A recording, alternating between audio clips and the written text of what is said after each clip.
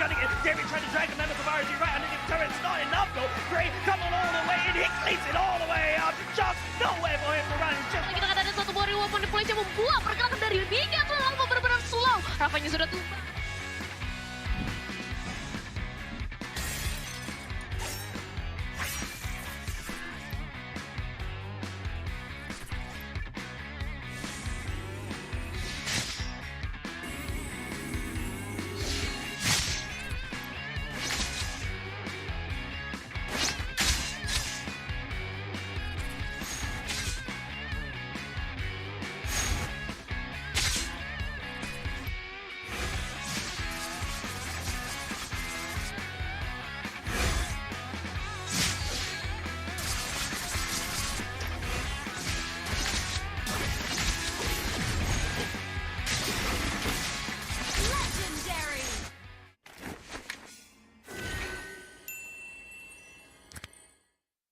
How to register the Smart Giga Arena.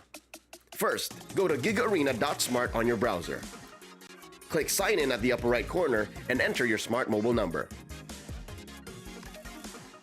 Enter the one-time authentication code sent to your number and agree to the terms and conditions and privacy policy. Personalize your account by choosing your username and profile picture. Congratulations! You've just taken the first step on your path to greatness. Check out upcoming tournaments and play arcade games. Just subscribe to Giga Arena 20 to join. To join tournaments, click the Tournaments tab. Find the perfect tournament with the search option. Find all the details about your chosen tournament and register. Provide your in-game name, ID, and other details. Make sure you have tickets to join. If not, then subscribe to Giga Arena 20 to get 2 tickets. And you're set. See you at the training grounds.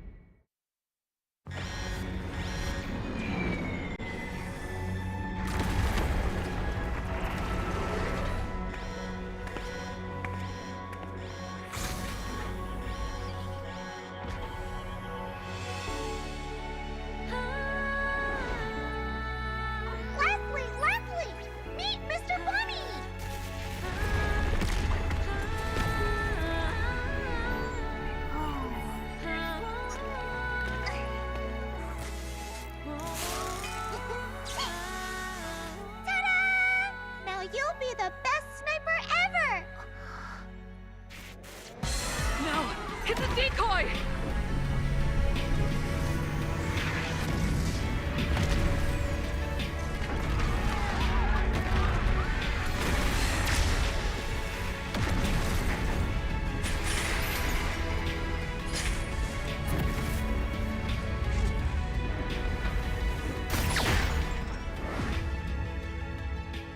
I'm sorry. Leave me alone.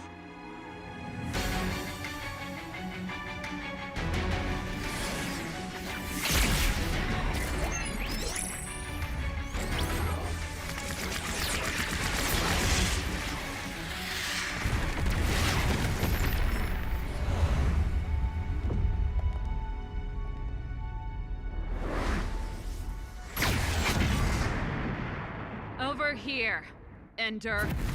So let me know where to go. So let me know where to go.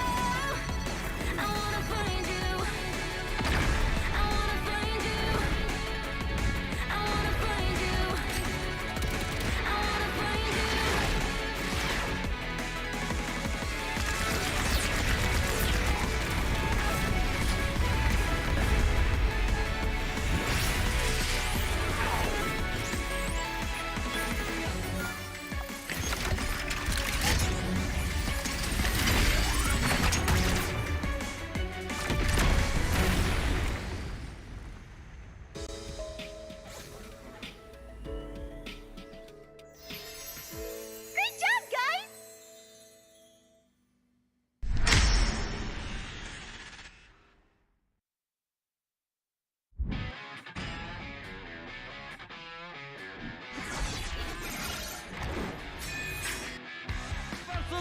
Galang can you do it? Dan Albertisana ternyata harus hilang. Ledge fight as Long gets instantly shot down by the Blazing Duet, as well as the Electro final blow. This is going to be easy cleanup for Todak as most of the... Apat yun, pero nasipa din siya. Yung ninakaw na sipa, buhay pa rin. Ang buhay! The backline already, and they're running for the lines, gunning it. Jerry trying to drag the members of RG right underneath the turret. It's not enough though. Gray coming all the way, and he cleans it all the way up. Just nowhere for him to run. Just Kita kata ada satu body weapon di polisi membuat pergerakan dari Mika terlalu benar-benar slow. Rafanya sudah tumbang.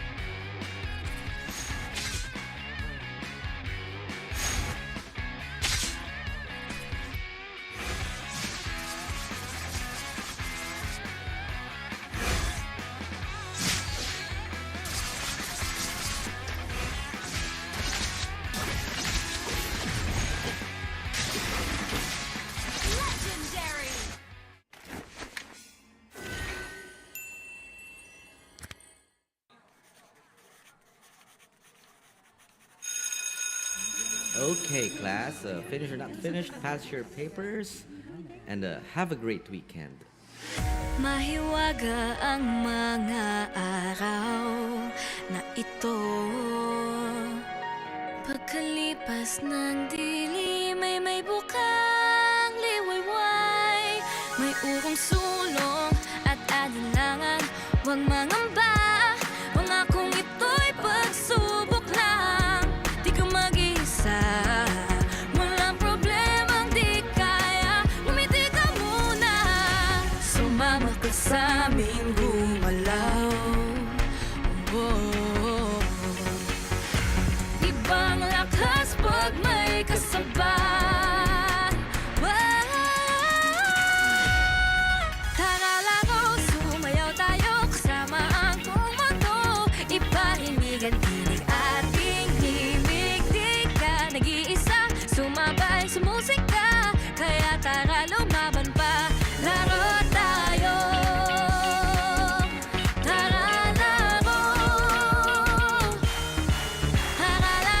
sumayaw tayo kasama ang buong mundo. Hatawag at sa umpisa, laro tayo. Tara laro.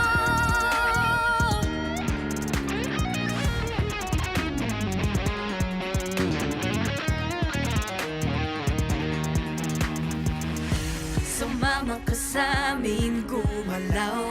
Abatin ang bituin, kumikislap, nagniningning. Hawakan mo aking kamay, umindak sabay-sabay. Lahat naghihintay, handa na ako sa here we go. Tara laro, sumayaw tayo kasama ang buong mundo. Hatawag at sa umpisa, laro tayo. Tara laro. Ang pinapangarap ko, kasama kang manalo. Sama-sama ang laban natin ay gagabayan ng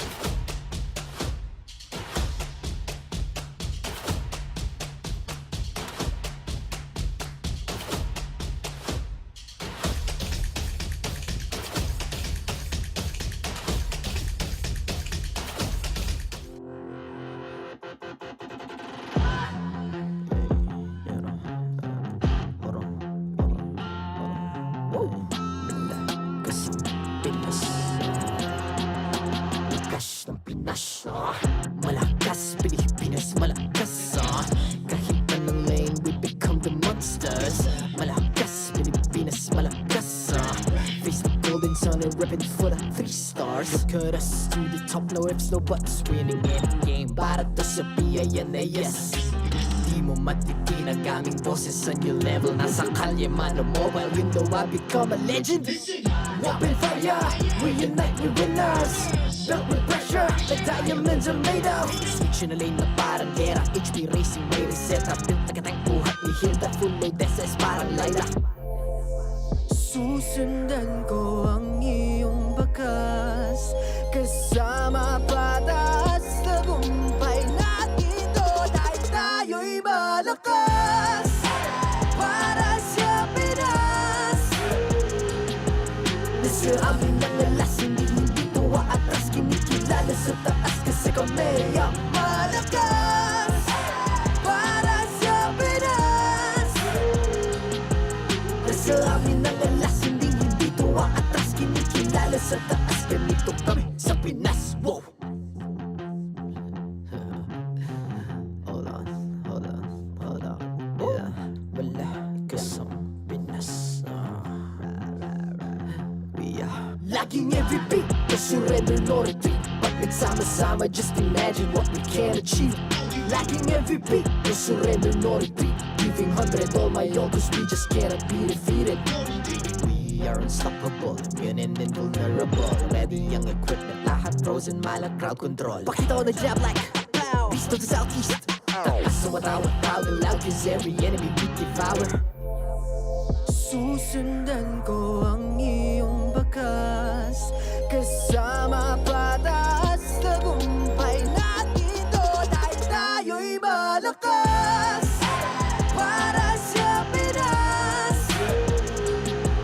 nasa amin ang alas, hindi tuwa atras, kinikilala sa taas, kasi kami ang malakas.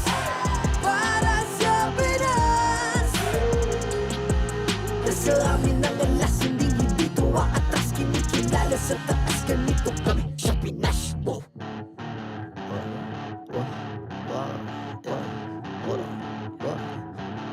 Malakas, Pilipinas, malakas. Kahit anong lane, we become the monsters. Malakas, Pilipinas, malakas. Face the golden sun and repping for the 3 stars.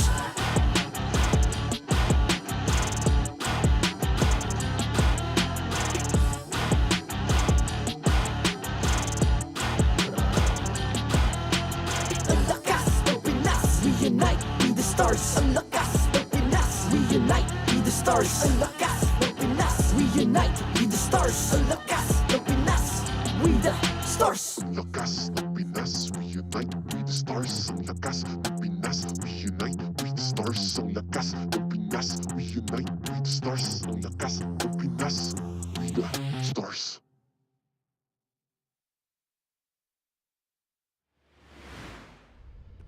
The 13th season of MPL Philippines is brought to you by the following sponsors. Smart, the official telco partner of MPL Philippines Season 13. Infinix GT Series, outplay the rest. Experience the MPL PH Season 13 action live at Shooting Gallery Studios. Tickets are now available on our official ticketing partner at /event.com. Don't miss any MPL PH action by following our official Facebook page and subscribing to our YouTube channel. Follow MPL PH on TikTok as well for more content. And don't forget to like, follow, and subscribe to the official accounts of MDL Philippines. To ensure the equality and fairness of our games, MPL Philippines is also monitored and supervised by the Games and Amusements Board.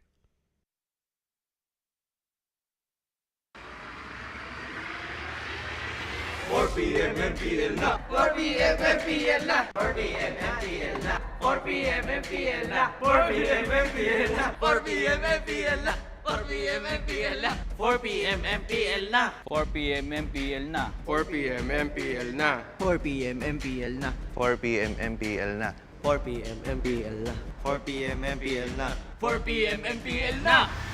Catch your favorite MPL matches every Friday to Sunday. Only at the MPL Philippines YouTube and TikTok. 4 p.m. MPL na 4 p.m. MPL na 4 p.m. MPL na 4 p.m. MPL na. Maligayang pagdating sa tahanan ng pinakamalalakas na Mobile Legends Bang Bang players sa buong mundo. I'm Mara Aquino, And my name is Hans Galeria. and this is MPL Philippines Season 13. With a continued display of Philippine strength, marami rin tayong nakikitang bagong heroes na hindi masyadong nakikita the past few seasons. Oh nga no, there's Vexana, Hylos, Tigreal. At this point, I can't even remember kung ano yung dapat kong sabihin sa sobrang dami ng mga heroes na nakita natin this season. Okay, Hans, ito yung challenge sa'yo. Okay. Without saying the hero, Alright. let us know kung sino ba yung hero na standout sa'yo. Without saying the hero. Without saying the hero, or your So- favorite hero. Okay, so I'll give you the action. The action is like this. And then sinasabi na, set me on fire and I'll burn down the battlefield. Oh my God! Sino? Sino? That's Si X-Borg. X-Borg. You got Si that X-Borg. right. Nakaganon. Oo Okay. nga, kailangan pala may section ng konti. Dapat gumanon ka Ikaw ng naman, konti. kailangan mong gawin. Okay. One of my favorites. Revenge has blinded me. Oo nga, si Farsa.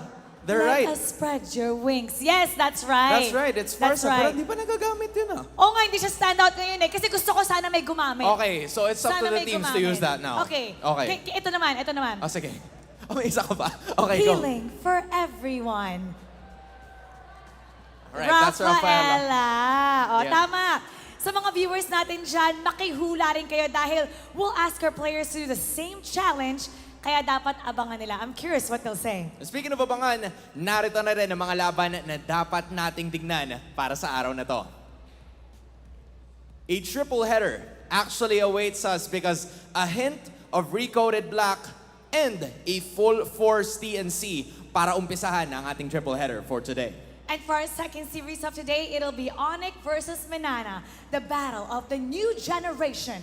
Kirk versus Jam in the XP lane, and Kaizen versus King Kong in the jungle. And finally, dalawang teams that are testaments to how good the Philippines is sa larangan ng MLBB. RSG winning the MPLI and AP Bren getting M5. Kaya Hans, alam mo, wag na natin patagalin pa. Simulan na natin ang ating unang laban. This is TNC Pro Team kontra sa Blacklist International. Casters, Paso. We are just moments away from kicking off day number 2 here, week 2. What is up, guys? I'm Naisu, joined here on the desk with some faces that might be new to you. My auntie, Chantel. Hello. Hi. And my twin, Midnight. How we doing? Bro, How I'm we doing good. I'm doing good. We're standing up. I'm hyped. I'm so hyped for the first match. And don't be surprised, guys. This is my normal height. Just close to them. Yeah, Hey. we're at the same I'm not level. standing at something. Just like Renmar yesterday, right? So, Renmar, she's about the same height as you were yesterday, right? Now let's get to the headline for this matchup. How can TNC stop the Ultra Instinct Sensui? How can he? Because Sensui's been amazing in terms of the steals, the retribution, timing. He's Ultra Instinct. You know what? Majority of the games of Blacklist that was really extended, like a very long game. It's because of those steals from Sensui. I mean, Yeah. the Ultra Instinct is not close from the perfect description for Sensui. Yeah, nobody comes close. Like, look There's at the a graphic. graphic, you know? Ultra Instinct. Out of the 17 Lord Steals, he has the 6. That's like what? How many percent? You're the math guy, yeah. 30, 28, I don't know. Maybe it's close to, you know, that number, but he has the 6 out of the 17 Wow. of the league. That's 11 Lord Steals distributed to 7 junglers, by the way. Yeah, that's right. The statistic is insane. Not only that, but you know, you have to consider the fact too that the league just has 11. And I remember them talking about it on the broadcast when that was happening, when they're like, you know, usually Sensui has like maybe a couple by the mid-season. Well, he broke his own record, right, in the first week. So who knows what's going to happen in week 2? First right? week. Not to mention this new kind of phase of Blacklist International, this new code, if you will. They had a double fighter comp last week, right? Yeah, I remember that correctly, and it came to a point where even the draft of Blacklist International is already unpredictable. come that steals also from Sensui, and we also have to take note that there are changes in terms of let's say that the positioning of the Lord, the range of the Lord. So it means that there is a different type of preparation when it comes to Blacklist International in terms of the Lord fights. Yeah, you have to be prepared with this composition of Blacklist International. They did it twice against Minana Evos, and like rightfully so, the RG meta became that. I've been seeing a lot of Ruby Gold lanes and Nathan jungles just because of Blacklist, and this is the thing that you have to watch out. It's not just about the Retribution steals, but about what Blacklist prepares for every other team. Because again, like you expect Blacklist to do the classic Ube strategy, but they're able to recode it every single time. And not only that, but we talked a lot about Blacklist International, and we'll talk more too about TNC because TNC struggling, right? But let's go ahead and welcome in our marshals for the day, for this matchup. Once again, they're here for the fairness and integrity of the game. It's our boys, Jeff, Chico, John Carlo, and Albert. And we know Jeff loves to play the game by himself. So, now, once again, we're going to get ready to welcome the teams out for this intro.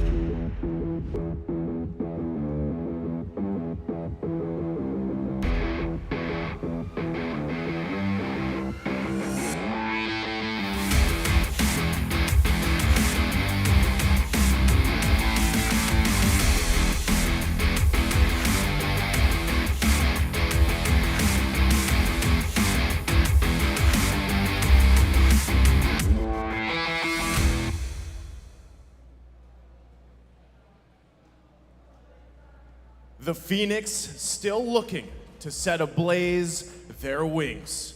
Bringing in a new lineup, have they found the right ingredients to take off against a formidable opponent? Give it up for TNC Pro Team.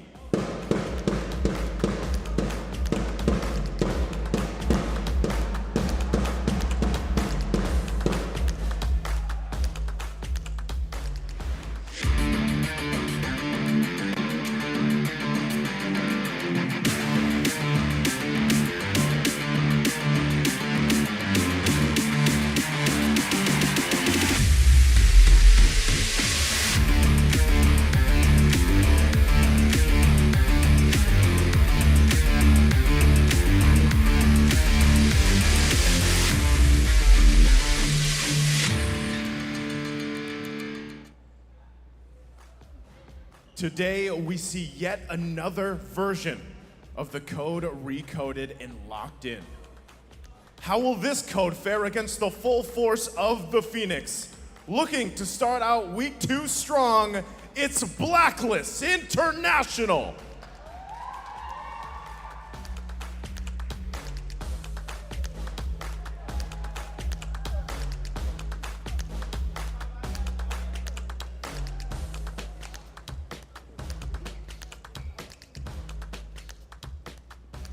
And their coaches, Coach Bonchamp and Coach Ben Things.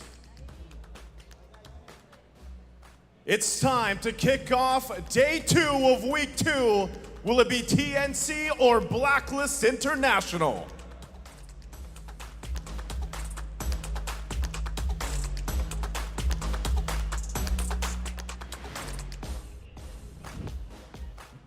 Look up, let's take a look at the lineup here for TNC, Chantel. Okay, so for this lineup, we have Super Yoshi in for TNC Pro Team. So Nomad is back at the usual position for himself, which is the gold lane. So this is very interesting for TNC because we saw the potential already of this team and the progress itself from the preparation prior this season. So we're really looking forward on the performance today, knowing that Super Yoshi has or had a very nice performance last season. Yeah, now looking at Blacklist International, again, the recoded agents now rocking in Kimpoy on the roam. This is going to be a different variant and version of Blacklist International. Again, this is the strength of this lineup. Like, you get to the fundamentals, it's all nice, but if you think about how Blacklist fares against other teams, they are able to switch it up. And for the past season, we've seen them switch it up a couple of times. The terrifying thing about this lineup is that they don't really mess up.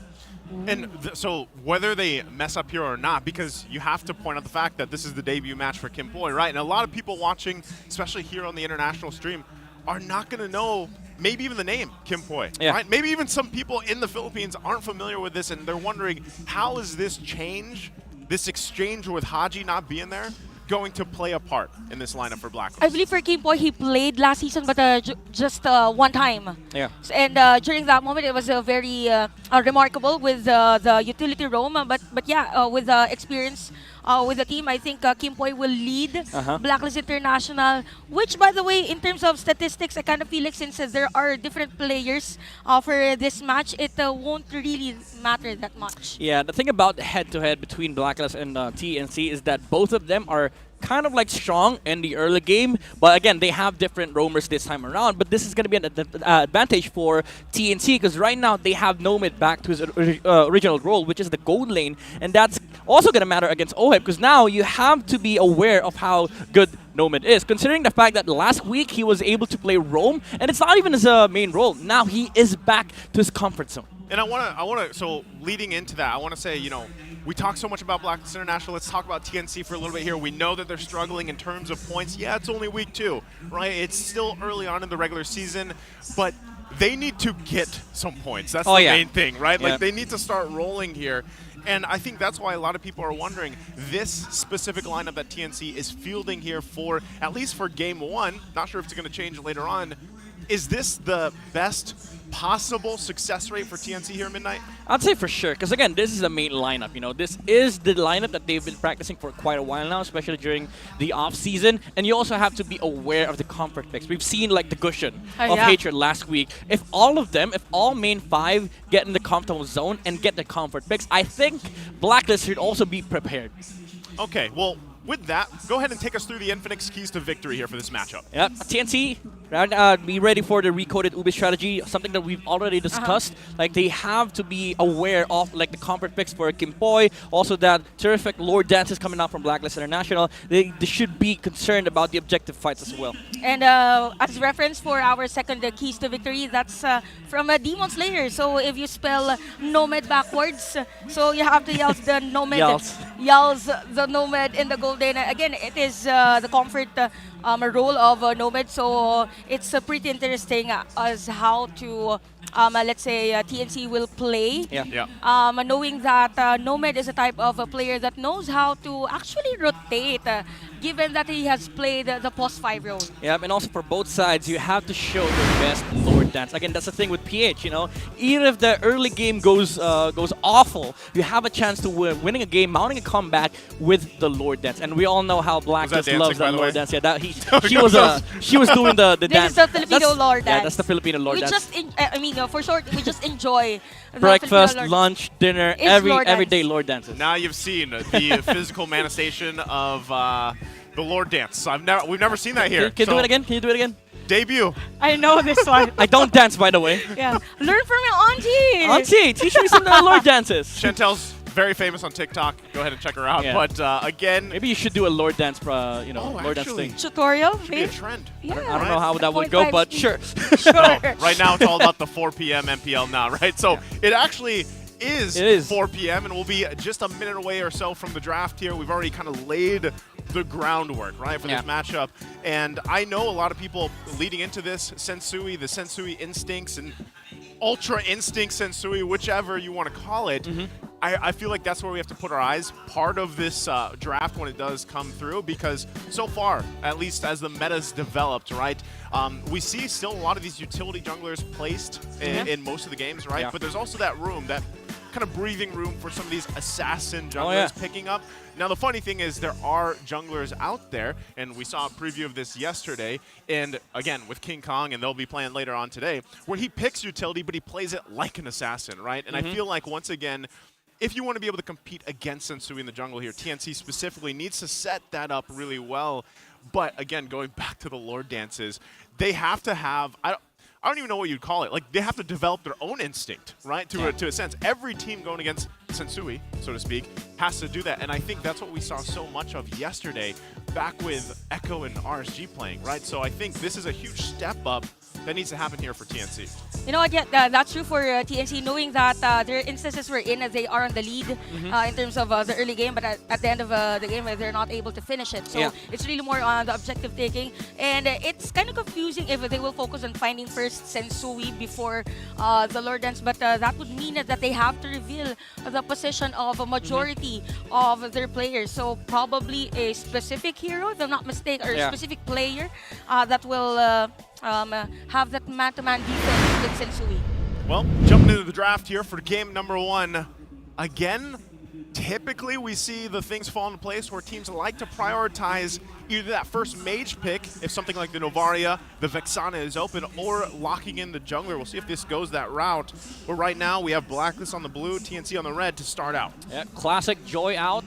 And there is the potential of snatching up the Nolan first pick for Blacklist International. But nope, they're not going to pick up the Assassin. They're going to say no to that. As they know, Nolan. There's also an Assassin player on the other side, Ryzen. You know, this matchup gives gives some memory trip down the lane. Because remember, Sensui and Ryzen used to be the Class S monsters. Yeah. Like, these two would always fight it out, retribution battles, the pickoffs. Because TNC, right? If you look at this lineup, they have fantastic players. Individually, they have individually skilled players, but it's all about the macro, right? And Blacklist International has it down. And you saw that contrast during the Keys to Victory, where Blacklist should focus on specific players, like Nomad on the gold lane, even like against Horizon and in the Lord Dances. But TNC, they need to make sure that they draft a comp that can very much do well against the Lord Dances of Blacklist International, while not forgetting about the early game aspect of the game. And now Blacklist International snatches up the CC, one of the highest contested XP laners after the first 2 days of week 1. Man, right now I wish I had something like a draft assistant to help me out with this. Oh, by the way, I got you. I'm about to fire it up. Good thing you reminded me, sir. Good sir. For those watching, guys, Midnight is actually creating a draft assistant. Yep. For everyone. Hopefully, we could get to coach some other teams in the future. But yeah, by the way, Ruby is open. Yeah, Ruby's open. It is going to be a good pick for TNC. The thing is, it has been flexed to 3 roles now. So they go with the carry and the Vexana, and that opens up the Ruby potential for Blacklist International, which we already saw played on gold lane. So Oheb might have his eyes set on that lane, but the thing is, it is going to be up against one of the hardest lanes to play as Ruby. It's up against a carry. These are 2 power picks already on the swing back from TNC.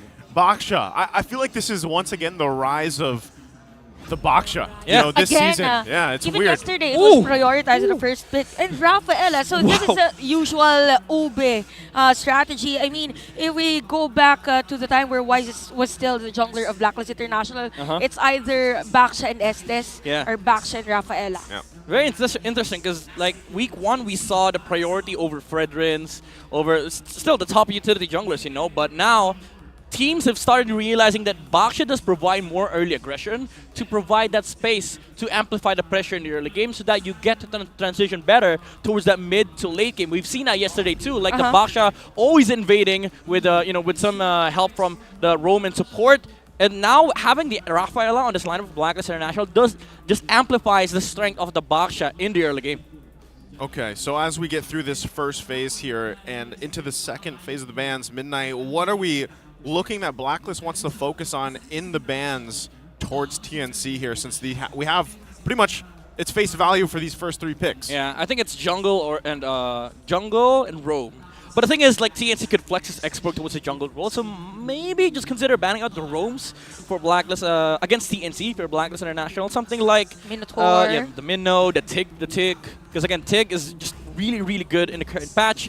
Really strong in the Turtle Dances because, like, you just flicker in, use the implosion, and then you kill off the jungler. That's it. End of story.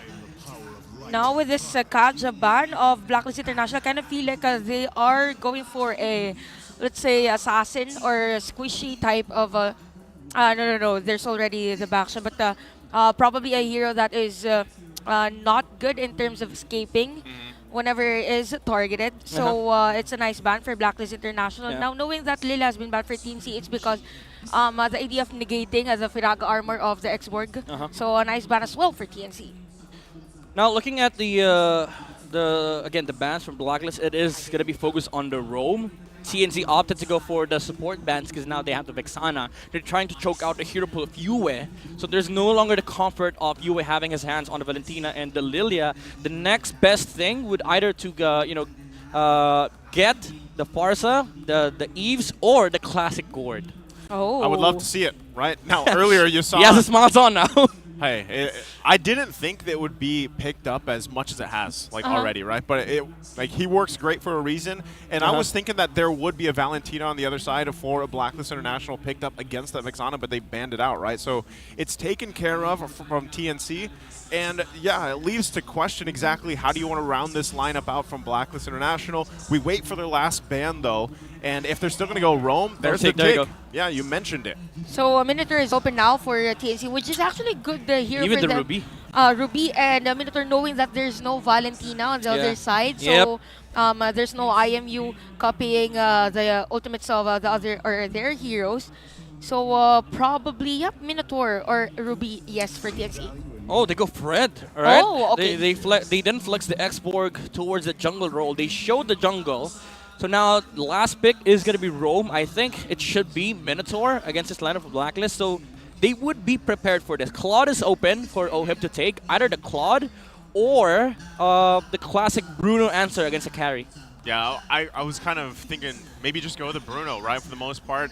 And if they, one of the great things is they have the Rafaela, right? And typically, we talked about this yesterday over here on how much the Brave Smite is picked up, right? In terms of that Fighter Emblem, man, it is on point. So you throw in the Rafaela in the mix that provides that movement, provides that sustainability. You know, Bruno's fine. You can move around and your auto attacks will hurt enough, especially locking in those first two items, right? And the Gourd maybe for Yue? There you go. There you go. Okay. Claude Guard. I don't, Thank you, draft assistant. I have this theory now that whenever Naisu's casting, there's a high chance of There's a Gourd. high chance. And it's funny because this, I was just looking over here on the side. Rockhart mentioned this earlier on. Oh. Shout out to Rockhart because he's like, every single time I'm on the desk. Every single time. Even yesterday, there was a Gourd. That's what I'm talking about. The assistant did recommend the Gourd pick for Blacklist, but it also recommends Minotaur for TNC. So I think they should get Minotaur. I think you might have to add a little code into that assistant here, Midnight, that if Nice is on the desk. Oh yeah. the percentage goes up a little They bit. recommended the Gourd, but on the second recommendation. Now I gotta tell it, yo, Nice is on the desk. Oh, okay. Okay, let's have Gourd for Let's this have Gourd. or for this game. Either the teams will get it. So yeah, Minotaur. The assistant says, I'm sorry.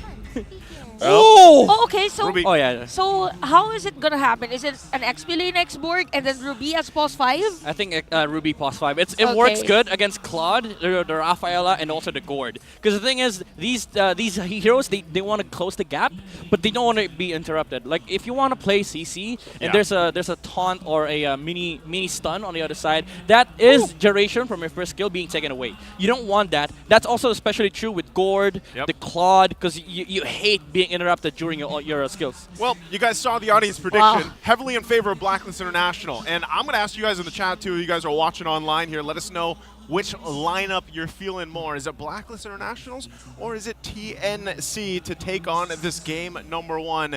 And while you're at it, don't forget to go ahead and follow, subscribe to the channels, the pages that you're watching at, because we're getting ready to kick off this first match here for day number 2.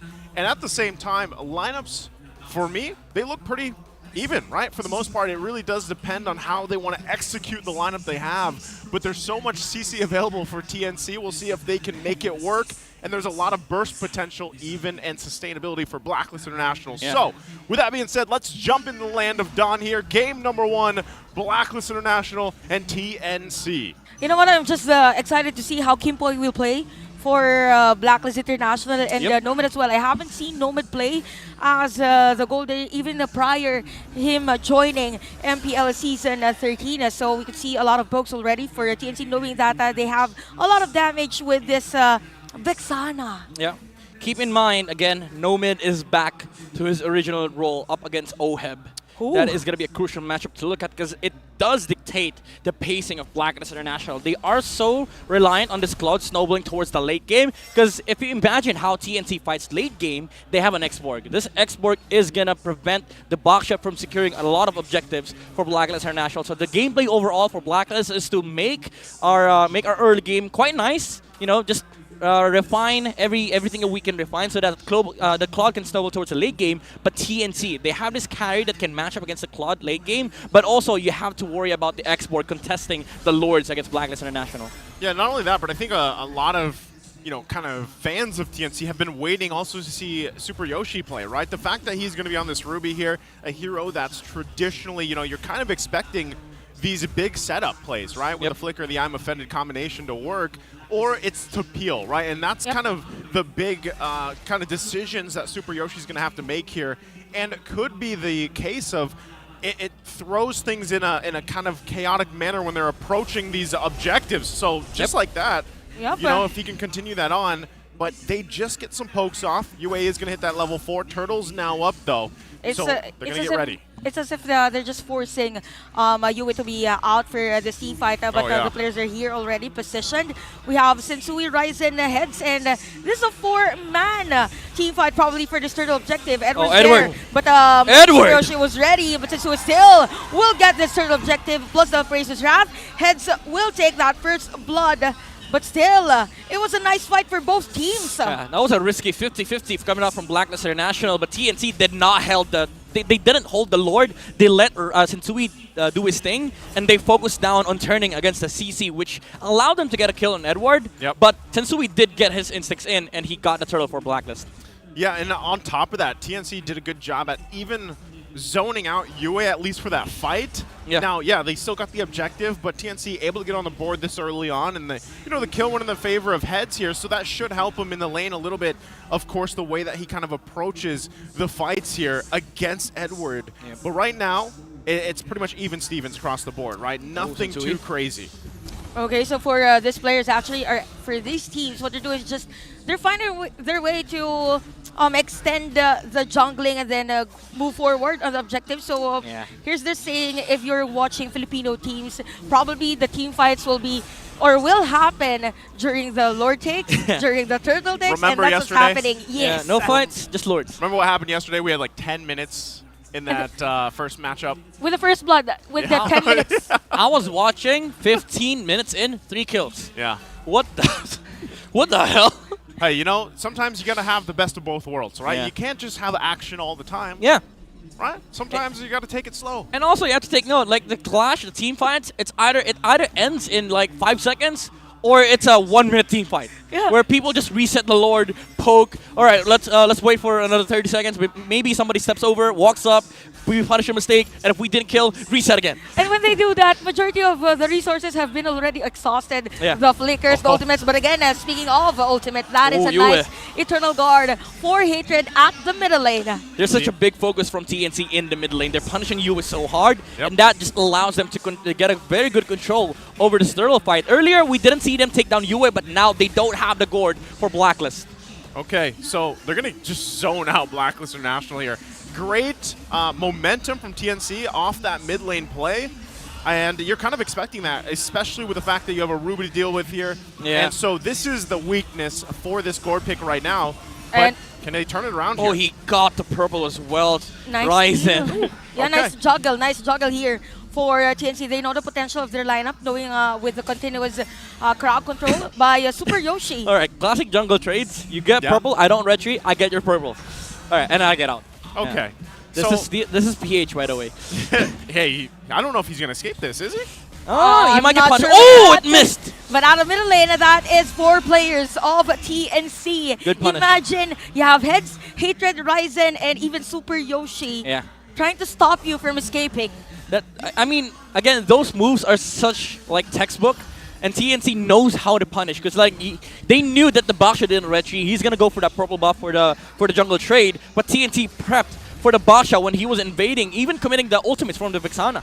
There's another one actually, probably Oheb. for TNC. Look at the damage with the Appraiser's Wrath. It's just TNC all over the place in this jungle area of Blacklist International. You kill the jungle, you get mid control, and you transition towards the gold lane to camp against Oheb. This is such good macro gameplay from TNC. Oheb was leading by 500 gold, yeah, but it does allow for TNT to kind of slow down the tempo of Blacklist International because, again, they're very Claude reliant. This game is all on Oheb. If they are going to be able to slow down Kimpoy by camping that lane and removing the towers from Blacklist International, essentially the map is going to be choked out. And even if you're like leading by 500 gold, what comes next is if TNT is able to get more towers, that is going to reduce the amount of farm that you are going to be able to get out of the map for Blacklist International. Yeah, I love the pressure that TNC is continuing to put here on Sensui's resources, right? Sensui's kind of tired of it too. Yeah. And Get out. Keep him at bay, but get out of my jungle, bro. This is what they have to do, right? Put the pressure there. Turtle's now up. Third one in the game here. We'll see which team actually gets this. Sensui Yoshi does get his buff though. There is a nice setup play, but Vengeance has been used by Edward. The sustain is Oh not my enough though. goodness. Ryzen with a kill again. It's just TNC forcing to get a kill prior an objective against Blacklist International. This is such good macro gameplay from TNC. Oh, Flicker forced out from Nomad. Sensui going for the trade, but he's going to be punished. Is it going to be a kill for TNC? Heads is here with the last Insanity. Keep boy. on low life. That is right on spot. Plus a Flicker from Heads to escape the threat from Blacklist International. And we have Ryzen as well taking this surge home. Again, TNC is very good when it comes to the early game. You saw how immediate they turned on the CC right there. They were like, okay, we're going to have to deal with you in the turtle anyway. Let's just throw our spells to kill the CC. And if he dies, Turtle's free. That's for sure. Turtle's going to be free. And TNC, when they saw Sensui going for the jungle trade, they were like, we don't need to be in Turtle. Ryzen has that covered. Let's punish the Baksha. Well, what has this 1K gold lead done for TNC in terms of items here? I know we just took a glimpse at it, but how's it looking? I mean, we're not used to seeing TNC with this kind of lead so far. Yeah, it does provide a lot. Like, the X-Borg with the Brute Force now it's built up, this is going to provide a lot of problems for Blacklist International. Even though they have a Rafaela on Kimpoy, Sensui's not going to have a good time against this X-Borg. He's a Baksha. Yeah. He can't walk up on Lords, bump with a hero, and then expect to live. Because TNZ, they're gonna turn. They're gonna choose to opt for the Baksha kill over the Lord. Okay, look at that. Look at the zone from TNC Ryzen. just to force and take a turret here at the top lane. Blacklist International. It's as if they're playing passively against TNC because there's no answer. Yeah, Oh, no. they can't. They're trying to go for a split push Yeah. at the bottom lane and give space to Oheb. Yeah, this is the trade coming out from Oheb. He cannot farm top lane anymore. Well, I guess that's just what he goes for, right? Like, if you can at least split push, get something across the map, because, again, they don't have a kill, right, at all for Blacklist International, so you have to get space at least to work with. Yep. Leading into that first Lord especially, right? This is the time where, we're, again, referencing the graphic we saw earlier, Ultra Instinct Sensui. Oh, yeah. If it's, early game is done, you get to these Lords now, you really have to pull something off. Oh, Yoshi! Speaking of pull, that was a nice pull, by the way. Good Purify use. Yep. Yeah. He has no Purify Lord, mind you. Yeah. That's what I'm saying. TNC at least gets that out of the equation for now. Yeah. You can see them already setting up, right? Already getting in preparation to possibly cut off Blacklist International leading into that Lord. All right, this is where the gourd matters, actually. Ooh, they yeah. are not able to check the bushes with their heroes, but they have a gourd. He can freely just get some vision and some pokes onto TNC. But again, this X-Borg is a huge problem right now for Blacklist International. The pull! Oh. Okay, that is a nice setup play. Eternal Guard has been used. Edward is down for Blacklist International, but Sensui will find heads. No Firaga armor, low on life, but there you go. TNC is just doing a free hit. The turn. Is on the bush.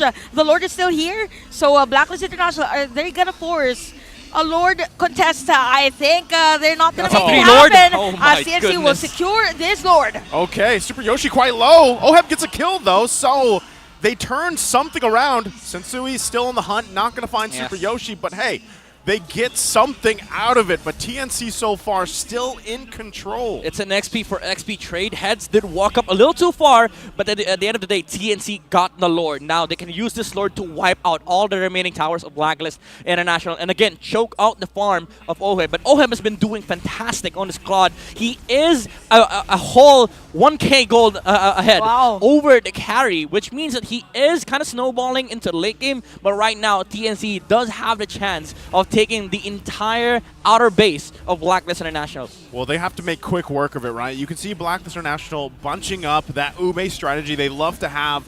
But at the same time, TNC, we've seen them. When they do have a lead, whatever lineup it is, sometimes it slips out of their hands. They can't let that happen here. They got to clean up the end game. They have to deal with it. They really have to limit the resources as well of Blacklist International, knowing that OHEB has the farm already. There you go. So we can see Super Yoshi just around the bush. So if there's a specific player that will go there, that's a threat for the Blacklist. Yeah. Bottom lane's finished. All TNC needs to do right now is get this prio in mid, maybe put 4 heroes there to get this this first tower in the middle lane. But that also means that Blacklist International cannot position for this Lord. Because considering the bottom lane, they don't have towers that are near. They cannot respond if TNC decides to camp that part of the map in preparation for the Lord.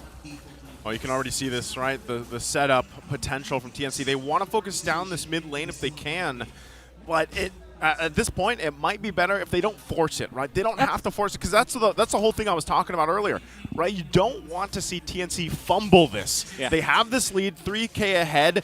They need actually Nomad to catch up a little bit more. That's why he's continuing to farm up, because you pointed out earlier, Midnight, he's down about 1,000 gold. That's huge. I mean, look at the Lord advantage. It was only 450 gold that they benefited from that, right? Yes, they did a ton to the turrets, but still, Blacklist International finding some way to hold on to this part, because as we are 40 seconds away from that Lord, that tier 1 will actually help them a little bit in the mid lane, right? Yeah. Dealing with the space that they have to work with. Well, honestly, I think they could have pushed middle lane, but the carry decided to farm some greens. That might bite them in the end for TNT, because again, Blacklist is making a lot of use of this tower in the mid lane. They just protect it and let OHEB split push the side lanes to get some farm, and again, to put some pressure so that a hero from TNT reacts to that. And you know what, since Blacklist International is able to extend this game, it means that we will come to that ceiling point wherein a gold won't even matter for TNC. So they really have to secure this Lord. And when we say Lord, again, there is the Sensui instinct. That's a threat for TNC. They're going to go right for it, actually. Yeah. The expert got poked and the carry showed himself on top lane. Oh no, TNC! They want to go for it right away. TNC, no. They know it's going to take some time here. TNC, though, they want to contest this as well. Ryzen, look at the damage he takes already from OHEB. Okay, look at the heads as well. So Edward is in front of the majority of the players of TNC. Forced to back away since he's there. We have the Eternal Guard. Keep is low on life, but the Lord is still half alive. Is this going to be a reset for both teams? Yeah, they have to reset it. Okay, this is the Filipino Lord dies. TNT, they made a huge mistake of showing the Ruby and carry top lane. Blacklist immediately went for the punish. Fortunately, the damage wasn't near enough for Blacklist to burst that Lord, so they have to reset it. 50-50 this time. Okay, Ryzen is here since as well finding the information Yoshi! against TNC. Yoshi with that I'm offended play. Here comes the last insanity, not enough damage, and missed the gush by Yue. Oh Super my Yoshi down, but Ryzen still will secure this Lord. Good job for TNC to secure the objective, but they got to hold on to some turrets. It looks like Blacklist might want to make a play further here if they can, but again, they're respecting the lead that TNC has right now. It was a good play from TNC. Yoshi caught off the CC, and they were able to try and burst him down to Blacklist International. Were forced to fight, but OHEB committed for the Blazing Duet on the backside. He was trying to take off the Vexana, but the early Winter Truncheon purchase allowed TNC to kind of negate the Claude's existence in the team fight. And again, they had to 50-50 it against Ryzen, but you know, a Fredrin has a better chance of getting the Retribution steal because of that first skill Retribution combo. Hey man, Ryzen right now has got his own Ultra Instinct going for it, right? That's twice now they've gotten the Lord at least secured here. Now, that's a major pickup again for OHEB, right? Malefic Roar being locked in here. You already saw a glimpse of the damage he can pump out. So TNC, despite the lead they have, hold it together. It's going to be once again up to Super Yoshi here. How he utilizes that ultimate in the flicker combination. They need to get these turrets down in the mid lane, though, as they work with this Lord going down bot. They're getting 2 towers here, I think. Yep. They have to deal with the Lord on the bottom lane for Blacklist International. Divine Glaive already up for Hatred. So much magic damage from TNC, and that's safe damage too, because he just throws the EG boy. Oh, Yoshi! Look at that set from Super Yoshi, but has been stopped by Oheb. We have the Eternal Guard. Edward at the back, dealing damage against Ryzen. Ryzen has been... Nope, Ryzen is still alive for this game. So TNC, they have the discipline. They need to back away, but the Blacklist International, nice defense against for them. Yeah, little overstepping from Super Yoshi with the Ruby. He was trying to look for a real flicker play, but Blacklist International, they were prepared. And again, that's the advantage of having a Gord. He can just poke safely from a distance. It's kind of crazy, right? Because when you look at TNC and how they're approaching this base, you're thinking, all right, they're surely going to get at least a base turret down here. But again, the lineup that Blacklist International has and the way they're holding it together speaks volumes for the sustainability that this lineup has and the damage potential, right? We talk about true damage a lot. There is on both these lineups, but it's a little bit harder for Nomad. He has a shorter range, and he's got to get in the right positioning to pull it off. Yeah. That's why I keep saying for TNC, it's so reliant on Super Yoshi. Now, it might be a lot of responsibility on his shoulders, but he's got heads doing the scouting for him, right? Play into that. And that's why they're going for, again, 20 seconds away from that next Lord here. TNC still holding on to a small lead. That's great, but you can see it back and forth when they actually get ready to fight here. This is where we get to that point in the game where, okay, it comes down to conceals, the positioning of these roamers. How are they going to pull this off? And once again, getting through those purifies on top of it. There's 2 across the board for Blacklist International. Now up, Oheb just got his online. So for TNC, how do they approach this fight? Oh, is this going to be a play for TNC? A lot of damage already for Nomad for this one, but a lot of pokes as well to answer that one from Blacklist International. It's interesting because you see both teams have priority on the opposite side of the Lord. Usually you'd see teams, setting up for the Lord play here, but they know that Edward is going to go for that slow push on the opposite side. That's why you saw TNC also eyeing a pickoff on Edward, but Blacklist International, they knew. They knew that they had to protect Edward at all costs, so that both teams were just standing on the bottom lane. Look at the mid lane positioning right now, right? Super Yoshi alongside Nomad trying to get their own position here. They're going for a surprise if they can. They checked. Oh my goodness. That's the vision, right? That's the vision that Gord provides. You don't have to get too near to those bushes. You can just lay down the zones and deal with it. Dude, this is such a high-level play. They count heroes. Blacklist International, they saw 3 on the Lord for TNC, and they already knew that there were heroes camping on about the bottom side. I think they will force this one. We have the Ryzen Gush already, and Ryzen is already low alive. Is it going to be a kill? Ryzen again with the steal. Oh, this time wrong with a killing spree, and we could see Edward at the back. Hatred uses that flicker, and TNC forced to back away. Headset done. Even Ryzen is down. Super Yoshi with again, and Nomad is down as well. Super Yoshi without that immortality with the winter. They take Yoshi down. That's it. Hatred is down as well. That's it. And it's gonna be a wipeout here for Blacklist International. Oh my goodness! It doesn't matter for the Ultra Instinct from Ryzen to get the Lord. Blacklist International wins the fight. Oh my goodness! No one will defend the base against Blacklist International. He will use the Blazing do it. What a way to end the game as Blacklist International takes game number 1. Man, oh man! What a turnaround from Blacklist International in game 1. You saw how committed Blacklist was for going with the fundamental plays. They turned on the Lord. Screw the Lord. Whoever gets it, we don't care. We're winning the team fight. TNC, you go take it. We wipe you out. Even if we don't wipe you out, we're just going to reset the game. Because the thing is, TNC's not going to be able to utilize that Lord anyway. Ryzen died. Yoshi died. Everyone died. That was it. They got the wipeout. I just got to say, ladies and gentlemen, that last glimpse of the Gord, getting the stun, flickering with the ultimate. Yeah, you're right. You're right. Chef's kiss, right? Approval. That play against Yoshi, chef's kiss. Because he knew Yue was like, this kill matters. This ends the game right now. It does. And he did it in between the turrets. Again, this is the strength of the lineup that they had. And I said it earlier, I don't know if I'm jinxing it at this point, guys. TNC has a lead, and it slips out of their hands. Why does it happen? It's a simple... It's not the idea of not them knowing how to end the game, but it's just the other team knowing the strength of their lineup and the weaknesses of TNC's lineup. But every single time, every single time. I don't know what it is, and I have to commend Ryzen, man. Like, he was on point with his own retribution battles, right? Yeah. And that's what we painted the picture of going into this.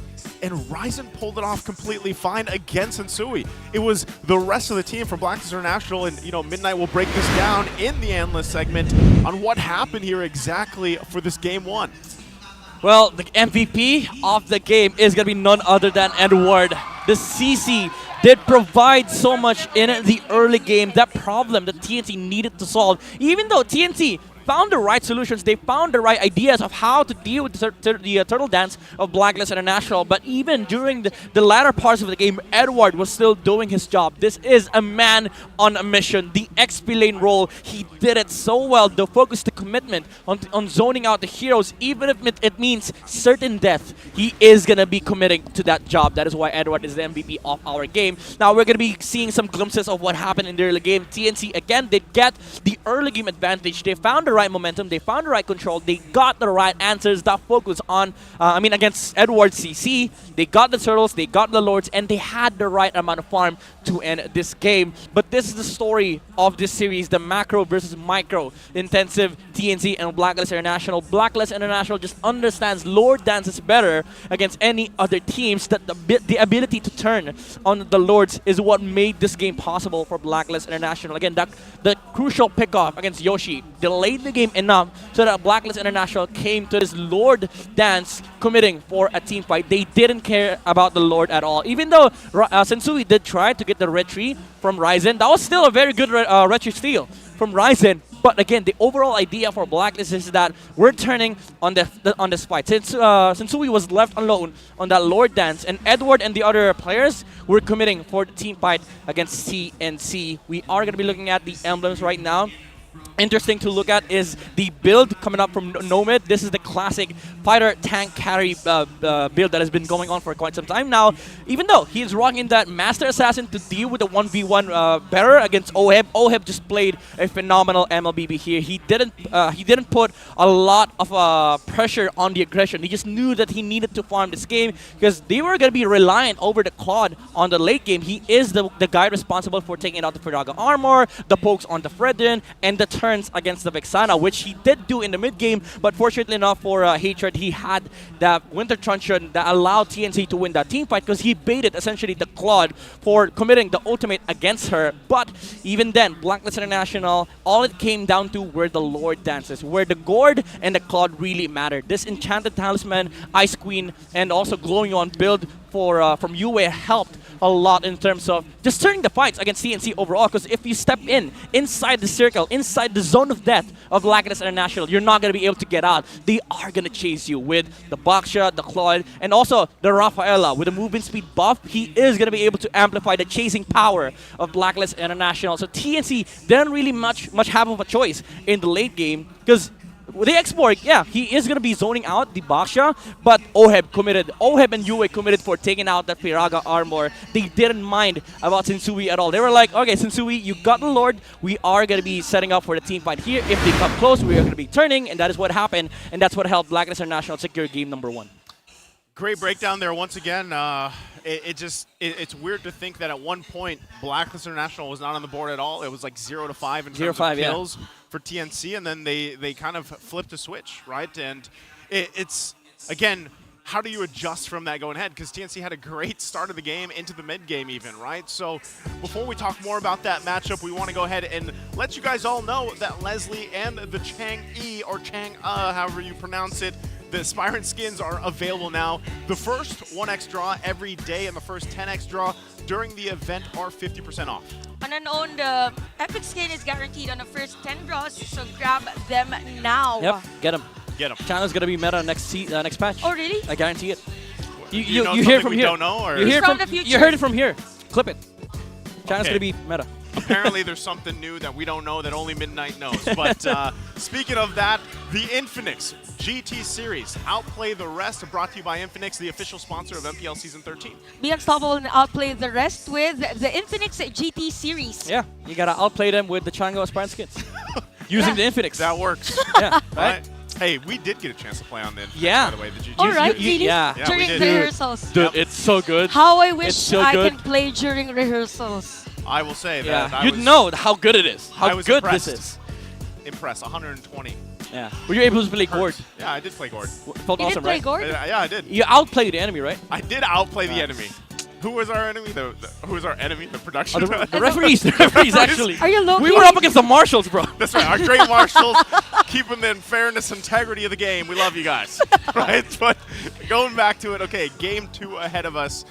I honestly, for TNC, it just felt like even with the lead that they had, the way that it slipped out of their hands is they didn't keep, you mentioned this earlier, Oheb in check for one. You know that he likes the Claude for a reason. The Gord was a little tough to deal with too. And I know before that last fight broke out, before the Lord, they wanted to make that play. Super Yoshi went in with no med, had the conceal. But the map awareness from UA, you can't discount that, right? I mean, it was just, it worked out great for him to stay alive, and that's one very important thing about the Gord. But speaking of Nomad, let's go ahead and head over to hear what Nomad had to say about this matchup. Yung sa MPL po ibang level na po eh. Parang kailangan mo talaga maging fully committed, tapos doon lahat ng free time mo i-google mo sa paglalaro, or kung hindi man sa paglalaro, sa pag-aaral kung paano ka lalakas, ganun. I-review mo yung mga games mo, kung ano yung mga naging mali, ganun. Kaya masasabi mo na talaga na kapag nasa MPL ka na, ibang level of practice and grind yung kailangan mo. Here from Nomad there once again, comparing what it's like playing in the MPL. And it's funny because we had a discussion about this on the desk yesterday, and even off the desk, I was like, you know, for the players that go from, let's say, MDL into the MPL, it's like, how does that feel? Like, what is the difference, right? What is, because most people are like, yeah, it's more intense. And as you take a look at the recap from the draft from game 1, that's the thing. When you step into this professional league, there is a different, I feel like, responsibility, intensity to everything. And you're seeing it. So I think this is kind of the pressure that you see from a lot of these newer players stepping into the league here. And I guess for MDL and MPL players, it's really more on the experience, I think, over the different slice. Because for MPL players, there are instances wherein we get to choose this hero, but at the same time, it's not the usual play style that you see. Whenever, for example, for the Gord, everyone was surprised when Gord was being used way back in previous seasons, right? But yeah, it's the ideology that you get to use heroes that are unorthodox. Yeah, I mean, nice and new, definitely. You know, I have to just throw this out there once in a while, because some people, when we talk about Gord extensively and I'm on the desk, some people actually message my page and they're like, oh, for real? Why is everybody talking about Gord? Okay, I'm just throwing it out there. There was one point in time, guys, I played only Gord, that's it, and I managed to get global number 1. Give me a background. There you go. Yeah, nice who loves the Gord. So he's the one from the future. Yeah, you're the guy. He was playing Gord. You were way playing back, it like 2 years ago too. I remember specifically saying too one time on stream, being like, one day you're gonna see this guy in MPL. Dude, I wasn't even casting yet. It's crazy, you know, because the thing is, like, Naisu kept spamming the Gord. Baksha, Baratz, Xborg, they weren't even meta back then. Yeah. And now you start seeing them heroes, and mages, like mages today, think that, why not Gord? One proud dad. That's right. Why not Gord, right? That's right. And you saw the effect earlier. Like, Heads and Sensui couldn't walk up. I am personally happy that we're in a meta where you have these variations. Because, hey, throw it back a couple seasons, guys, and all we saw in the mid lane was Faramis and Valentina. Oh, yeah. You remember that? That was season 10 Season or something? 10, that's season 10. That's just him. That was it. It's either the Valentina Faramis, or we go to the UA, the UA variant, Farsa Eve. Farsa Eve. That was it, right? That was it. Hey, at least now, you can even throw Fredrin in the mid lane. As early as that, we see a Nolan. The Nolan. Nolan first pick. I swear to God, we're seeing some Minnow and Tig on the side of TNC. If they don't pick it, well, they still have the Ruby. But if they don't pick it, I'm sure Blacklist will get it. This is the perfect depiction, by the way, of Ultra Instinct. Like, like if there's one hero, it's okay. Nolan. Wait, sorry. Aside from Which Badang's skin, where Yep. he's actually got like like the hair and everything. Yeah. Like the play style, I should say. This Nolan, this is perfect. Super instinct, by the Yeah, way. and if I remember it correctly, there are a lot of steals from Sensui himself using this hero. Nolan, It's very traumatizing for other teams. There's an inside joke during in the When? Tagalog broadcast when it was last week. I said, Sensui, every hero that he takes, he turns it into assassin. Yeah. That's where the Sensui instincts come from. You saw the Nathan play, right? The Nathan play. He was like, okay, I'm gonna use this ulti as a Hayabusa. Go in, get the retribution. Are you saying even his Baksha? Even his Baksha. Yesterday we saw Baksha be Works like played an assassin. as an assassin. All right. Yesterday. We might see that. Oh, we've saw that. We've seen that. We've seen already. that earlier. Yeah. So this time around, it's gonna be Grok and Vixana. Sorry, I just thought about this as I'm looking at the screen. I'm okay. like, the one hero I don't see being played as an assassin is Barrett's. Like, how do you play Barrett's as an assassin? Well, you can. Technically, you can. You just wait inside the bush, use the ult, and then you get to kill somebody off. Flicker Daytona. Oh wait, no, you have you can't. retribution. Sorry. If you're using what a if? flicker, What if what we X-Play? see? No. What if we see Daytona's welcome into retribution? Oh. We haven't seen that yet. That's, I don't know, that's too high IQ Just to for me. secure the objective, right? Just to stop the other jungler. Okay. All right. Maybe on a different. We're living in universe. different world. We're living in a different world here, Chantel, right? Let's take a look here again at the stats. This Cho pick, which we actually saw yesterday as well, pop up here from Super Yoshi. This is from season 12. Played 13 games there. Yeah. Found some success, right? But, at the same time, I still feel like, I don't know what happened to Cho. I still like it when he's picked up. Pick-off potential's great. But I feel like right now, with things kind of settling into place, it's a little bit harder for him to work. Yeah, because the thing is that there's a lot of heroes in the current meta that are good against Cho, like the Ruby, even the Grok. It's like what Cho does, every other heroes in the current meta does it better. Yeah. Like if you want to pick off, Tig is a walking pick-off team fight machine. If you want a zoning hero, like you can just go utility, Mathilda, Rafaela, again the Grok and the Minotaur. Now Tig's banned because they don't Blacklist doesn't want to see a Tig on the other side, especially up against Nolan and Vex. Because if TNC jumps with Tig, game over. That's it. So Blacklist International, that's a very good heads-up ban. Now TNC, they did remove the Harith and the Claw. This carry is going to get a good game in the laning stage. But also keep in mind, there's still that Bruno that could come out from Blacklist International. That is a nasty early game comp. I'm thinking the Bruno, right, for Blacklist International there. The other thing for TNC is, like, really, again, with what we just talked about with Super Yoshi, like, what do you want to plant in that roam role to help with this? Minotaur right now? Probably Minotaur, right? But Diki's still open for Blacklist. Still Ruby, so they're just really confident with the Ruby carry idea. It was effective earlier. It works against Nolan, and it is a combo with the carry. And also, removes the flex factor coming out from Blacklist International, because they could also get the Ruby on their side. Maybe flex this Grok onto XP, although we haven't seen Edward really do that. Now, Blacklist International, they can get the Paquito or the Benedetta for Edward. Oh, right. Both heroes are really good against the composition of TNC. You have a split, you have a way of relieving pressure against the map, and you also have a snipe capability against his carry. So maybe it's that, Paquito and Benedetta. like maybe Gord again, actually. Oh, why not? They have the They have the the Vixana, yeah. So we will see. Oh, thumbs. Interesting. Thumbs. Yeah. So is it for the Barats here? With the Vengeance to counter out the Barats? Oh! Yeah, also a good answer against the carry in the lane. Okay. The thumbs How does make that match sense. up, though? It's very much the laning stage, it's skill dependent, but carry mostly wins the lane. But if the Nathan is any better, he's just gonna clear the wave. And if carry decides to freeze the wave, the roam is gonna come to reset that wave. So I would say it's a wash lane. But honestly, the scary thing about Nathan is he is the fastest scaling marksman in the game. Is that fact?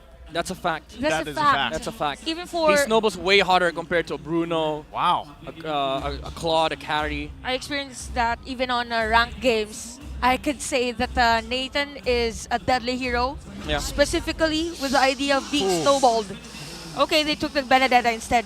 This could be deadly too with a 100% win rate, by the way. I know it hasn't had a huge sample size, but the fact you pick up the Benedetta, going against Blacklist International, who obviously Edward loves that hero as well. This is, once again, it's a little, this lineup from TNC's, there's some risk factor here, right? And at the same time, again, I feel like a lot of this, it falls on the shoulders once again of Super Yoshi, just like it did in the previous game. So if he's not able to get those pickoffs or the setups he's looking for, they could struggle. Whereas when you look at Blacklist International's lineup, they have so many options, man. I mean, like, there's a great front line tankiness to it as well.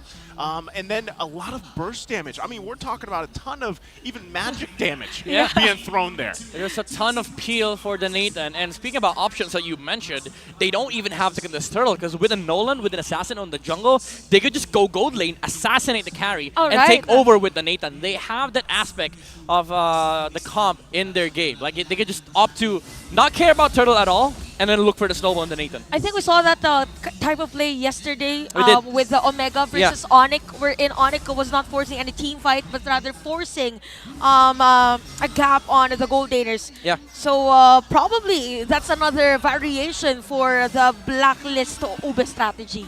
Yeah, given that too, in just a second.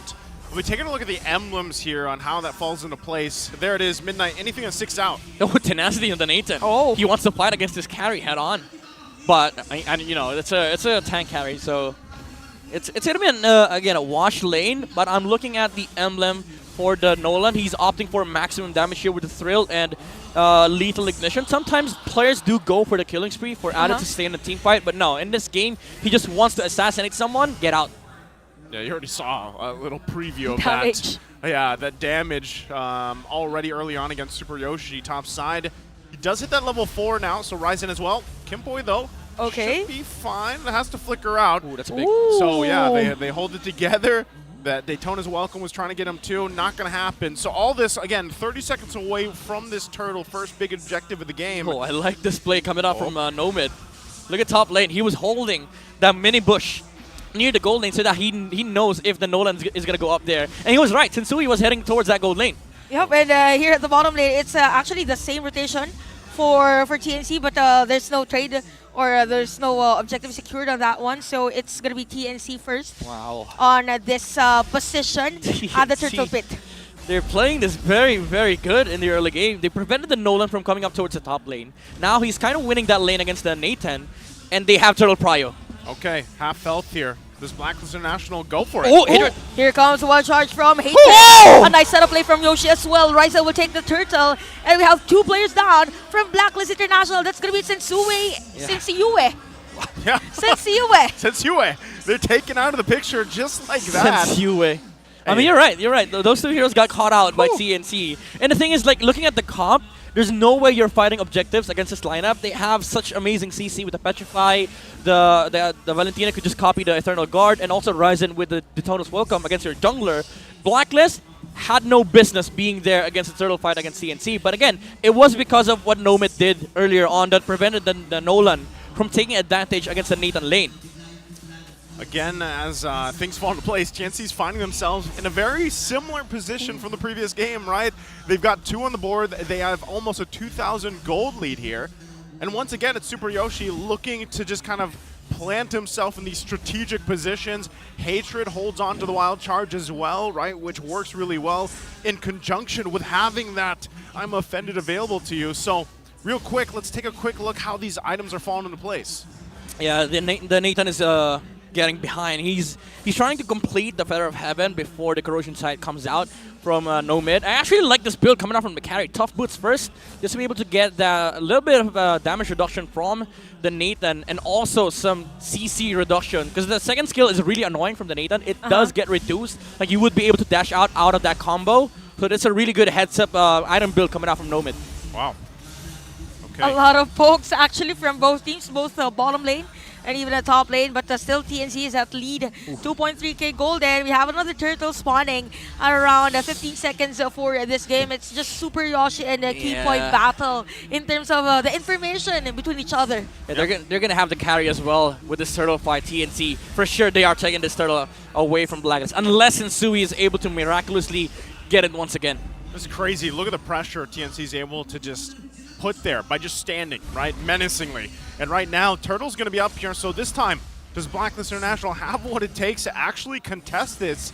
Or is it a little too risky, right? You can see Sensui going and getting the buff. Looks like TNC is just going to grab the objective as they do, furthering the gold lead a little bit longer. This is one of the downsides, I guess you could say, about some of these assassin junglers who are very reliant on those buffs for them to work. You know the pressure is going to be there, right? But again, you can't count out what happened the previous game. Blacklist International flipped the table very quickly. So once again, TNC, the biggest part here is discipline. Can they keep it together? Can they keep it under control? Sensui, I think he got a purple of the Barats. They saw Ryzen pop up for a second on the top lane, and he retrieved the purple, his purple buff, and then went straight towards that purple buff of TNC. I kind of feel it for Sensui is trying to have more lead in terms of the jungle against Ryzen. So there's a high potential for the steal again with Assassin. Oh, he didn't get it. Okay. So still Blacklist International is more on the safer side in terms of rotations. Just Sensui pumping his gold against TNC.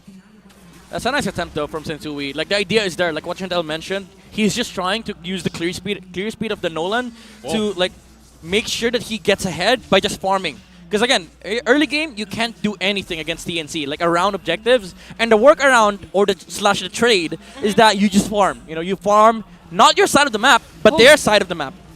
Have you seen that damage against Nomad? That's 4. I counted it. 4 hits from OHIM during that moment. We have the Eternal Guard already. Super Yoshi is already low on life. We have Edward with the Counteract Inferno. The Freed as well. Kimboy with a wall charge. It's going to be Sensui down, by the way. Solo kill at the middle lane. And Blacklist International is forced to back away. TNC now positioned on this purple buff. They just don't have enough damage. Under the turret, though, they're going to force Heads back a little bit more. But wow, tough. Wait, did Heads solo kill Nolan without committing ult and Petrify? Yes, out of middle lane. Oh my goodness, TNC. Again, I talk about how good these players are individually from TNC, and now you're showing why they're so good. Like now, the macro does favor them in the early game. Turtle is going to go towards them, but Heads. Heads. There's no wild charge though from Kipoy. Could have been a kill for them. But yeah, everyone was grasping for breath during that moment. Even the Heads and Kimpoy. This game from TNC is better for them compared to game 1. They're just getting everything. But what Blacklist has in this game is the ability to once again rely on OEB. This time around, he's not with the Claude, but he's using the Nathan. We all know how strong Nathan is. Like if you come close, and if you underestimate the damage, you're just gonna get deleted. He has the nasty combo with the Starlium side build, which is now is getting built up. He now has the Feather of Heaven going to the Starlium side. Probably Holy Crystal is the next item. Yeah, good choice too. Again, there's so much magic damage that they're going to be thrown at him. So TNC right now building a little bit in that defense in that department, especially for Ryzen, already has that Radiant Armor. So still, he's up to that front line for the most part, right? Dealing with it, but the pressure, man, from TNC. So much to deal with for Blacklist International that it's going to take them some time. And if that comes down to a minute from now, that Lord, if they can actually contest it, I don't know if they actually want to. Look at this, Sensui being forced out of the buff here in his side of the jungle so easily. And during that moment, we just heard that conceal from Super Yoshi, so that whenever there's going to be a, let's say, a backup play from a Blacklist International, they're prepared. Or any retaliation from Blacklist International. It's just a map awareness here of a TNC that is very visible, which leads them to this 5.1k gold lead. 8 minutes in, we have 3 kills. We've rarely seen a team fight or a skirmish from these two sides, but TNC, again, they are playing the macro game earlier on. They are just punishing Sensui. They stole their the purple buff away from the Nolan, which means that it's going to be hard for Sensui to kind of cover the mid game for the Nathan. So it's all on OHIB now. But the difference from game number 1 is that even though he's rocking that Purify, there's a lot of catch on the side of TNC that can threaten the Nathan's position. Yeah, this is tough too. Once again, now that the Lord is up here, I'd rather just see Blacklist International give us one. Wow! Ooh, that hurts. That hurts. That's supposed to be your front line right there, by the way. Right? Lord. Lord is going to be up. Look at the positioning, though. Look at the damage here. And OHIB almost... no way, they don't... During that moment. But Super Yoshi saw, and so we have Edward as well. So it's going to be TNC this time around. Who will take this Lord? So that was a nice zone out by two players of TNC. Okay, so let's think about this. They got the Lord. It's better that Blacklist International didn't contest that midnight. How's their wave clear, though? Like, the defense for this lineup for Blacklist International? I mean, it's bad. Because the way you cleared the waves against TNC is that you have to show up. But you really can't show up against TNC, especially with Yoshi having a flicker. That Ruby is going to be able to set up a lot of plays for TNC. And you know what comes next? After the Ruby pull, Electro Final Blow into Petrify. Yep. That's a deadly combo. But with that, again, Lord is going to be making his way top side. You can see Sensui trying to do what he can, scrape up what he can from this, even cutting the lane, cutting the wave here to manage it. But bottom side. Ooh, that's a bit far from TNC, and it's going to be Blacklist International this time around. We have the wall. Oh, no, so TNC. Sensui is there as well. Will TNC be able to back away? But Blacklist International, they know that there is a Lord, so they have to defend this time around against TNC. This is just impatience, honestly. Like, TNC could have waited for the Lord, could have waited for the Benedetta to come with them, but Heads was clearing mid lane, and Blacklist saw that. They count heroes. They knew that the Benedetta was not there, so they turned the team fight. Even though Yoshi got the pull, he was able to flicker in, but what comes next was the wild charge from Kimpoi, preventing the other heroes to respond to whatever TNC wanted to do. Yeah, a great play there once again, but even with that, TNC, again, they can't keep making those types of mistakes, right? You gotta relax, They have dude. to, yeah. That's why I said earlier, minutes ago, it's up to the discipline and control that TNC's able to show here. That's the main thing. They get a pull, though. Oh, speaking of pull again, by the way, Kimpoi already used his wild charge. It's it's Super Yoshi this time around that has the pressure and setting up play against TNC. We have the Tonus Welcome. We have the Turtle Guard by Yue. The Vengeance has been used by Edward. That's big, though. And there's no casualty, by the way, during that moment. So a lot of resources has already been used. So it's more the discipline this time around for Blacklist International that's being shown on this game. Petrify as well for Heads. All right, I was going to say the wild charge did not matter because that's going to be up on Lord, but the Vengeance, though. Yeah. 10 seconds after Lord spawn, that's when Edward is going to have that up. So TNC, they might have the chance of trying to burst down the Lord. If Blacklist contest, they can just turn around and look for the team fight. We'll have to see if they can pull it off. Once again, this whole time, Sensui has been trying to just make up for what happened, right? He's 0-2. He has to get these items some way, so he's been all over the map, honestly. Even farming on the side of TNC for a while. He's getting there, but actually, he's not too far behind even Ryzen, you know? And at one point, it comes down. Now that he's picked up the endless battle here, it could come down to a burst window if Blacklist International can pull it off. We already saw a preview of it earlier. So TNC, that's why I'm saying they do have quite a bit of a lead still in terms of overall, but they have to be careful how they approach the next Lord fight because it's Blacklist International. They will contest this. They're already getting positioned for it. Everything is online for them except the Purify from Mohead. Oh, Kimpoi, they see the Barats. Ooh, a wild charge. Cyclone Eye was there. So for TNC, they know that there's no ultimate already for the roamer of Blacklist International with Super Yoshi and Nomad. Here comes the Guardian's Barrier. Kimpoi is going to be the target here. But let's Sensui! That was close against Heads. But is this going to be a reset for both teams? I think Heads has to reset. He has to pull up that HP bar again before this Lord the team fight. He's going to slow push the top lane again. So this resets the fight for both sides. Blacklist International, this allows them the time to let the Nolan get the purple buff first. I'm beginning to confuse the Nathan and the Nolan. They look the same. Nathan and Nolan. You pronounce the same. Oh, wild charge. Another wild charge again. Super Yoshi is going to be the target. We have a Super Yoshi! Down with the hands of Yue on that going one. Kimpoi is down as well. So this is going to be a 4v4. Ryzen Hatred! The wild charge on an IMU. Sensui is down. So this is a perfect time for TNC to take this Lord objective. But I don't think Blacklist International will let them have this Lord without facing a fight. Wow, they actually want to keep them here. TNC, they're still respecting the damage potential. It's going to go for a reset for now, but Nomad will keep working on it. Heads getting a position here. I think they're finding where Oheb is. So Heads probably is going to be the target. So who's going to take the Lord? So Ryzen secures that Lord. Edward's still alive. We have the flicker from Ethan. Edward is done with that blade from Nomad. So Edward is a casualty during that Lord fight. That was 2 minutes. That was 2 minutes, by the way. That A was 2 minute 2 team minutes? fight. 2 minute team fight. The dance. Yeah, the dance. The You gotta 2 minute dance. You gotta show your dance. And TNC danced around Blacklist International. That was a deadly push play coming out from Hatred. The wild charge, and Ryzen was in position to follow up. They also waited for the electric final blow and Petrify to come back up before they even committed for that Lord. So this time around, TNC got the victory on the Lord dance. Heads though. Whoa! Where did the damage come from as Oheb takes down heads and they defend the Lord? That is a lot of damage. That's A big lot of damn. damage. It's a big damn, yeah, it's a big damn. And you could see the response from Hatred right away. He sees that. He's like, yeah, I'm getting the Winter Tronchant. I got it. Picks it up. You have to. I don't Have want to to. experience the same. I just wanted to zone out the players, and then in an instant, I'm out of the game.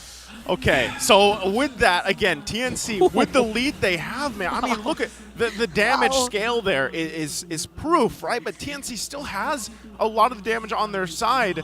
But somehow, some way, Blacklist International will find these little wins. And that is what could turn the table here.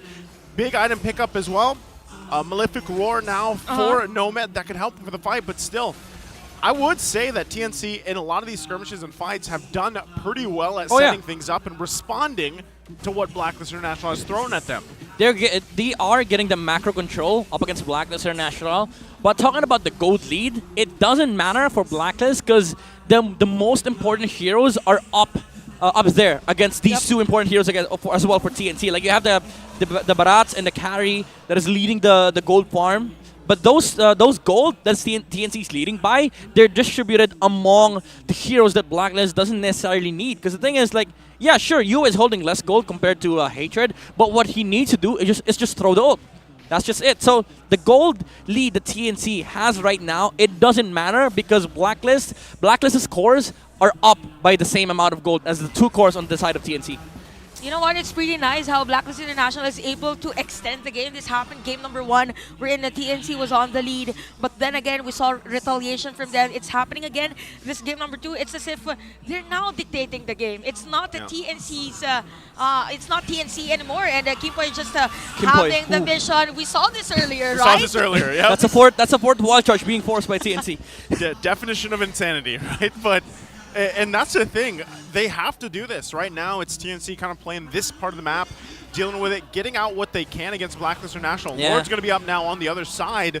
We'll see what TNC wants to do around that. Again, you guys already talked about the gold lead here and everything else, and whether it's distributed or not, but it comes down to this. Sensui's hardest part about this, as you can see the real-time win rate heavily in favor of TNC, is if he can actually tap into the whole thing we built up.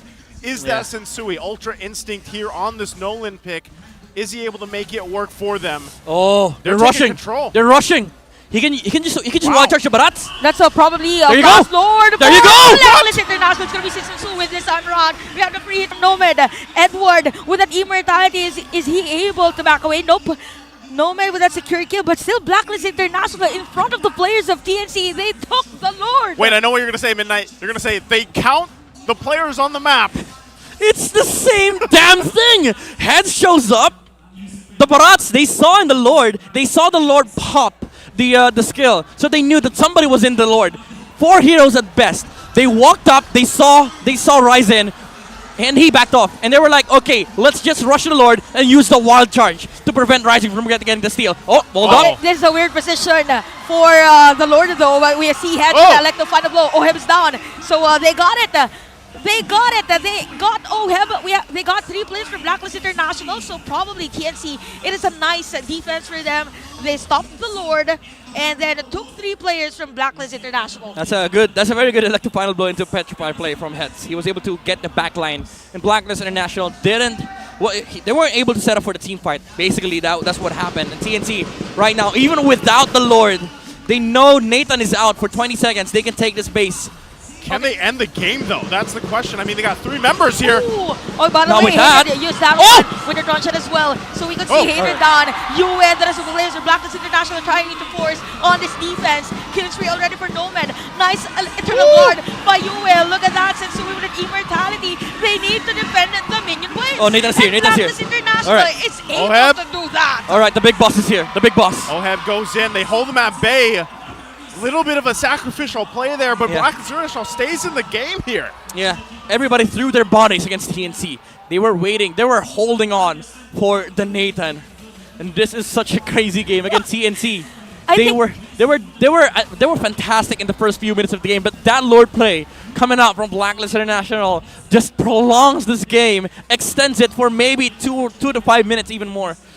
And I think during this one, it was a crucial flicker wild charge IMU from from a Hatred could have been a safer play. Or it could have been a better play for them. Could have been more patient, honestly, Yep. from the Valentina. But yeah, TNC, they will need to try again for this Lord, but they have to be aware of this place in place. Wow, I never thought I was gonna say that sentence. The place in place by Blacklist International. Like again, yeah. TNC has been doing the anti-slow push being done by Edward. That's why you saw TNC always playing on the opposite side of the Lord, so that they prevent Edward from doing that, so that they can actually fight the Lord dance. But Blacklist, after this one attempt from TNC, all right, you did it once. We know that this anti-slow push strategy is working. Let's just rush the Lord. Wow. Okay. All right, fifth time. Fifth time. No wild charge. Fifth time with the Super Yoshi and the Nomad combo. And it's as if Kimboy is also aware of the potential that he might be taken anytime by the anti-tank hero of TNC. Oh, this time around, they're going to rush it themselves. They're going to rush it here. All right, you did it to us. We're going to do the same thing. But What's going to be the story this time? Oh, Kimboy. He has his eyes on it. Positioning from TNC. Take a look once again. They're going to play this round. Can they pull this off? They should reset this from TNC. He's taking so much damage. He's got immortality. Yep. Mid lane though, mid lane. Although that's they're going to crucial. collapse. Okay, we have the concealed play from Super Yoshi. Who are they going to find? Edward is in front. Ryzen is low on life. We have the wall charge already by Kimboy. Look at Oheb. We have Hatred. Nice Eternal Guard by Yui as Oheb has been defended. So we have 2 players down for TNC. And again, this is another Lord King, I guess, for the side of Blacklist International. And look at the formation that Blacklist has been doing for this match. That was a nice try from TNT. They were trying to use the Lord to turn against Blacklist International, but that wild charge with the wall shut them down. And also Ryzen, unfortunately, was holding the Lord by himself, so he took so much damage. Sensui didn't even need to combo the Barats. He comboed up against heads, and that's why they were able to take out the Benedetta. There's a pull. They're going to hold it at bay once again, but they have the numbers advantage here for Blacklist International for the They're Lord. rushing it. TNC can't even get close. So this is going to be a Lord now for Blacklist as they look to turn the game around at 22 minutes in. You know what? Blacklist International, they're just taking the objectives when it's needed the most. Yeah. That's why this team is called the Masters of the Lord Dance. From Master the Basics, by the way. Yeah, this is, okay, yeah, that's true. That is true. That's like, for Blacklist, Lord Dance, basic. Because they have Master the Basic, you know? I see what this season, he's now Master the Advanced. Master the what? Advanced. The advanced. Ah. Because you need to level up. I asked him from the one time. basics. I asked him one time. I was like, when are you going to be Master the Advanced? Or Master the Pro, you know? He's probably like, you know what, I just can't. I can't go through It's my renaming IGN. all my Oh yeah, all my socials. So, well, again, this time around, it's Blacklist International marching towards the base of TNC. At the 23-minute mark, does TNC have all this that they've built up to? It comes down to possibly this defense. Can they pull it off? For Super Yoshi, holding on to this I'm Offended flicker combination in just a couple seconds. Going to come up here. That turret is gone, though, on the top side. Conceal comes through. Okay, we have heads at the back lane, finding the members of Blacklist International, but Sensui is there as well. So we have a lot of pressure from Blacklist International on this TNC's base. So we could see Super Yoshi on that I'm Offended. Kimboy with a wild charge. It takes 2. We have the Eternal Guard again from Yue. Takes 3 by the way. And we have Heads out of Immortality. Heads is going to be down probably, but another Immortality propped by Edward, and Sensui is going to be down. So TNC this time around is hanging by a thread. Both junglers are down for this game. Oh, Yoshi. Still going to be keeping him there. Oh, he has to go out. He has to go out. Oh, he had to go out. They had no minion waves. Oh my goodness, Hatred. Breathtaking. Hatred. Hatred is doing work, man. It's even across the board for the bases. Oh my goodness. The 2 wild turrets. The wild charge though saved the game from TNC. I'm getting confused already. Who's the real tank? Who's the real initiator? Yeah, who's using his wild charge? Whose wild charge is it this? Kimboy? Is it Hatred? Oh my goodness. Again, this is what's our longest game of the season so far? This 31. is getting there. 31. 33. Yeah, 33. 31. Oh, 31. 33? 33, right. Oh my goodness. During the first day. Welcome to Philippines, I guys. was casting that day. Oh man. Okay. I should remember. All right, that's why this game is so long, guys. Chantel is here. As I say, if I have the gourd, passive, Chantal has the long game full series passives. I don't know what So, I have. Arthritis. Probably. Arthritis. You know. That's what I have. I don't got the curse like you guys. I already am cursed with arthritis. You can either. I'm kind of feeling it right now. You can consider them curses or blessings, whichever you choose. Kim. Oh, Edward though. Okay. So we have a nice backup there from Blacklist International. One charge for Kimpoy plus the Eternal Guard. Kimpoy is down in no minutes. Oh, that's big. That's big. Okay, 70 seconds by the way before Kimpoy is a part of this lore team fight. As I was saying, as we see now that TNC has this advantage for this Lord, this is a possible 3-game series here. With TNC, how they play this, they're going to go ahead and start this Lord up. But still, it's going to be tough, right? It's going to be hard to secure freely because look at this. Blacklist International, take a look at Sensui as well, taking the long route. And on the other side of the map is Heads. They don't know this is happening. They don't know this is happening. He might be able to sneak in some retribution steals. There's no way this is the Ultra Instinct that we've been talking about. They're trying to There find is a way. What you talking about? Oh, they saw him. They saw him. They saw him. They saw him. Okay. So Sensui is going to be the target here. So Yoshi has been used. Oh, okay. That's big. That's big. That big was ults. close. Hatred! Sensui is down again. Hatred with that nice ultimate. So we have a player down, 2 players down actually for Blacklist International. Oh, they have to defend. They have to defend. They The have to base. defend The base. No, is it going to be a win again? All right. You win.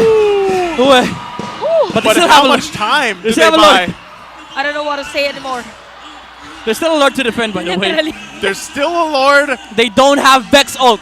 Yes, this is looking very dire here for Blacklist International. Lord's going to be making its way down the mid. A couple hits for the base. Will they be able to defend this one? They have the Lord at the side lane. Heads and Hatred. They'll go for the tower lock. But Ryzen, without the Immortality, another minion wave. And we're heading for a game number 3 as TNC wins game number 2. My oh my. We're going to game 3. TNC not going to fumble this one. All right, Chantal, let's talk about this. We talk about the meta of CC. You also have CC right, Chantal curse. I was going to say, I thought you were going to talk about that. It's a primetime Saturday. I just want to say this. If we 4 go PM. 3 series, 3 games, that would confirm. You know. Please, not on an English desk. All right, Chantal, as much Spare me. as I love you having in the family, I have arthritis, damn it. Yeah, as much as I love you too, guys. This is the English desk. I need to channel my best. Yeah, you're Chantal getting. Oh man, English 3 games. version. By the time we get to 3rd series, 3rd game, I don't even know if Chantel's still gonna have English to speak. I think I need to switch with. She's gonna start speaking Spanish. Yeah. Quiero. That could work too. ¿Cómo you know? está? ¿Cómo está? Habla español. Well, jokes aside, Yeah. that was a great game for TNC. They finally Definitely. get a win here that was much deserving. Again, the way that they played this whole match, really, and even to snuff out Sensui, the whole Ultra Instinct at the end, which so many people kind of holding their breath because we've seen Sensui do this time and time again. The response and hatred, man. Like I feel like he had a vengeance to say something against it because they were there, they collapsed right on him. And again, this is kind of the risk of having that Nolan pick or any assassin pick. Once again, right? It makes it a little bit harder. You have to have that certain finesse. But Midnight, take us through this amazing game number 2. Again, TNC, they were definitely fantastic on the early game, but even more fantastic is the gold laner of TNC, Nomad, back to his original comfort role, the carry for TNC, shredding through the HPs of Blacklist International with this hybrid carry, mind you, with the tank / fighter, with a fighter emblem, but essentially a tank carry with the HP sustain and the damage that he deals, he is just shredding through the front lines of Blacklist International. And this is what allowed TNC to have such fantastic early, mid to late game. They had the damage, they also had the CC, and TNC just played good overall when it comes to the team fight and the Lord dances. They have this play against Blacklist International, the anti-slow push that was being done by Edward, with 4 heroes showing up to the opposite side of the Lord. That is what helped TNC win the Lord fights. But now looking at the highlights of the game. Early game, again, we saw Nomad do that fantastic bush check against Nolan, which prevented Blacklist International from getting a snowball out of the goal lane. That was very huge, because honestly, Sensui knew that he could just trade the turtle and go straight towards the gold lane, because that if they win the gold lane, that's essentially going to be a snowball for OHEB on this Nathan. But that didn't happen. That shuts down the early game aspect of Blacklist International, and TNC won every single skirmishes on the early game, effectively taking the turtles away from Blacklist International, again preventing the snowball. But what made this game really crack wide open was this initiation from Hatred. He was playing Grok this game, and that allowed TNC to have the space in the world to utilize the Benedetta and the carry, and Nomad really just proved that he is very comfortable in this gold lane. Didn't die at all in this game, and he was still providing the damage needed to take out these players from the side of Blacklist International that they are focusing on. The target prioritization was also immaculate from TNC, and they were just really playing the fundamental aspect of the game, which is to play around objectives, utilize the CCs being provided by Hatred and the squad, and take over with the damage. Because again, if Blacklist International does not find this carry, he is going to be able to shred through these HPs, even the frontliners of Blacklist International. Countless times we've seen them attempt the kill against King Poi, forcing out the wild charge, and that really proved to be helpful for TNC, because they didn't have so much access for the CCs as well on the side of Blacklist International. That's why we didn't see a lot of initiations or engages from their side, because again, the wild charge was not there. Now looking at the items, we all saw like Nomad build up the Athena shield. It's good against the Nathan, against the Vexana. No longer wear the Radiant armors, because it's bad against Nathan now.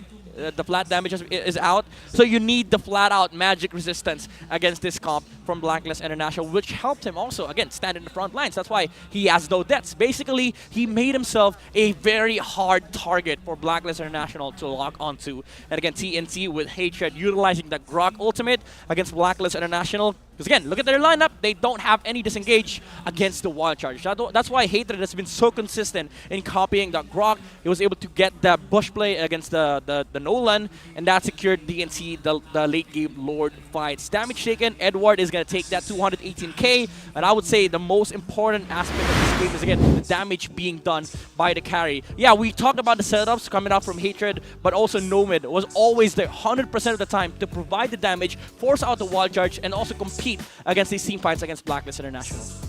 I don't know how many times we saw that, right? The same interaction between Kimpoi approaching a bush. 5 times. Nomad, was it? Five times. Five times.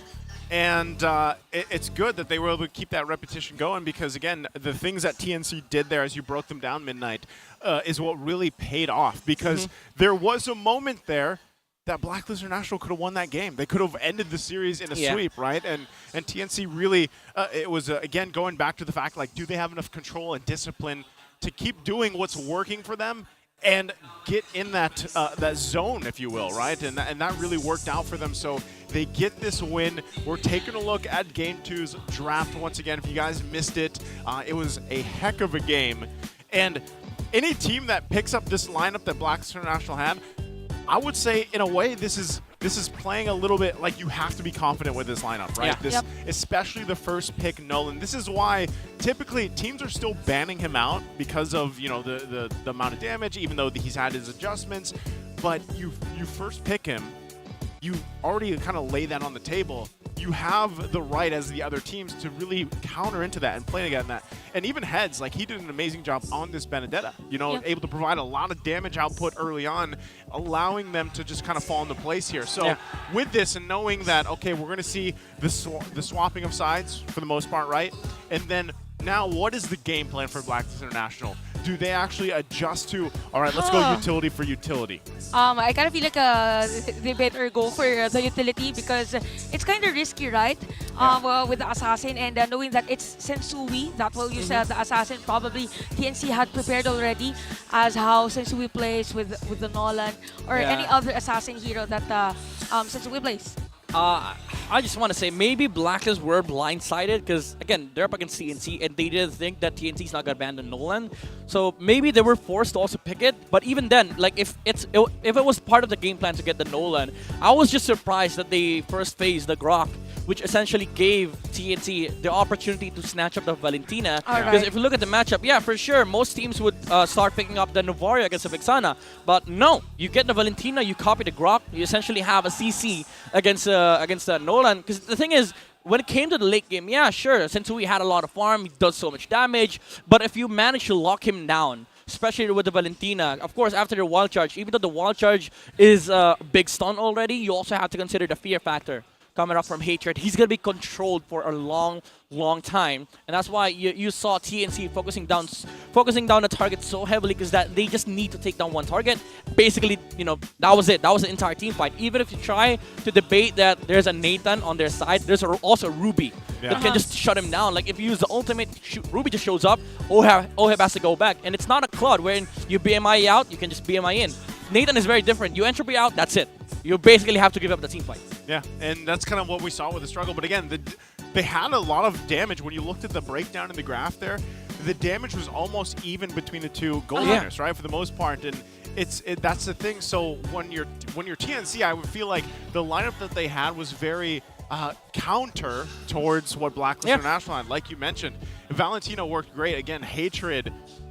This guy's a great player himself. You know, he's made waves already, and to see him play like this and have this game, even to an extent of shutting down Sensui's Ultra Instinct, worked out great for them. And that's why I'm saying, like, if you're a Blacklist International fan, you're an agent out there, you're kind of wondering too, like maybe it is up for Sensui to just pick the utility, let the rest of the team build a little more of a standard lineup. Whether that's, again, their own version of Ube, like we saw in Game 1 where they had the Rafaela pick. We know, too, that Kimboy can play even an Estes. Not sure if they're going to throw that out there, right? Probably. But, again, could work if they want to. Now, TNC, if they replicate, honestly, Game 1 to Game 2 has been very good for them early to mid-game. Game 2, they held it together for the whole game, right? So TNC obviously has found something that works out for them. And maybe part of this is, again, we're seeing Super Yoshi in the roam. Nomad's back in his lane, right? I was just about to say, again, this is the TNC with comfortable players on their own respective roles and with their maybe signature heroes. Because, again, we've seen Yoshi last season. He was able to perform so well on the Cho and the Rubies. This is the playstyle that they're used to. This is the main five that they have been practicing for quite a while now. And TNC, this is just a statement for them. Even Blacklist International, yeah, sure, you're very good at the macro, the lore dances, but we can do this too. Now that they've mentioned the comfort heroes actually for these players, I'm thinking, how about we have a Yue on those heroes that are really nice in terms of poking other heroes? Because with the with the Vexana, you still have to wait for the perfect opportunity to use the Eternal Guard. Not unlike the Valentina, he uses the Valentina as well. So maybe there might be chances wherein we might see Yue this time around to use the Valentina or probably what are the heroes? Lilia, anything that could poke, anything that could zone out the players of TNC just to force them to a bit slow down in terms of their rotation. Probably. Oh, I think either way you look at it as we jump into the draft here for game number 3. Blacklist on the blue. Again, both of them actually want this side. Yeah, that is just what it means. Which is interesting. Yeah, which is interesting because again, I think it was Leo that mentioned this yesterday. Blue side had this has changed now, but it was about a 69% win rate. I remember that. Right? I was with Brigda yesterday, and she also mentioned high percentage in the blue side. 69% win rate. That's good. That's good. That just means that blue is winning more times than but red. It's not 69 anymore, I don't think. 69 more times midnight. Yeah. Now, TNC did just, remove that stat line. Because now they won red. I think it was removed yesterday, technically. Okay, so it's now 68. My bad. I wasn't here yesterday. 68.9. I don't know. I don't do math. Somewhere between that range. Okay. So first pick Arlott. They changed it up. They banned the Nolan themselves alongside the Joy and the X-Borg. Now TNC did ban out the same amount, same set of heroes: Mathilda, Angela, and also CC. Now Blacklist International gets the Arlott, can be flexed on the roam. TNC, they can still get the carry once again, and maybe the Barats too. Oh yeah, because Blacklist International has been opening up Ruby. Yeah. For TNC for quite some time. All right, carry and the Novaria. This time they switch it up. It's good against Arlott because, again, if you're the Arlott, you have to look for the Novaria. You have to make sure that the final slash also keeps the Novaria in check. But this does a lot, like this puts a lot of responsibilities on the plate of Edward. I was just gonna ask you: is this is in its own self a gamble, if you will? Like first pick Arlott. We've not seen that, I think, for a bit. You know. Yeah. And teams that do that, wow. Okay. Now, this is the Sensui instinct. This is the Sensui instinct. This is what he was known for, like the Akai against the Fredrin, even against the King on the Fredrin. And also now you have the Harith on the hands of Oheb against the carry. Already a good matchup, but keep in mind, like a couple of seasons ago, Oheb was once known as one of the best Hariths in the Philippines. All right, I remember that when a majority of the gold lane heroes are somehow mage heroes. When they won M Series, yeah. When they won M Series. So this is going to be a Kaja, particularly for this Harith pick. I see the face, I see the expression from Midnight's face. I don't like this too early. He doesn't like it. Because He doesn't like it. Maybe TNC were thinking that it would get banned out by Blacklist because they have been, Kaja has been banned for 2 games now. But I think it's just too early because now they have to ban Minotaur. Minotaur is so good here for Blacklist. It counters 2 heroes. Doesn't give 2 cents about the Novaria. Because, like, yeah, you get Vision, we got heal, we got team fight. I'm thinking too. Now that you have Vision, like this works so well with the Kaja, right? I mean, for the most part, your whole goal whenever you have the Kaja is to like, oh, how do we make this work? How do we get those pickoffs? You know, because usually he's the one scouting, right? But now that you have the Novaria to complement it, it makes it a lot easier. And then again, right? Because the fact is, Blacklist International game 1 and game 2, we're losing early game to mid game. Yeah. Like, so is this the formula where they're, what I was saying earlier, like go back to some of those basics, you know, in a way, whether you're throwing it way back like OM on the Harith here? Yeah, fundamental, basically, like comfort heroes too on the Arlott, for Edward. But also, yeah, I do respect the fact that Blacklist International is going for the early game. I like this Barat's ban. They're forcing the Fredin and the Baksha on the side of TNC. 2 heroes that the Akai can deal with.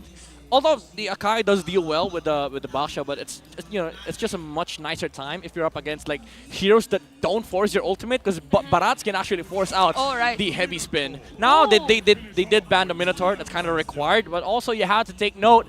Tig is up for Blacklist International. What if, it was Blacklist International actually banning out the Tigreal earlier. So they predicted that we don't really have to ban this time around because of the Kaja. They forced TNC to take this Kaja. Yeah, I'm not gonna be surprised if Game Boy just decides to go Grok here, because again, it's nice. I was gonna say, how's that look though? Like, let's just say it is a Tigreal, and then you have an Akai. I'd say most of the time this Kaja's getting implosion. Honestly, like you lose the Akai, you lose the team fight anyway for TNC. That's just it. That's just a natural progression of how the team fight should go. So Blacklist, they do want to force out the Baksha and Fredrin. Oh, good ban, good ban. All right, so now they want to play against the Fredrin. Sensui knows that matchup so well, like the Akai versus the Fredrin. But the XP lane does matter as well for TNC. Xborg's already out. They can go for the Benedetta still, but it's so bad against the lineup of Blacklist International. Heads has like 2 decent choices. He can either go Paquito or maybe the Thumbs. I'd say Thumbs is decent here. You basically just vengeance through the duration of the Zaman Force. You play that front line for this. Again, the whole concept so far, even with just these 3 picks, is let's get that numbers advantage. You know, anytime the Kaj is locked in, and that's what you're hoping for. So if you throw a Thumbs in there, you're playing what we saw earlier, right? Where you pop a Vengeance, you throw yourself with the Countering Inferno in, you last as long as you can, You right? try to force out the heavy spin too. Oh yeah. There's the answer though. Martis. They go Martis. Is Martis a good choice? I think it's decent. It's better, especially against a Harith. But I'm afraid that he's not gonna have a good time against this Arlott, because Fredrin, at least he has a dash. Martis, you commit, if you commit the coil forward, you're gonna get slashed. Oh! Alright, the Valentina was kind of like telegraphed because you get a copy of the Divine Judgment, but the I called Estes, it. though, I called it. Yeah, you did. But Estes though, you have to engage. Although for the Estes, as much as possible, Kimpoy has to be really fast on having that favor boots up Yeah, for the activity against Martis. Yes. This is such a huge counter against the Martis. Early game, probably TNC. Oh, even mid game, they'll have a harder time to dealing with this Estes. But it's a carry Kaja. It's a KK. You get a pick off no matter what, they die. I think that's what I'm afraid for with this Estes pickup from Blacklist. But again, you never doubt Estes Blacklist. Yeah. You never do. Now he gets the Benedetta. Would have rather preferred the Paquito, but again, it's the same concept. You are able to split. It's a decent lane against the Ardent, and you have that anti-slow push strategy against Blacklist International. And probably they're forcing to use that ultimate already with the Estes using the Electro Final Blow. But it's just so bad against Blacklist lineup, honestly. And Like- knowing that Blacklist... The Benedetta? Yeah, because like if you want to split, I would have preferred Paquito, honestly.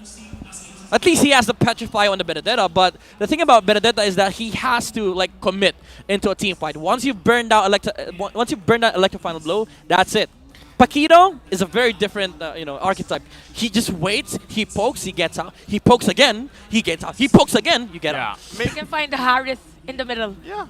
I mean, maybe part of this again is one of the game plans for them. He had a great performance previous game, right? So it could just also be, well, we want to play into the Zaman Force and through that heal, and eventually a well-timed ultimate with the Petrify and everything else could turn the tide of some of those fights early on. Yeah, that's true. Then you have side lane pressure as well. But we've talked about the lineups here. We're jumping into game at number 3 between Blacklist International and TNC. Who will win the series here? So far from game 1 to game 2, TNC has been on point in the early to mid game. Will things be different this time around? You know what, for Blacklist International, they just have to face a TNC early on in the early stages of the game. They just don't need to wait for the time for, let's say, the Lord dances. But look at Nomad. So look at the pokes against Oheb. So probably Kimpoy will be at the bottom lane to force that heal or use that heal. So Oheb won't be forced to back away. I like this aggression coming out from the carry, because usually you'd see Harriets win the lane versus the carry, but if you're like patient enough to wait for the spells coming out from the Harriet, you can actually win the lane with the carry. Because like before, it used to be just a one-sided matchup. Now it's very skill-based.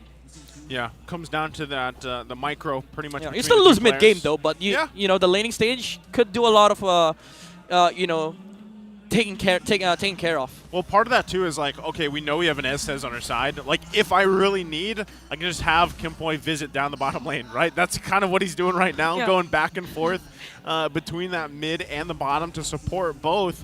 Because right now, the whole point of this for Blacklist International this time is to have control over these early objectives, right? To be able to contest them and win those objective fights. But right now, TNC doing their part up here as the turtle's gonna come up. Oh, Nomad. Oh, that was close. That was close. Oh, Flickers no. But while that was happening, there is a first blood already at the top lane. Eyes on me, says Heads. Nomad, he got scared. He could have flickered in, used first skill and dashed. Hard would have died. He didn't have dash. All right, Mr. Bad Habit. all right, Mr. Bad Habit. Fine. But honestly, that was a kill. Yeah. That was a kill. Well, again, with all that falling into place, TNC finds themselves in the position they have from the previous 2 games so far, and they got the objective. They got an early kill. We talked about Heads picking up this Benedetta, and he's proving a point right now. As why they chose the Benedetta. And look at now, Blacklist International, they're now leaning towards the bottom lane. So new gen Ube, last pick by Kimpoy. Oh, last season. Last season. All right, was that a win or was that a loss? I think that was a... Oh, yeah, that was a win. That was a win. Because I think they never lost with Estes last season. Oh, high percentage still for Blacklist International on this Estes. Oh, wait, no, they lost that game. That was the comeback from Echo. I take back what I said. That was a loss. That was a loss because I remember Echo mounting a very good comeback against Blacklist. Well, I don't have that kind of memory. Wow, there was a flicker coming through. not going to find the targets. They get whittled down quite a bit, though. This is the power, right, of Novaria. You get the vision, you get the poke available to UA's holding on to his own Decimate. Fast clearing. Yeah, fast clearing as well. So right now, TNC still holding on to that lead, putting the pressure down on this bottom side especially. They don't want OHEB to farm up once again on this Harith pick. They could be looking to make a play with Super Yoshi. Once again, the power also of this Kaja is you have kind of an on-demand initiation, especially I like with it. the flicker. I like it. On demand. The on-demand kill spell. Nice. Like, if ever TNC wants to get an advantage, hey, bro, come here. Yeah. Come Let's here. go, let's go. I want to order some fresh kill. Use that divine judgment. Freshly served. Yeah. He's a walking win condition, by the way. Who, Kaja? The Kaja, yeah. It's a walking win condition. Like, Yes. if they take out the Harith or the Akai, that wins him the team fight here for TNC. Oh, if he somehow gets OHEB. Oh, right, yeah. in some of these fights, they lose so much of that pressure already in the team fight department for Blacklist lineup. And right now, you're kind of, and that's what Edward's purpose is, right, with the Final Slash. Like, his job is to do the same thing, but it's not like this on-a-point demand. Like, he's got to land. Oh, hold on, there it was.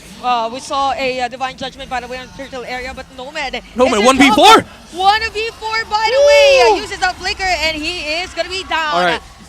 And by the way, heads as well, plus Ryzen taking that turtle. Yeah, it's the same concept with what we talked about during Game 2. You essentially just snowball out of the gold lane, and now Harith is active. He's now online. But TNT, they also made quick work of the middle lane. They might be able to take this before Blacklist gets here. There you go. This is fast, although as a middle lane, look at Yue and Super Yoshi.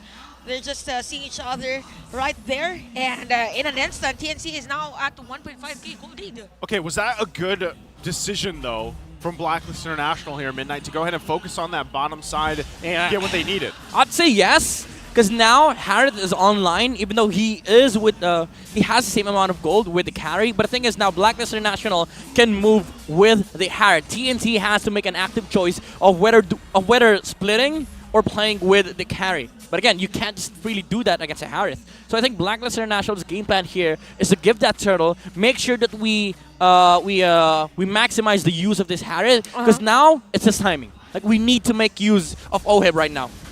Although, for this one, we could see a Ryzen just poking the slash. Yue. And while this is happening, you can see that Decimate, since he is here as well. So we can see he didn't even use the heavy spin. So nice retaliation here by Blacklist International taking down a Ryzen.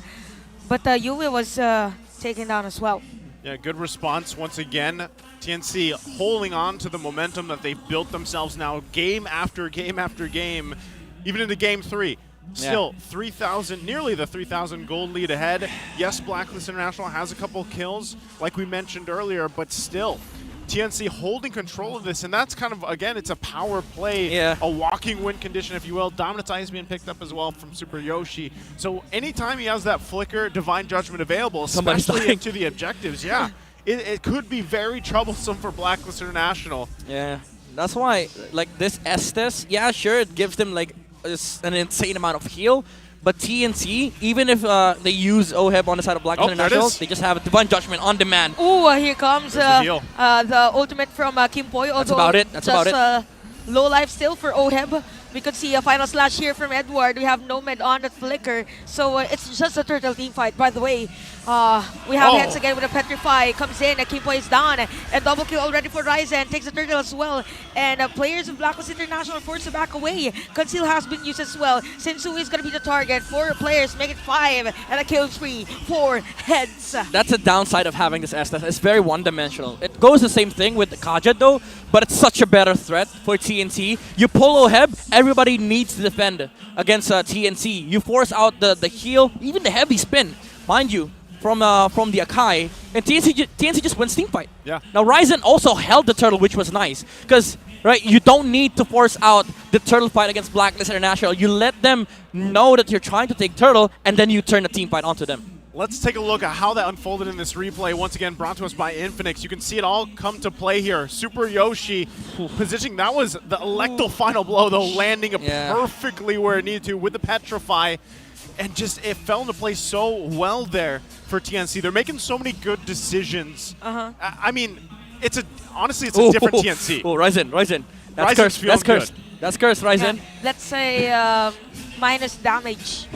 Every recall, minus damage, minus chances of winning. Hey, you know, at this point, they're so far ahead, nearly the 9-minute mark, that maybe they can afford a little bit of minus damage. Yeah, and he doesn't need the damage because he has an ultimate that depends on the HP of the enemy. It doesn't require damage, you know. He doesn't have any physical damage items.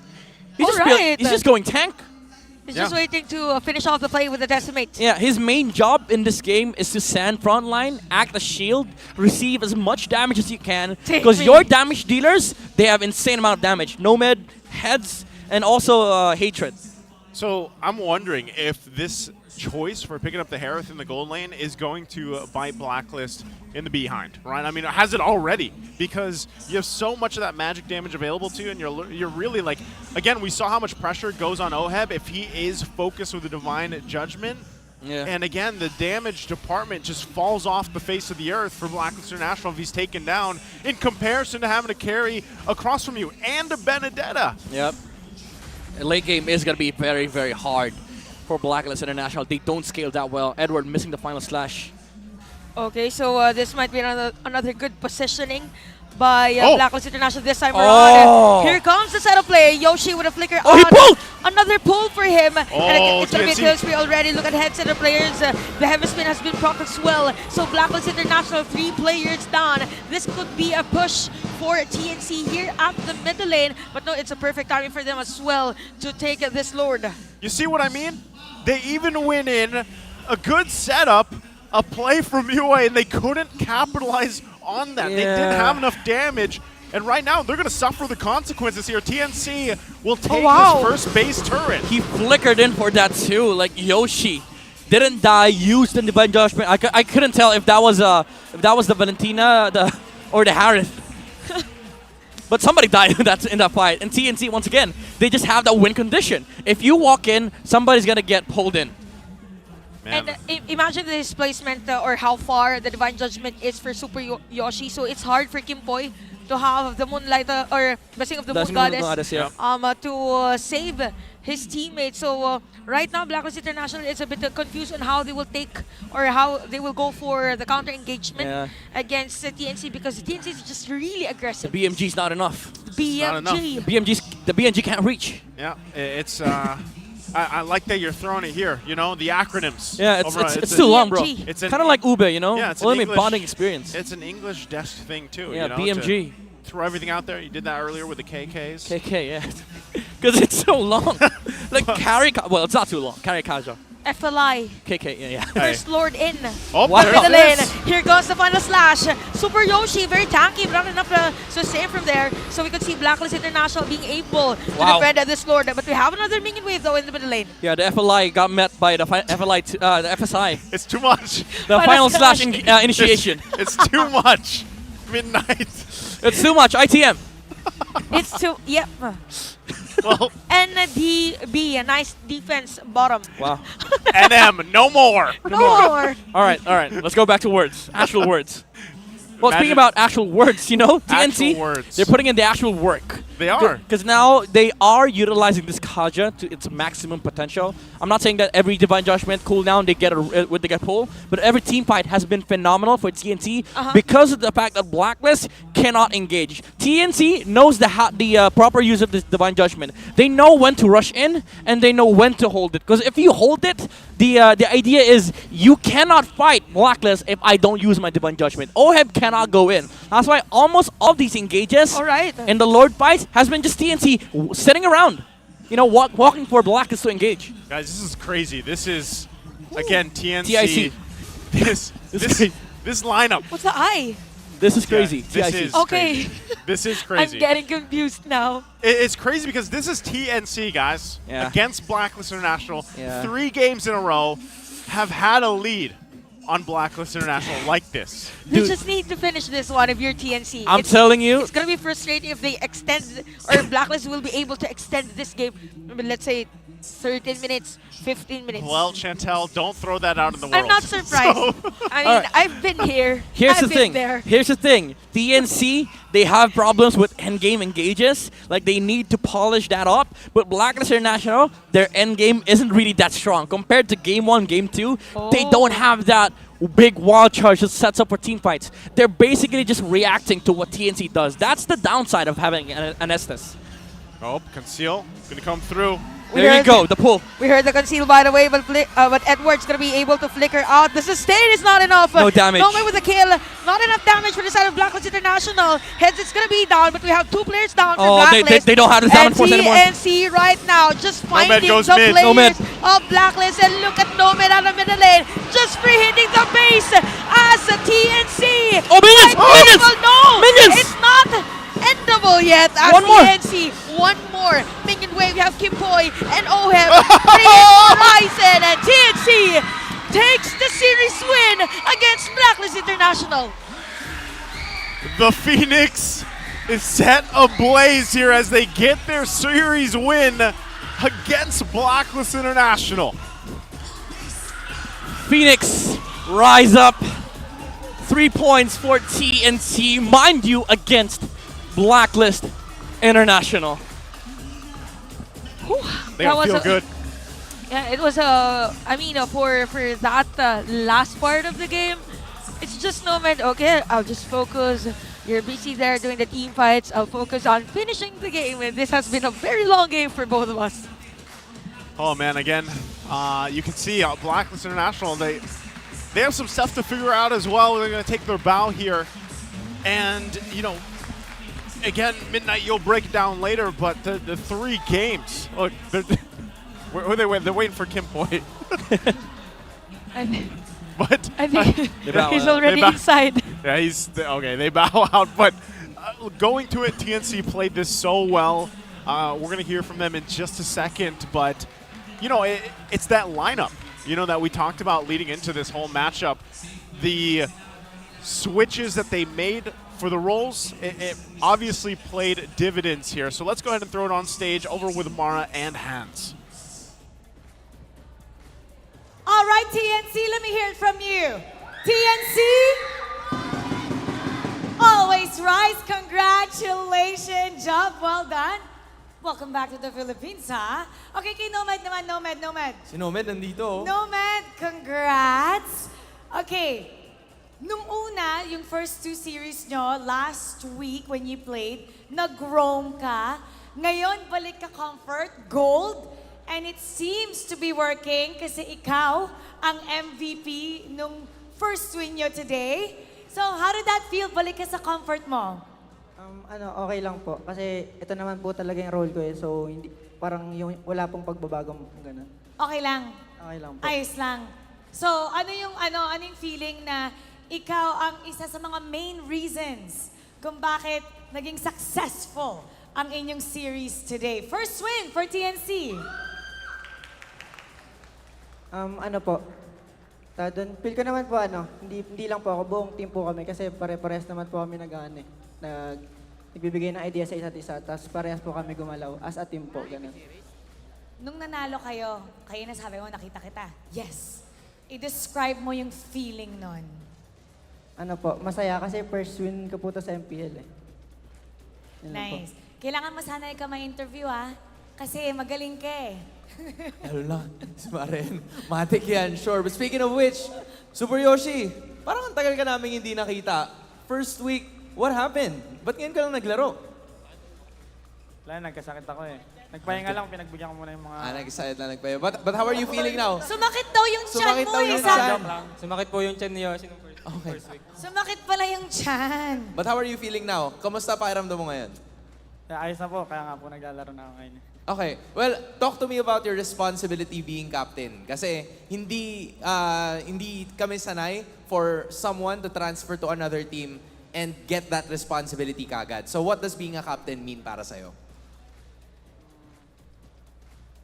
Baga yung pagiging captain, parang parang shoulder ko yung buong team na parang ako yung magko-command and kailangan ko matuto na magbigay, i-command yung team talaga para Commander! Commander-in-Chief. Commander! Ito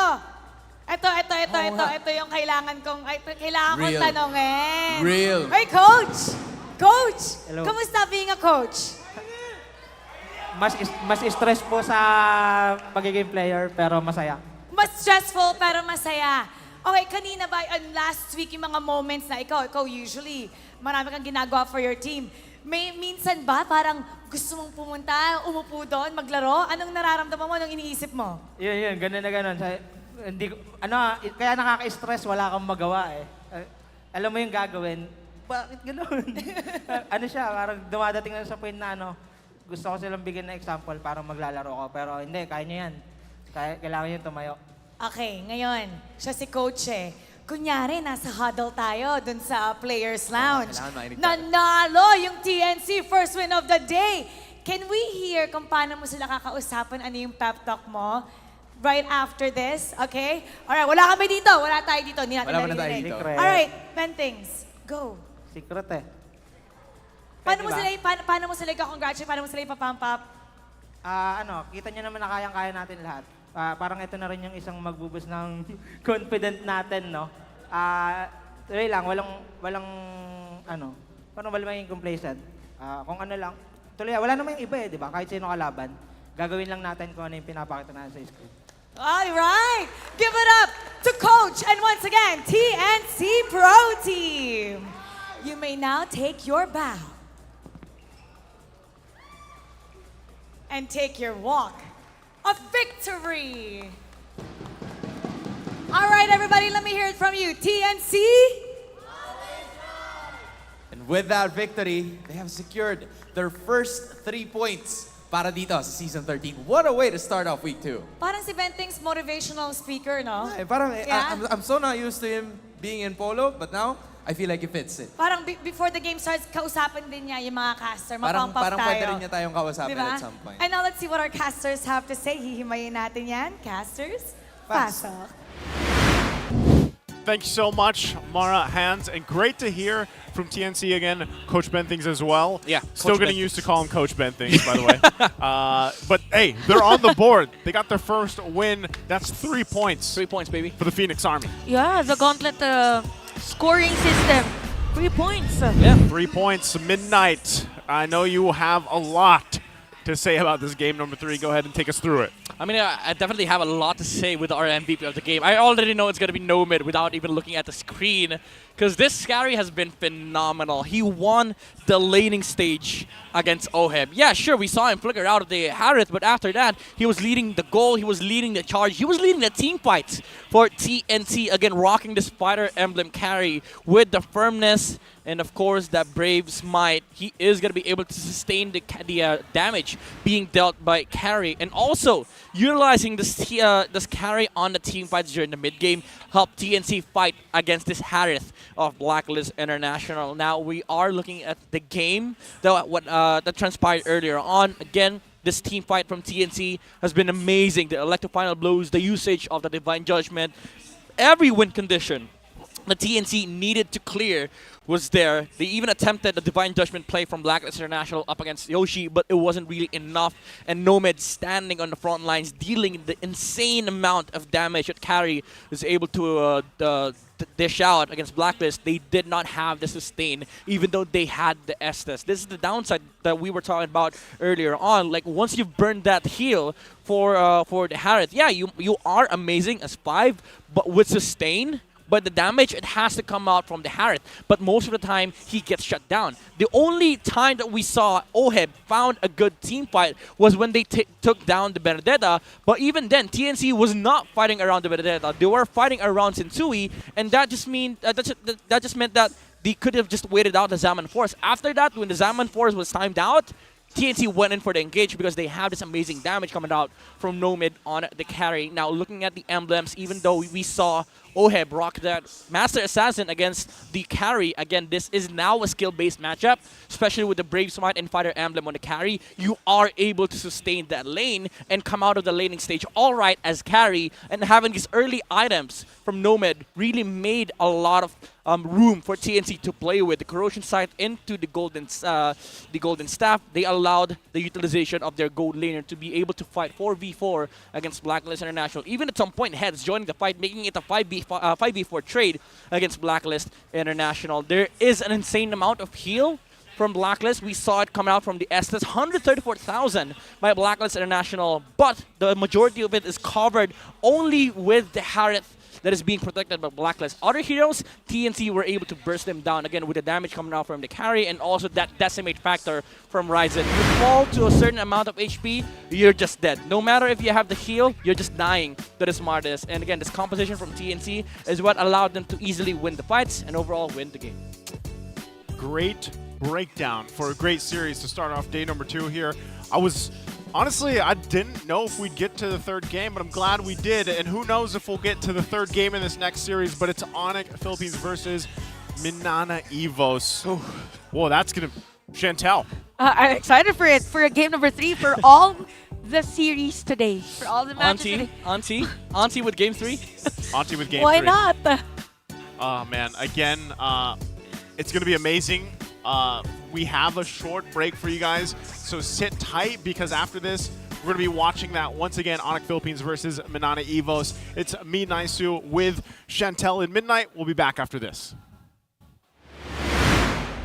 Season of MPL Philippines is brought to you by the following sponsors.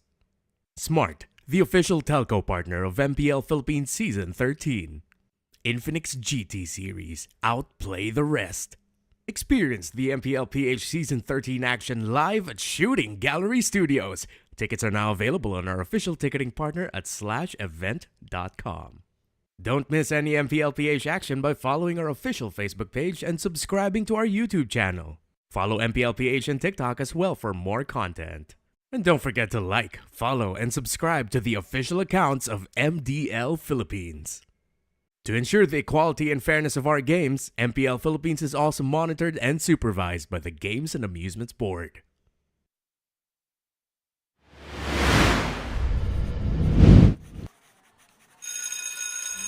Okay, class. Finished or not finished, pass your papers, and have a great weekend. Mahiwaga ang mga araw na ito. Pagkalipas ng dilim ay may bukang liwayway. May urong sulong at alinlangan.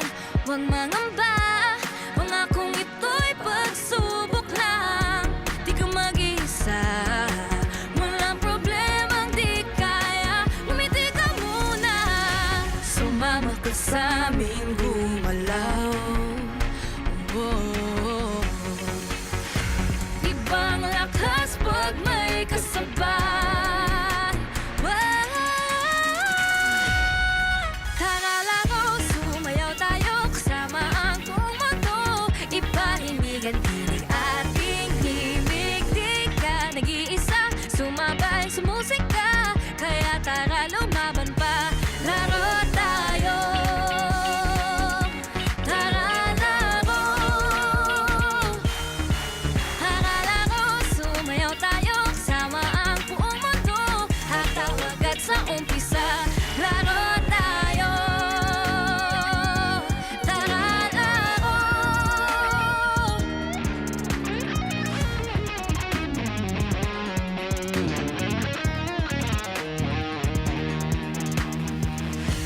Sumama ka sa amin gumalaw. Abatin ang bituin, kumikislap, nagniningning. Hawakan mo aking kamay, umindak sabay-sabay. Lahat naghihintay, handa na ako sa here we go. Tara laro, sumayaw tayo kasama ang buong mundo. Hataw agad sa umpisa, laro tayo.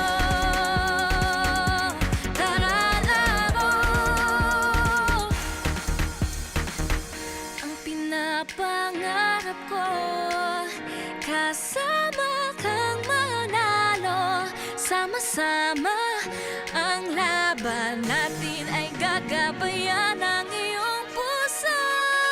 Tara laro, sumayaw tayo kasama ang buong mundo. Iparinig ang tinig ating himig. Di ka nag-iisa, sumabay sa musika. Kaya tara lumaban pa, laro tayo.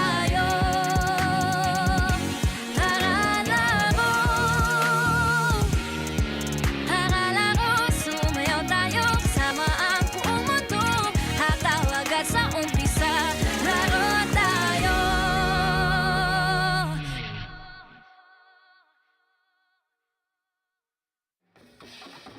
Bye, Lisa.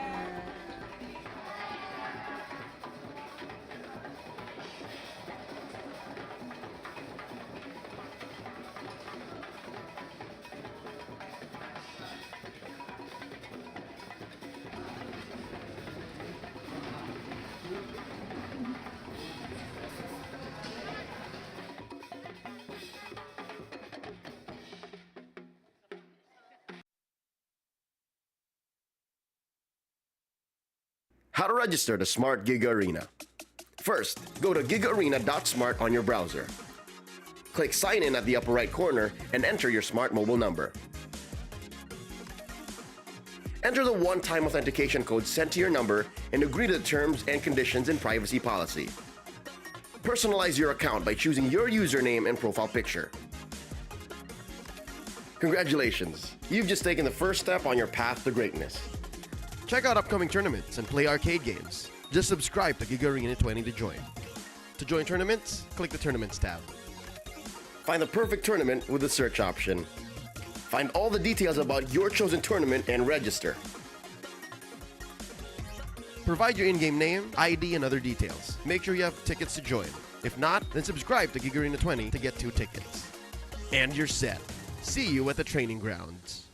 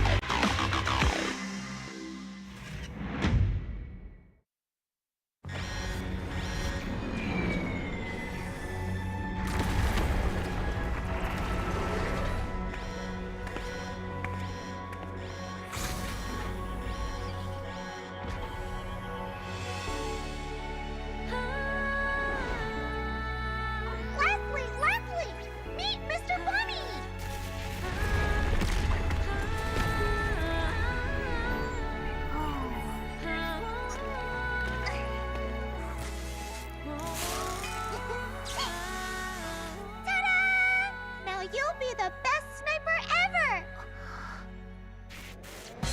No! It's a decoy!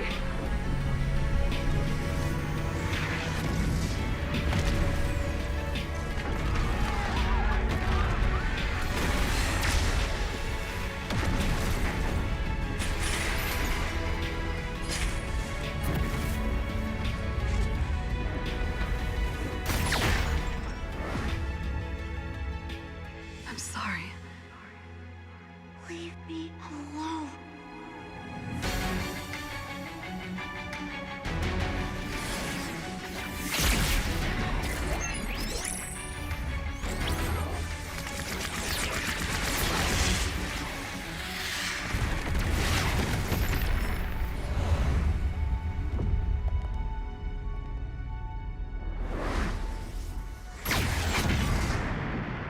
Over here.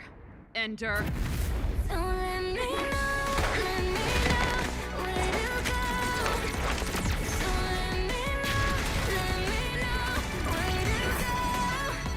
I wanna find you. I wanna find you. I wanna find you. I wanna find you.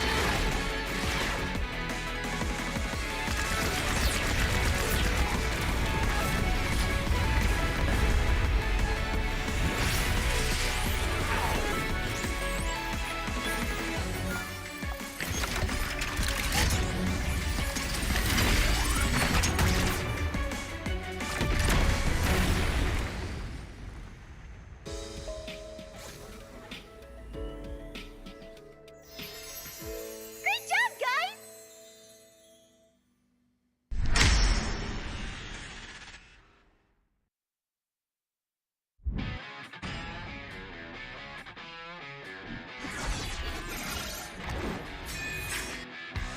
Versus Santos, Galar, can you do it? And Albertisana, ternyata harus hilang. Flash fight as Lone gets instantly shot down by the Blazing Duet, as well as the Electro. We're here at Shooting Gallery Studios, and it's time to feature another booth. First off, it's Minana Evos.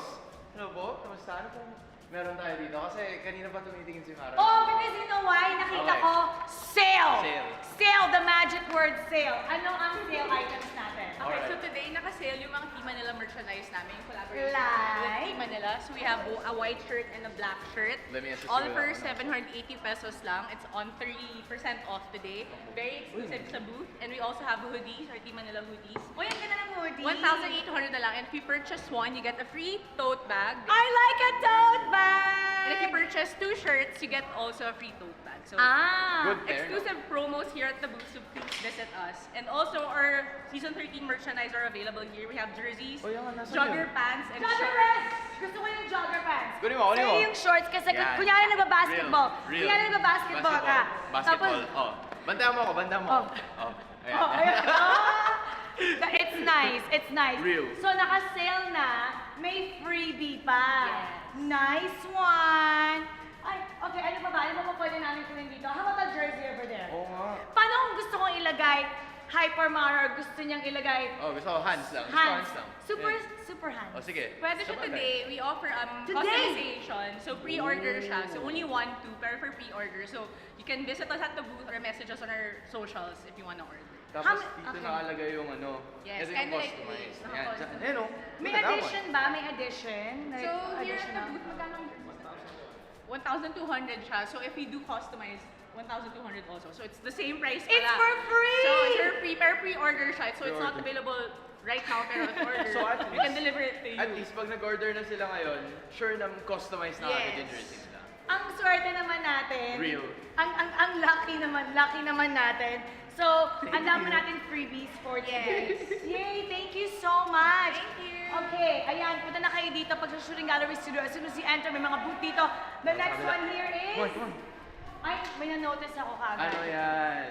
Looking for kaduo. Real. Wala akong kaduo eh. Wala akong kaduo. This is nice. Bagay to sa lahat. Okay, hello! Ano yung mga nandito natin? Okay, what is this? Good teams come to those who play. Actually, yung dalawang shirt na to, collaboration siya ng TNC tsaka ng Linya. Ah, kaya. For only 799 pesos Oh, each. 799 pesos. This one, oy, kay Ben Tips. Kay Ben Tips. Ayan Two no. colors siya, merong black Two and colors. white. Ano ang mga tips nyo sa gustong bumili ng merch? Okay, ang tips namin sa mga gusto bumili ng merch, make sure na pumunta kayo dito sa Shooting Gallery Studios kasi iba yung price sa online compared sa on-site. Ah, you mean to say Discounted. discounted? Pag nandito. Pag nandito. Pag nandito. Alam mo, gusto ko to. Yes, yan ang ano. Ano mas gusto mo? White o yung black? Ay, gusto ko to. Are you thirsty? Wow. Always Isa pa. rise. Special Wow. yan. Oh, Dito naman. Ubus na yan eh. Ubus na yan. Dito naman. Ano? Itong Aqua Plus na to, very special and exclusive. Bakit special? Kasi ito yung pinakaunang collaboration ng Aqua Flask sa esports. Nice! Exclusive Nice! sa TNC. Exclusive para sa TNC. Magkano yan? For only 999. Uy, okay yun ah. For Okay, 999, tsaka malaki siya, marami kang mapifill Wait, up. ubos na What yun. else? Patingin naman yung nung suot mo ngayon. nga. Dito kayo dalawa. Kasi Tama, suot nyo na. tama. Suot nyo na. Okay. Alam ko, dancer, sumasayaw ka ba with the shirt? Hindi po. Ay, Hindi. oo. Pero hindi training na to. Yes, Okay, pinantitraining pag may ko to. stand ka ng always rise, paano mo gagawin? Tama. 1, 2, 3, 4. Always rise. Okay, go. Hindi, ituturo ko sa'yo. Gagawin natin. Okay, sige, game. 1, 2, 3, go. Always. Alright. May ganon. Sabay. Okay, sabay. 1, 2, 3, go. Always rise. Okay, nice. Nakalagay, pwede pang ipa-custom also. Yes, customize. Ito, ang dami. This is the talk of the town Real. last season. Kita ko Magkano yung to ngayon? Ang trademark ng TNC. Magkano siya? 3499. 3499. From 3,999. 3499. So guys, pag nandito kayo sa Shooting Gallery Studio, when you're watching MPL, mag-stop by na kayo sa ating booth and you get lots of discounts. So see you here! It's na zone out si you women. Naku, medyo malalim ata dahil napag na third guard, pero Sensui pa rin ang makakakuha ng unang third ng Area. Pero nandyan si Sen, nahuli siya. Hahatakin ka agad, hindi nyo nakamula sa third guard habang sasaloy ni Mystic Kush. Napakakunat ni Ryzen dito. Talagang sobrang tiwala niya pero hulihin ang ata nila ni Edward. Wow. Nagamit na rin yung Vengeance. ni Ryzen. Huwag kang pupunta dyan. Sasalubungin na kagad kinamang si Hens. Gagamitin niya kanyang lost insanity. Ubus pa ang buhay dito. Kinpoy na dito. Hill! Si Yue makakapatay. Bigyan ng spasyo ang kanyang team at mukhang makakaabot pa nga doon sa baba. And this time around, Super Yoshi! Tatlo yung nahuli dito. Nomad, free hit sa may bandang likuran. Pero si Oy pa ako. Nakagad Pinago armor. Nagamit na yung Mystic Gush. Delikado ata sila. And aabot ba yung Red 3? Ryzen! Ang makakakuha ng Red 3 na yun. Not this time. Si Nomad mabubuhay ba? Andun si Edward. Gagamitin yung vengeance niya. Mapapatay ba si Nomad dito? Yes sir, double kill. Para kay Edward. Dalawa na lang Papasa sila. na sila dito. Super Yoshi. At may ipit. Mauubos ata. At TNC. Ba nila, may katapot pa silang kasama. Mga folks, flicker from Nomad. Pero hatak mula kay Ryzen. Nandito si Heads. Alek na Wow! kasabay na petrify. Wala nang blessing from the Vulgaris. Bagsak si Yue. Same with Kim. Kahanap ng target si Yue. Since Yue hawakan yung Lord. Pero siya ay aatakin. Super Yoshi flicker. Babawi din ang hatak dito. At doon yung burst. Successful yung pag-defense dun sa Yoshi! Hoy, Yoshi! Mahuli doon pero ma-ultimate din. Dito ni Edward, Super Yoshi Bump. Pero kung si Healy gagamitin nila, hahatakin. Itong si Edward, flicker na magagamit. Pero yung poke, nagamit na rin niya yung kanyang ultimate pero hindi siya aabot. Kasi makakapatay muli dito ang TNC. Si Oheb ay lalayo. Nag-revenge lang na! Kaya ba? TNC! Wala silang minions! Nomad ay lalayo na rin. Successful ang pagdepensa pero hindi pa tapos to ha. Meron pa silang minions. Ang baba ng buhay dito ng ang unang match win nila. We're here at Shooting Gallery Studios and it's time to feature another brood. First off, it's Minana Evos.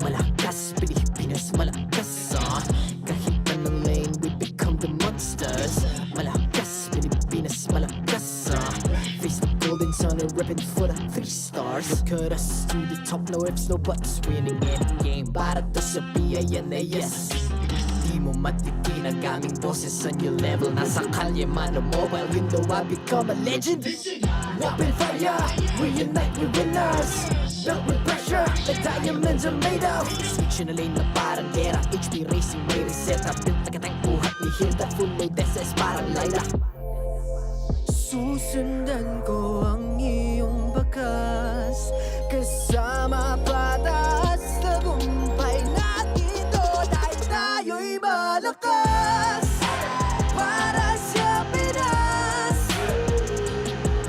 Nasa amin ang alas Hindi tuwa atras Kinikilala sa taas Kasi kami ang malakas Para sa Pinas Nasa amin ang alas Hindi tuwa atras Kinikilala sa taas Ganito kami sa Pinas Wow!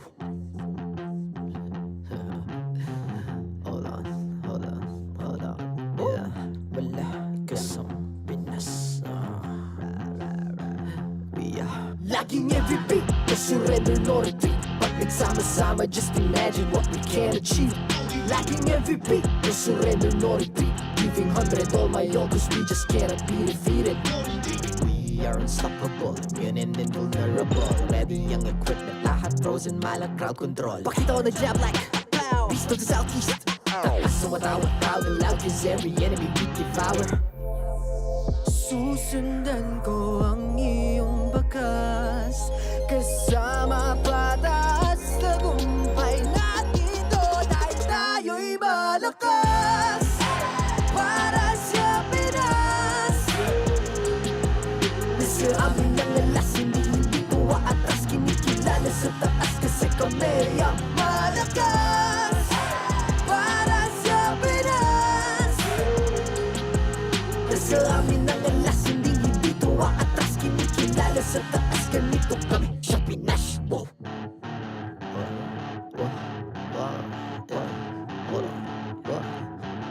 Malakas, Pilipinas, malakas. Kahit anong lane, we become the monsters. Malakas, Pilipinas, malakas. Face the golden sun and repping for the 3 stars.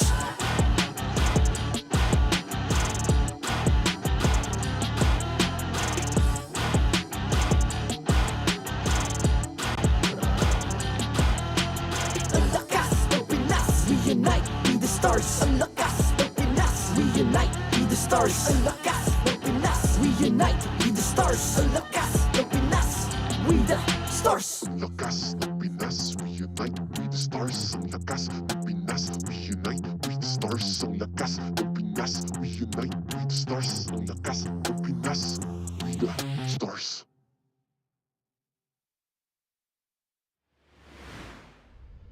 The 13th season of MPL Philippines is brought to you by the following sponsors. Smart, the official telco partner of MPL Philippines Season 13. Infinix GT Series, outplay the rest. Experience the MPL PH Season 13 action live at Shooting Gallery Studios. Tickets are now available on our official ticketing partner at /event.com. Don't miss any MPL PH action by following our official Facebook page and subscribing to our YouTube channel. Follow MPL PH on TikTok as well for more content. And don't forget to like, follow, and subscribe to the official accounts of MDL Philippines. To ensure the equality and fairness of our games, MPL Philippines is also monitored and supervised by the Games and Amusements Board.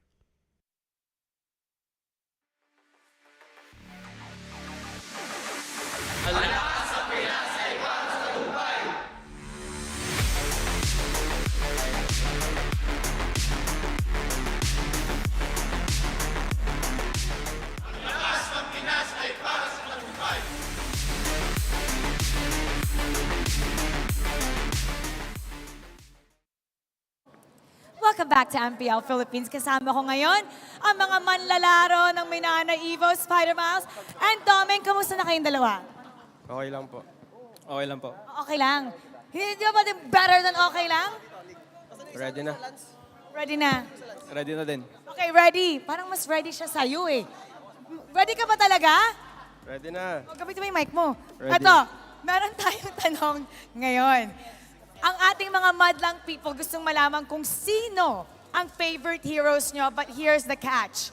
Kailangan hindi nyo sasabihin kung sino nga ba to. Okay, bigyan nyo kami ng 2 clue. 1 action and 1 hero voice line. Ikaw muna mauna, Spider Miles. Okay, ganyan? Healing for everyone. Healing for everyone. Oh, sino yon? Sino? Rafael. Si Rafaela. You can type down below kung sino nga ba ang hula nyo. Paano nga ulit?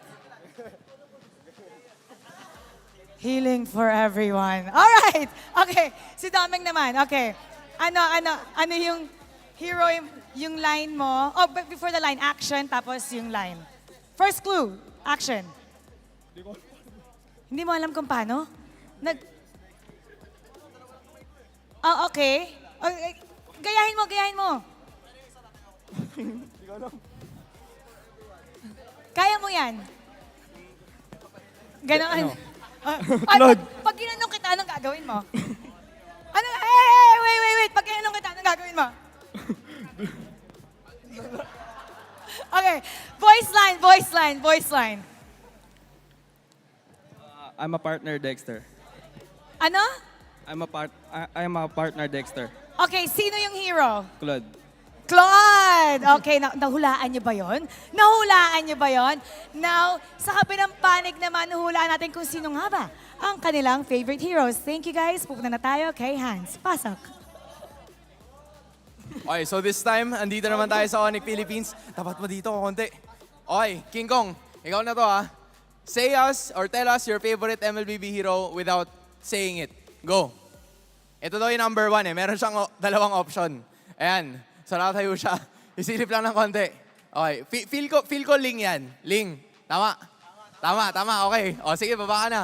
Meron pang isa. May baon si King Kong eh. May baon si King Kong. Okay, harap ka sa camera. Tapos gawin mo yung pangalawa mong ML hero. Okay? Go. Okay. Eto na yan. Yan na yan mismo. Hindi lang siya nagte-teleport, pero haya yan, di ba? Hayabusa. Okay. So, ang paboritong mga ML heroes ni King Kong ay Ling tsaka Hayabusa. Lipat naman tayo dito sa kanan. Okay? Kasi si Kelra naman ang gagawa. Yung isa feel ko matic na eh. Okay? Gawin mo na yung isang pose. The classic one. Itutok mo na ang camera. Yan. Exactly. Beatrix is the man. Or the woman, rather. Isa ba? May isa pang hero, di ba? Ano yung inanda mo? Okay. O, lipat sa kabila. May dash yun, di ba? Yan! Okay, balik. Yan! Okay. Carry on, guys, ha? Carry. So, Beatrix siya carry. Game na. ONIC versus Minana. Casters, pasok. I like it. I was wondering if we were going to do our own heroes. But, ladies and gentlemen, welcome back here with us on the desk again. It's me, Naisuk, joined here with Chantel and Midnight. Auntie Chantel. We already did the one. Yeah. Pay respects every time. Pay respects. Come on, pay respects. Welcome back, everybody, to the superstar match of the day.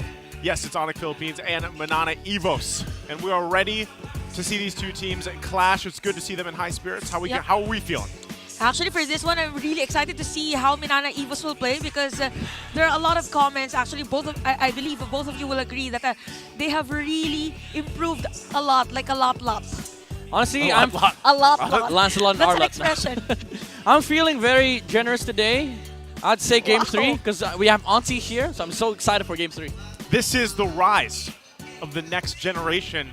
And actually, this has happened a lot, like in the league in general, right? I mean, maybe not even just here in the Philippines, but across the board, so to speak.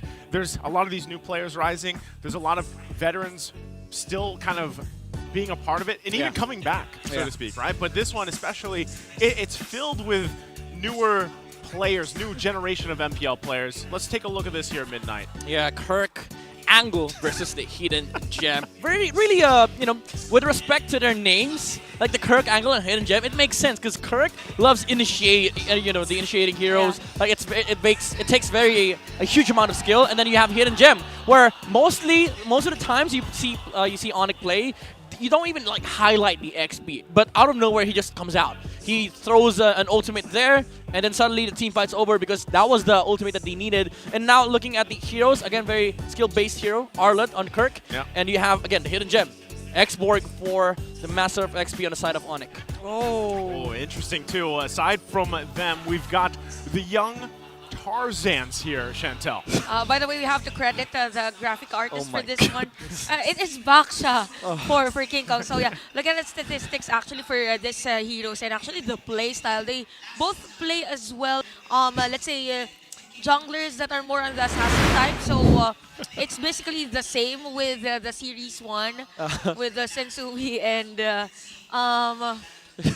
Sensui and Ryzen. Don't worry, I got you. Sorry, I was taken aback by the graphics. Yeah, I know. It's like the hat of Kaizen, and then King Kong with the hair. I was gonna say for a while too, I was really admiring the graphics. Yeah, I was thinking, who's this hero for King Kong? Dude, it was Baksha. Baksha. Who would have thought to put the hair of Baksha on King Kong? By the way, King Kong has an amazing hair. I was gonna say he's already got amazing hair. You know, right? So now you have Baksha there, the Baksha hair. But it's true, like you have this matchup. We have a lot to keep an eye on, right? But we're gonna go ahead and once again welcome our marshals out on stage here for the integrity and the fairness of the game. These guys are doing amazing. It's Jeff, Chico, Giancarlo, and Albert. And man, do they love Adobo, all of them, across the board, right? So now let's welcome the teams out on stage.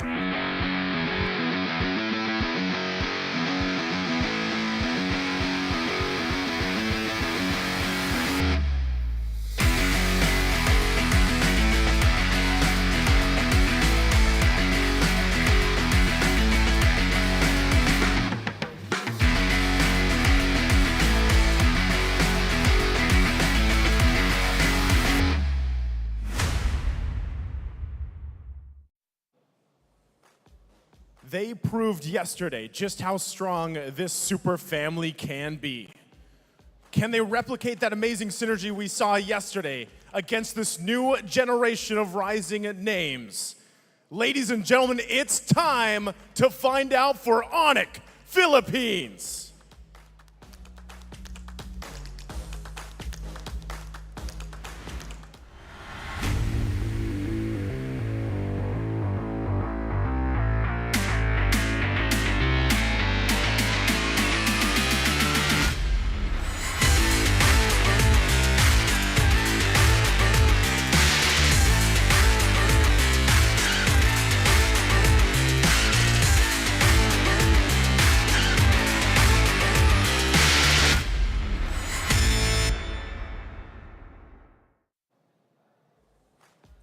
Looking to claw up in the standings. It's a battle of generations.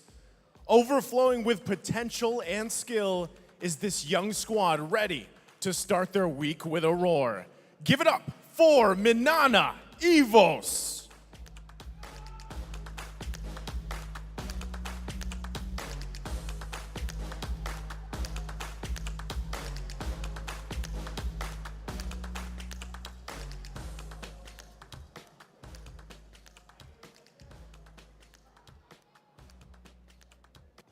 And their coaches, Coach Why Not and Coach B-Toy.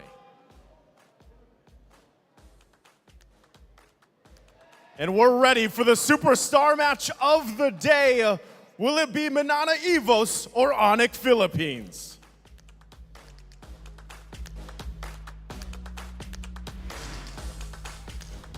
And we are taking a look at the lineup here for ONIC Philippines, Chantel.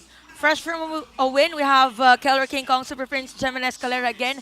Let's say the connection between this super family, super team is being shown with the performance yesterday. And I gotta say that Keller and even the rest of the players are now confident with each other. So it's safe to say that for ONIC, they're finding their groove already. And probably we might see amazing plays against Minana Evos for this match. And now looking at Minana Evos, you have Doming, Kaizen, Lancey, Kirk, and Spider-Mouse. I just got to throw it out there. Kirk just looks like Lancey with a hair up.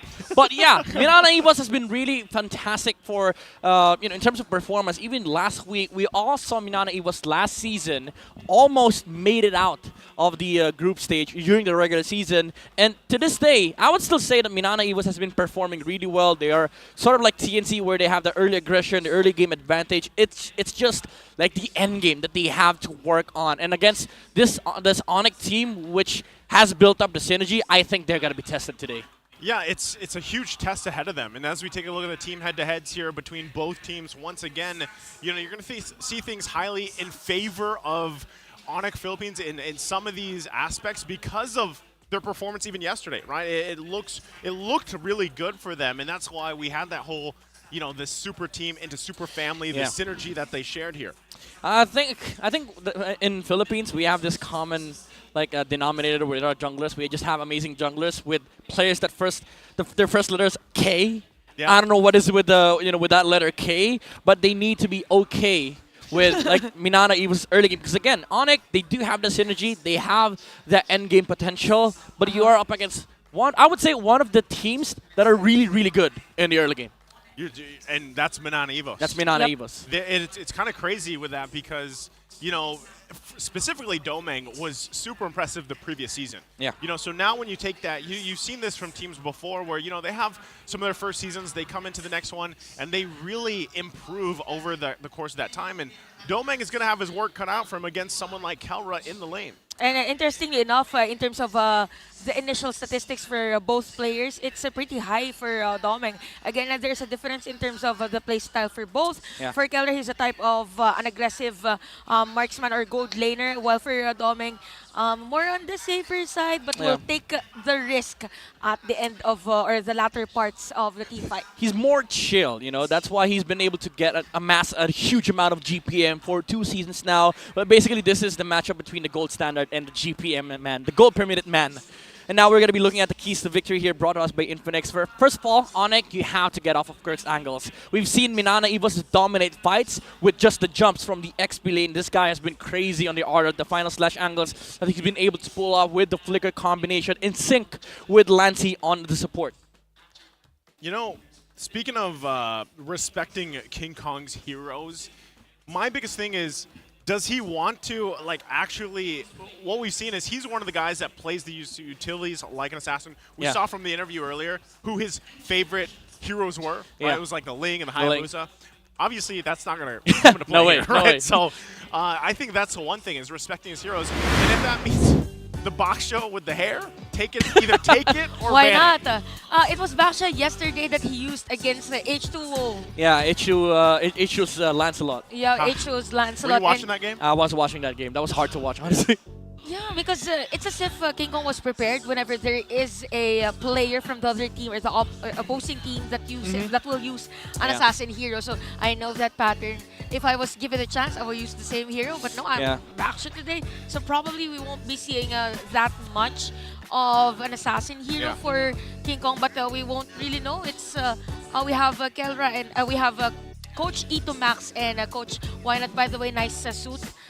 Coach Why Not. He got a mate for today. Yeah, but jokes aside, it's a type of coaching staff that is really more into that unorthodox heroes, heroes that we don't really see most of the time. Louis, there you go.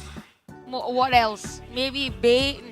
Bane. Do you want to see Bane? Hey, you know what? I was going to say, Chantel, you're throwing it way over in left field, but hey, Louis is kind of like in right field, so we could go to Bane if we want to. I think even Leo mentioned like he would love to see at a point in time where Bane comes through. I'd say Hanzo. Hanzo? Hanzo, That's your wish list? King Kong played that last year, remember? So we all have a personal wish list. Yeah, Yours I want is to see Hanzo. I want to see Hanzo. Like again, it goes to the third point of the the keys to victory. Like show the new generation's potential. I mean, they're bringing back these old heroes that we weren't used to seeing, and now some of them worked. Again, the Louis, it worked. Gord worked last season, even to this season, it worked. So we never know what these guys will throw at us, you know? I would love to see, because right now I can't 100% recall the points-wise, but I think both of these teams are kind of in the middle of the standings right now.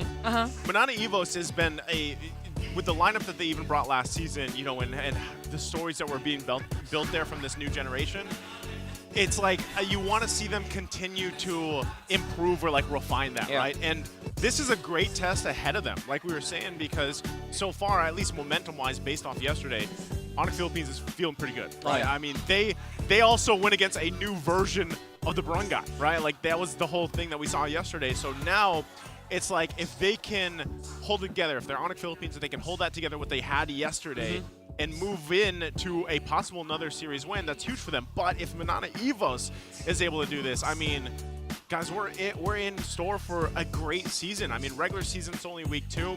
We just saw from the previous match, right, TNC winning a series against Blacklist International, which is also a newer, it was kind of like a newer version of Blacklist. Haji wasn't there, right? They had to Kimpoy in. So it leaves a lot of room for a lot of this kind of exciting new generation stuff happening here. And what's really nice for this season is that every day there's an improvement already from the teams. Like they could do an adjustment after 24 hours of watching other teams play, and they could easily adapt. That's what's nice for us Filipinos, for those watching.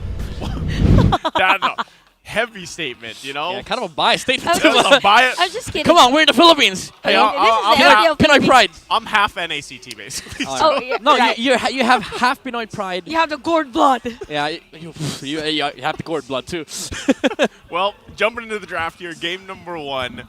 Minana Evos is going to be on the blue. We've got ONIC on the red here. First pick, though. Hold on. By the way. Oh, wow. This is interesting. Lilia. Majority of the bans here for ONIC are towards Spider-Man's heroes. Yeah. Screw Navaria. Screw Vexana. Let's go Lilia first, too. It's just anti-Barats. You know, it's anti-Barats. Let's take it. We're going to pick Barats anyway. Let's take it. Now, Minana Evos, they can get their hands on Lancey's Navaria. That has been, like, one of their main strengths. And, you know, it's just a comfort for Lancey. He's going to be able to snipe out some objectives. And there you go. They pick it up, Navaria, and carry. I'm I'm so used to seeing carry picked up on the red side. Yeah, you don't even try to you don't even try to predict like carry's gonna show up and either the first two or the second two picks, and now they pick up the Diggy. A very good answer against this carry. And a fast one. It's as if they predicted that, okay, Diggy will be open for this game. Yeah. Why not take the Diggy? Also, do keep in mind, it does cancel out like the passive from the carry. He's not going to be able to get the stacks up. And also, if you use that after Novaria used the ultimate, it's gone. The vision's gone. The vision is gone. It's basically purified away. Purified away, yes. By the way, we could see the stats of Keller when using carry. One reason maybe as to why Minana Evos chose carry as early as possible, but Brody ban. That's just respect. Honestly, we haven't seen a lot of Brodies in the tournament because there's a lot of jumps happening in the game. That's why Brody hasn't seen much play. But you know, Kelra is just a fantastic gold laner. You don't want to lose the gold lane against him. And Brody does like demolish carry in the lane. But there is also the Claude still for ONIC to go to, and also the Bruno. The Bruno that can be utilized to snowball with the Barats, especially up against this line of Minana Evos, where you compile so much late game. What about the early game? And interestingly enough, I mean, I would say this is the most variation we've seen in that first phase from teams on the red so far. Because again, it's constantly carries usually locked in over there. So leave it up to ONIC Philippines to be the ones to kind of bend what we're used to. And then there's a... the comforts! Oh my there's god. There's a locked in. Okay, this is a nice pick there by ONIC. More on the initiation. Although, it's kind of crucial though, whenever the carry already has the full equipment. It's easy to shred movement speed-wise. If you're the Terizla, am I gonna go in? But also or keep what? in mind, this comp from ONIC, if they decide to go 5-man, you're not gonna be able to do anything. If you're Minana Evos, that Diggy is such a big threat. Alright. Because you have damage with the passive from the carry, but if you're not landing then what about the damage? That's why I think the job here for Minana Evos is to get that Times Journey out as soon as possible, right? Like, that's what you want to do. Wow. Novaria Rome. Novaria Rome? My. That's Miles. I wasn't prepared for the day. That's Miles flexing. It's been a minute. Yeah, it's been a minute. Since we've seen that. That's Miles flexing that he can use other heroes. And also, what? Leave it up to ONIC Philippines. By the way, this is the hero that I hate the most. This season reset on rank games. It's also Gold Lane Freya, by the way. Oh, Gold Lane Freya. Right. Hey, you guys had your wish list. I mean, she's not on my wish list, you know. She's not on anybody's wish list, honestly. Just when I thought. You can't say that, Midnight. There's probably, you know, yeah, there's somebody, a one-trick Freya out there. Yeah, I agree. Just when I thought that I'm prepared already for all the surprises, for this one, I'm not. That's 70%, by the way, audience prediction. Yeah, it does go with the idea of having this amazing early game. Because Freya, if you leave her lane, you're gonna see 2 towers being taken by one hero. 2 towers. I mean, the way that she fights is kind of like people, I would say, are kind of shocked by the factor that she pumps out a ton of damage and she can sustain quite a bit, right? So this is the star match of the day. It's a huge shout out to all our online viewers who are with us to witness this great battle. And as our way for saying thanks, watch out for the code that you may redeem in our MLBB app for hero skins and tournament chests. And with that being said, we're jumping into the land of Dawn here with this match again. Who will come out on top, Minana Evos or ONIC Philippines? Let's take a look at things falling into place here at Midnight. You'd love to see it. The Inspire from Kelra. Classic RG things. But if it works, it works. Why not? You know, ONIC, they can have the early game momentum on their side, especially with this Freya staying on the goal lane against this carry, and it is going to be protected by the Digi from Escalera. Okay, I want to ask this real quick, Midnight. Why the Freya? Why the Freya into the carry? It's the same idea with the Bruno. You push the lane. You actually dominate the lane. If they have nothing against this Freya in the early game, they can't leave gold lane. That's essentially, you know, what's making the game here for Minana Evo so hard is you also need to fight the turtle because that's momentum for ONIC. But you also have to leave gold lane for you to be able to do that. Carry's not going to be able to sustain this lane against this Freya. And early game, if Minana Evos loses that early game, ONIC would just, you know, win naturally. I gotta say, it's a nice skin, by the way, on its Freya. Yeah. First time I've seen. So yeah, for Minana Evos, pretty aware of the threat with this Digi and Freya combo on top. As the way majority of the rotations is on the gold lane instead of this bottom lane or XP lane. And while they're waiting for these level 4s to come online here, Turtle's going to go ahead and spawn here very shortly. So we'll see how they play around this rotation. Once again, Gem having that penalty zone when he has it is going to be huge. Oh, takes quite a bit of damage, though. Will be fine again. He has that passive, that body of Smith that allows him to be a little more tanky when he is low. They cut it even. They Looks cut like, it away. yeah, they're just going to go for it. Kaizen, though, can he actually contest this with Lancey? Okay, so we have players here. It's going to be King Kong this round. Diamond Run on Retribution. Daytona's welcome has been used. It's going to be First Blood. We have the final slash already. Again, don't give Kirk the angles as King Kong is going to be down as well. A little bit aggressive from ONIC Philippines. They already won the turtle trade, but they still tried to fight into a Fredrin with full stacks. That's why they got punished for it. But they did take the turtle, but now they have to solve this Freya issue. They need to do something about this gold lane, because at the moment, Domeng cannot leave this lane. As much as you want, like if you're the gold lane, after the first turtle, you want to get the double lane. You want to be able to ramp up the momentum, but you cannot do that against this Freya. That's the thing, like when already that you can see the player gold here, but what does the Freya need, right? Because a lot of people that are going to be watching this aren't used to seeing Freya in competitive play.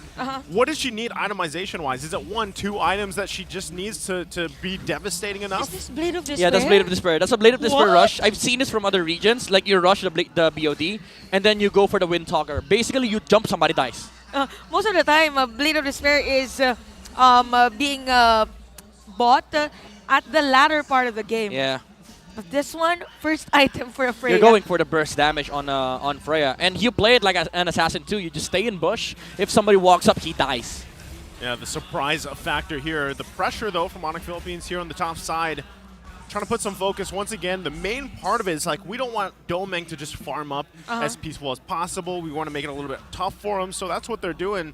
And even with the Diggy pick, it allows them to help support this Freya pick from Kelra, right? Yeah. But ultimately, for Minana Evos, they just have to buy some time. They know scaling could work in their favor as well. They have the Navaria. Once we get to that mid to late game, they have the vision, they have the poke potential. But really, once again, the job for them when it gets to that point is let's get this times journey out. Not only that, but we have to work against the black shoes from Super Prince and then the burst potential, right, with this Kelra, with Kelra's pick here. So Turtle for the taking, the second one of the game. Kaizen still having trouble here. Okay, Daytona's welcome again. King Kong with a secured turtle take. And Kaizen might be down. Time journey has been used. And look at Kelra just in front of the players of Minana Evos. Make it 2 casualties for this one. 1 for each. And a gem with a penalty zone. It catches none. And for this one, both teams will just disengage. Yeah, I'd say ONIC, they're pretty much winning the objectives, but they're fighting too much. Again, they fought into a Fredrin with full stacks. The Digi got melted. With just one ult from the Fredrin. But yeah, Minana Evos, they're doing a fantastic job of sort of like forcing ONIC to deal with these frontliners that they have. Even though naturally you don't have that great of a front line, but Fredrin is capable of turning team fight around. Yeah, and with that, Kelra in that exchange did pick up a kill. There's the code for you guys watching the Star Match giveaway. This is one of the codes we were mentioning earlier, so grab it while you can. And going back to it, it was a great usage as well. Lancey took that times journey himself, tried to extend that team fight out. But that's the thing, right? 2 objectives locked in for ONIC Philippines. But when it comes to the team fights, you can see them struggling just a little bit, especially if that times journey's gone, right? Yeah. Range is going to be a little difficult for them, and that's why also they have to rely so much later on penalty zones. Are they able to land those? Are they able to land the stuns they have, or even the reverse times through that? Yeah. And again, a lot of things have to fall into place with this lineup. You can already see, too, the Necklace of Durance being picked up by Spider Miles.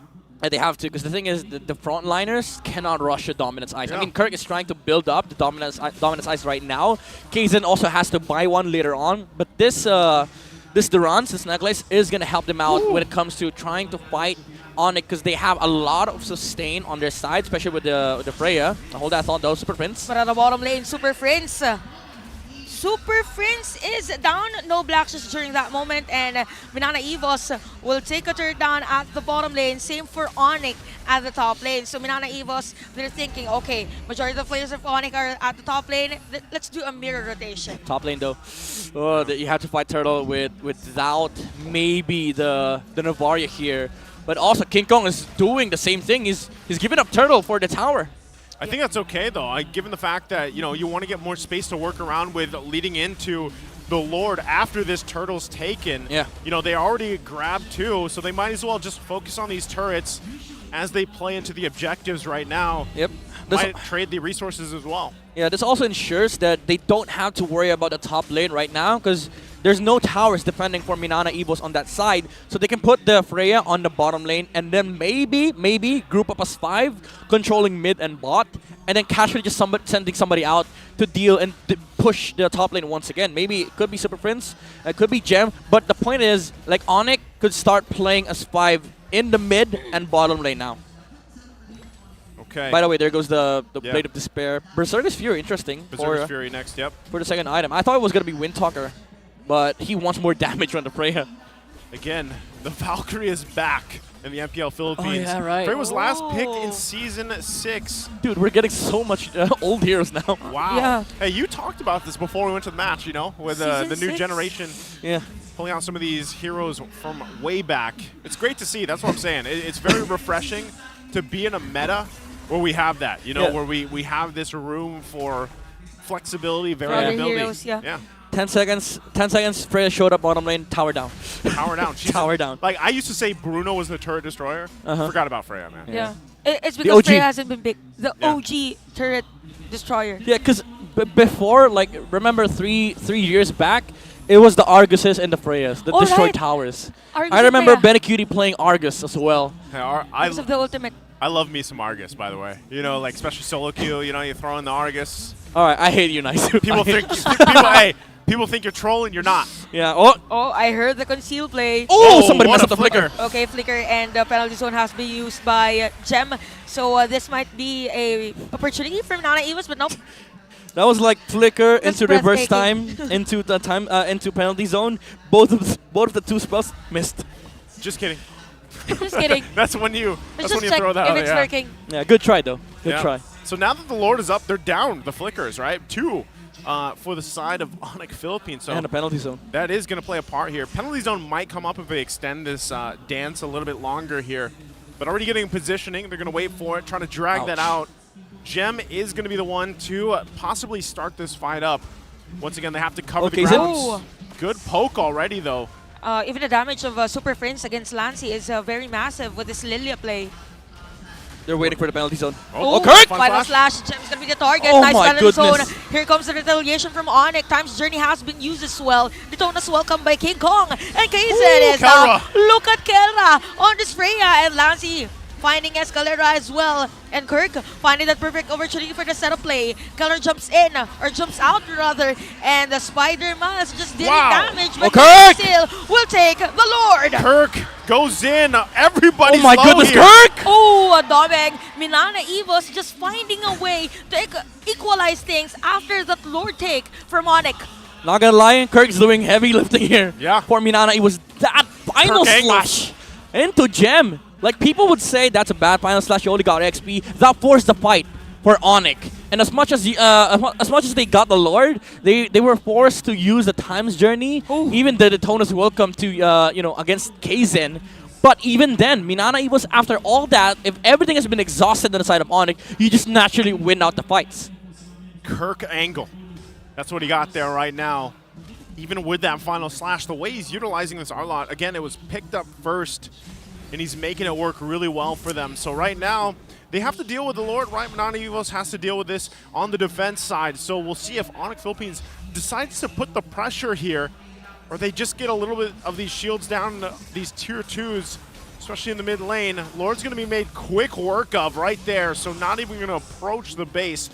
But they should still possibly be able to get this tier 2 in the mid, and ONIC Philippines, they might just be happy with that for now as they make their way bottom. Yeah.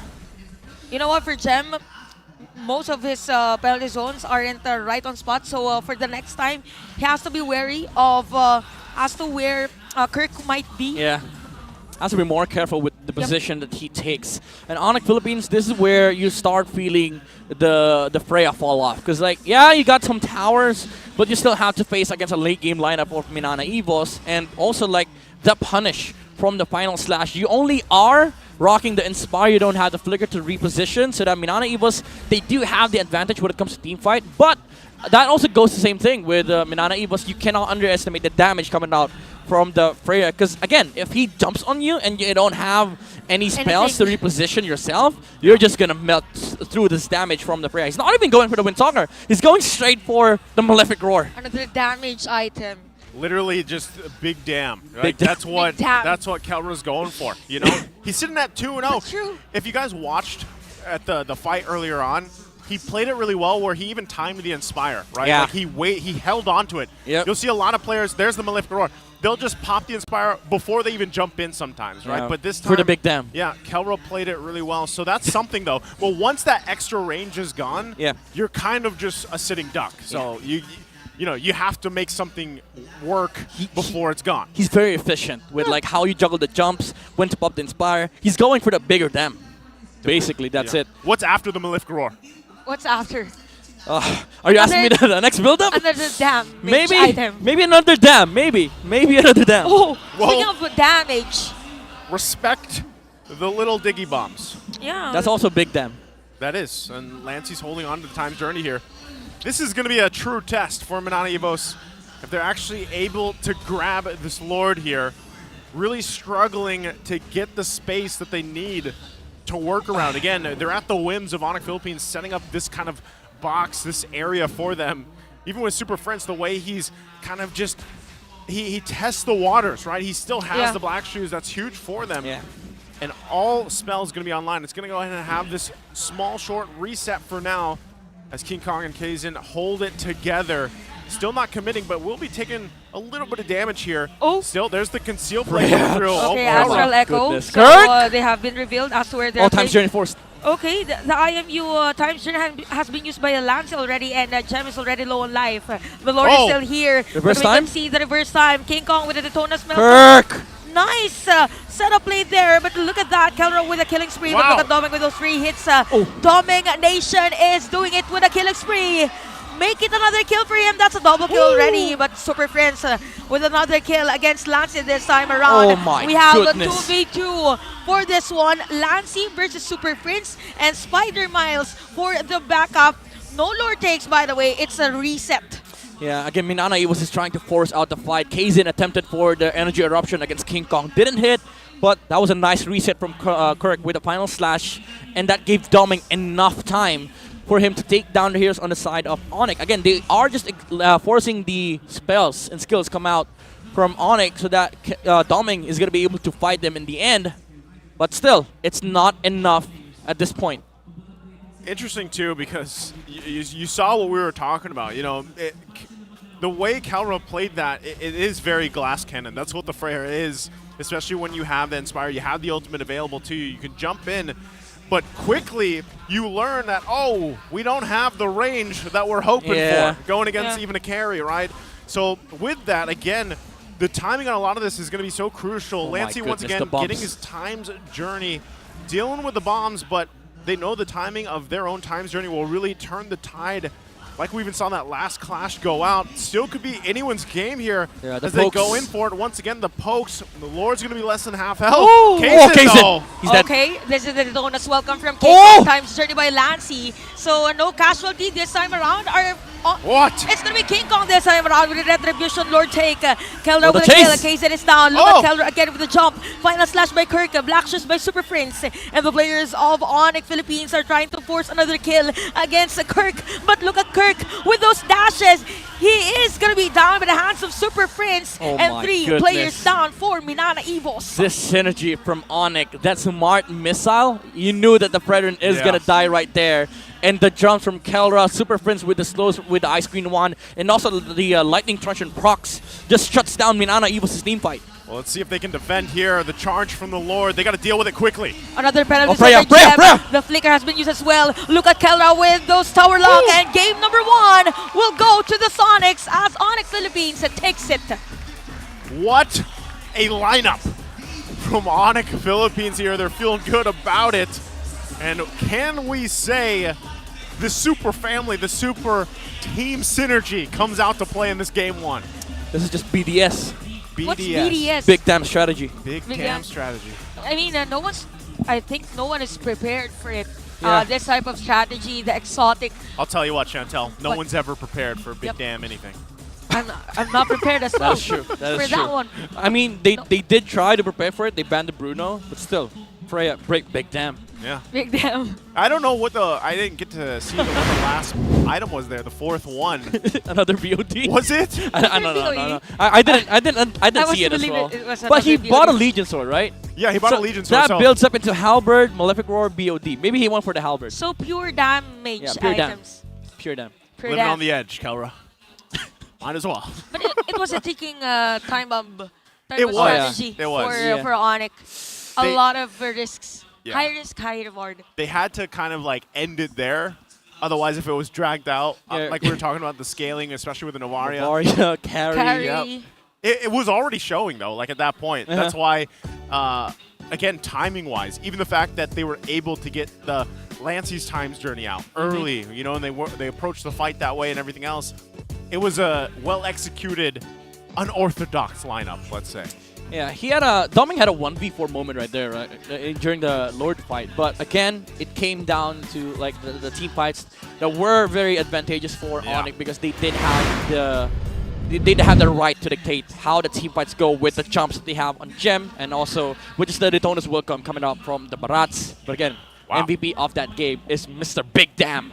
Kelra on this Freya. Chantel mentioned it earlier. He's a more aggressive laner. Now it shows. Screw the Claude, screw the Bea, screw the. Even though it's his favorite, like the Bea and the Claude, but right now he's rocking the Freya. Like who would have thought Kelra would be using someday a fighter that just pushes lanes. He doesn't need to farm, he just pushes lanes. He walks towards bottom lane, takes that tower, and Minana Evos, they had to deal with him for the first 6 minutes. And that left King Kong and basically all other members of ONIC untouched. They just naturally scaled up. And the thing is, the reason why it worked, even though they didn't have a marksman, is that they have scaling mages, the Digi and the Lilia. This worked because both of them do enough damage in the late game, even though if you try building up Radiant Armor, it's not gonna work because they just do so much damage. And you also have like 2 utility frontliners, the Terizda and the Barats. They basically became the tank here for ONIC. The damage didn't come out from the marksman, however, it did come out from the mages. But again, this Freya, if he is given an opportunity when he's able to jump a hero, he's gonna be deleted in seconds. But as we've said earlier, Doming did have a 1v3, 1v4 moment right there. We saw a glimpse of how strong Minana Evos lineup is in the late game, but the power of the team fight here for ONIC is just so ridiculously good with the times journey, the jump, the setups. Even though they missed the last jump on Gem, it didn't matter because ONIC, they had the capability of chasing the heroes down with the reverse time and just with the sheer mobility coming out from the Lilia, with the slows as well coming out from the Ice Queen 1, which really helped ONIC in terms of actually utilizing these heroes and executing the team fights, because Minana Evos, the way they work is for them to deal damage and for them to participate in fights, they also have to stand toe-to-toe against these heroes, but they just naturally can't. And even though they had the vision and the pokes coming out from the Novaria, once ONIC decides to jump, that's basically the signal for Minana Evos to kind of utilize the Valentina with the Stolen Times Journey. But in the last engage, in the last skirmish that we saw, that was forced out earlier before Minana Evos wanted to do so, and ONIC just naturally went in for the engages. And instead of the halberd, he actually went for the Dragon Spear, which gave him more movement speed, more chase power, with heroes being slowed by the Ice Queen 1 coming out from the Lilia. Again, a very scaling mage alongside the Digi with Enchanted Talisman, Genius 1, and Flask, by the way. He also had a Flask, which gave them a huge shield for during the times journey. That boosted ONIC's capability of team fighting, and he added even more damage with a Genius 1. And the thing about Genius 1 is that it reduces the magic defense of anybody that he hits with the bombs that allow Super Prince to deal more damage. And also, again, just the concept of the reverse time. You try to run away, they bring you back, they chase you, they slow you down, Keller jumps on you, you're dead. That's basically the story of ONIC's team fight. And that's what happened in game number 1. They just chase, kill heroes down, and basically win the game. Basically win the game. That's all. Yeah, If it was only so simple. With big damage. I was about to say with big damage. Big damage and big shields. Big shields. shields. Right? That Big was- slows too. Whole lot of big. Everything's big. At this table. Everything is big. Now, all right. Sorry, go ahead. Speaking of, the Smart Giga Arena is open to all Smart and TNT subscribers, where they can join the array of arcade games and esports tournaments, especially MLBB. Just create an account on Giga Arena that's smart using their Smart or TNT mobile numbers. With the new Smart Giga Arena 20, you can unlock the world of Giga Arena tournaments for your shot at prizes. Yeah, Giga Arena, of course, comes with 2 Giga Arena tickets and 100 megabytes for all sites for only 20 pesos. Valid for 1 day. Load Giga Arena 20 now in the Smart Online Store. You know what Giga is a word for? Big. Yeah, I know. You know- I was about to say. That's a big promotion. Very big. Sorry, guys. You're on point. You're on my. We're on the same page, Midnight. Yeah. I don't know why, but Why am I even you know here? what it's you know what's it called? What? Big synergy. Big synergy.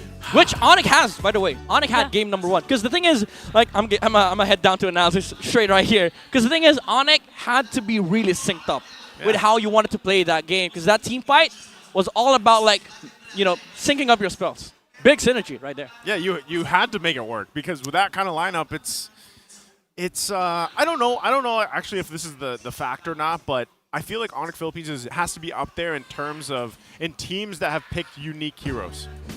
Maybe. I don't know if they are the top, but Maybe. so I far, think they are. Yeah, every time we've seen them play, well, it's week 2. Yeah, So, it's week- How about week 3, week 4, and the succeeding weeks? Yeah, maybe we'll see more. Who knows what more is in store. But speaking of the Smart Game Face of the day, in the MPL Arena, you guys can join. All you have to do is get those phones ready. Yes, just flash the hashtag #ThePowerSmart on your devices in a green background. Put your game face on to win a redeemable in-game code. Oh, whoa. Hey, that's your phone. That's a big damn. That's a big. Oh, what was that? That's a Wait, big, is he gonna? big emotions right They there. want- So pumped up. They want more. Oh. They're not sure yet. He's going for it. Hey, That's Barats, by the way. Did he win? I think so. I think so. I think he did win. Did they both win? I'm confused. We have a Barats inside the venue. Is that who he's roll? Is that who was? That's a Daytona's That's welcome. the Daytona's welcome. Was Yeah. that the cosplay? You know what's funny?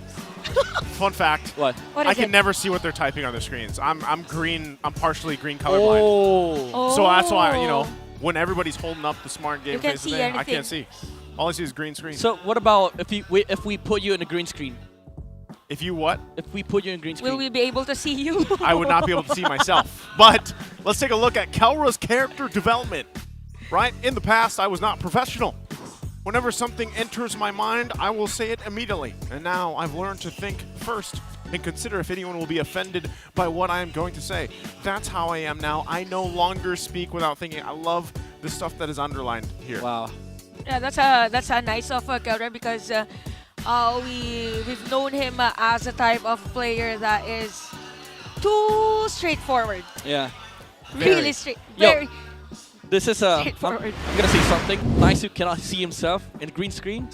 Kelra sees himself in the barangay, and then he walks out. He sees himself, develops the character. Oh. Now he considers what he thinks. This is sounding like a very familiar arc. Yeah, we've seen this a couple of times. Yeah, Many yeah. Big many, development. Many times. Big development from Kelra. Big D's. That- Sorry, I wasn't thinking. It's all right. Sorry, I need. I was- I need to. I was avoiding I need it. to have the same training with Development. I was trying to avoid it, man. She's now. Should I? Chantel's just shown her Should I go real down? height as well, by the way. You should have just said Big Dev. Big Dev, yeah. I was actively avoiding it. Sorry, guys. Sorry, guys. Well, that's great. Now, speaking of, Harsh world. it is. It's a wonderful world. So let's talk about match 2 specifically here. And Yeah, let's talk about match 2. Yeah, what can happen here from Minana Evos? Midnight, I know you already broke down some of the game 1. What do you think needs to change here? Don't smile at me. You gotta get over it. I just look here. Just I'm over it. I'm over it. You Right smile here. at the camera. I'm surprised. Okay. All right, so for Minana Evos. I'm throwing it over to Midnight. Midnight, what do they have to do? All right, for Minana Evos, I think they have to get red side so that they don't get blindsided by the last pick, or maybe even consider banning out the Freya, because there is a small chance, however small it is, that they might pull up the Freya once again for the side of ONIC. Maybe even first two I mean, not first two, but follow it up with 2 picks Freya on their side. So Minana Evos does take red side this time around. They're banning out the Nolan, the Joy, the Fanny. This is directly answering King Kong's hero pool. It's directly related to our keys to victory earlier. Respect the pool of the King Kong, King of the Jungle. Now ONIC, they did pick up the Matilda first. They banned out Miles with the Angela, Rafaela, and Minotaur on their side. So more on the speed for the Matilda, with the Matilda being prioritized here by ONIC. So Arlot and Barats. So Barats has been used by ONIC earlier. Yep. So probably another Fredrine or X-Borg here. Oh, I by like ONIC. this. I like this. This is so fast. I mean, like this. Oh my goodness. They're going for it. Anti-Barats. Again, X-Borg, Lilia. And now, even if you say that they can flex the Arlet into Robe, I don't think Minana Evos will do that, especially with Miles specializing in utility. Now they show the Valentina. This is going to be good for Lancey as well. He gets a copy of either the Black Shoes or the Last Insanity. But still, you have to consider that Minana Evos will be dealing with the X-Borg on Barats. You can't even flex that onto XP, because again, if you do that, you're forcing Miles to play Arlet, and even if you force it to you flex it to XP, you're left with Fredrin, Baksha. These 2 heroes don't deal with the X-Borg that well too. That's what I was gonna say. So is this looking at least a little bit better for Minana Evos this time? Because so far for ONIC Philippines, like, this is a little more, I guess, standard in a way. They did lock in that Matilda, which is great. Smart ban, by the way. They take out the Diggy this time.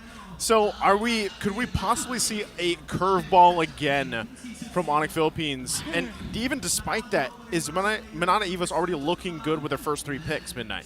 I think this time around they're going to have a better control of the early game, because there's a chance that this Barats can snowball if ONIC Philippines does not contest the early game turtles. Because Expert's kind of weak early game, I'd say that.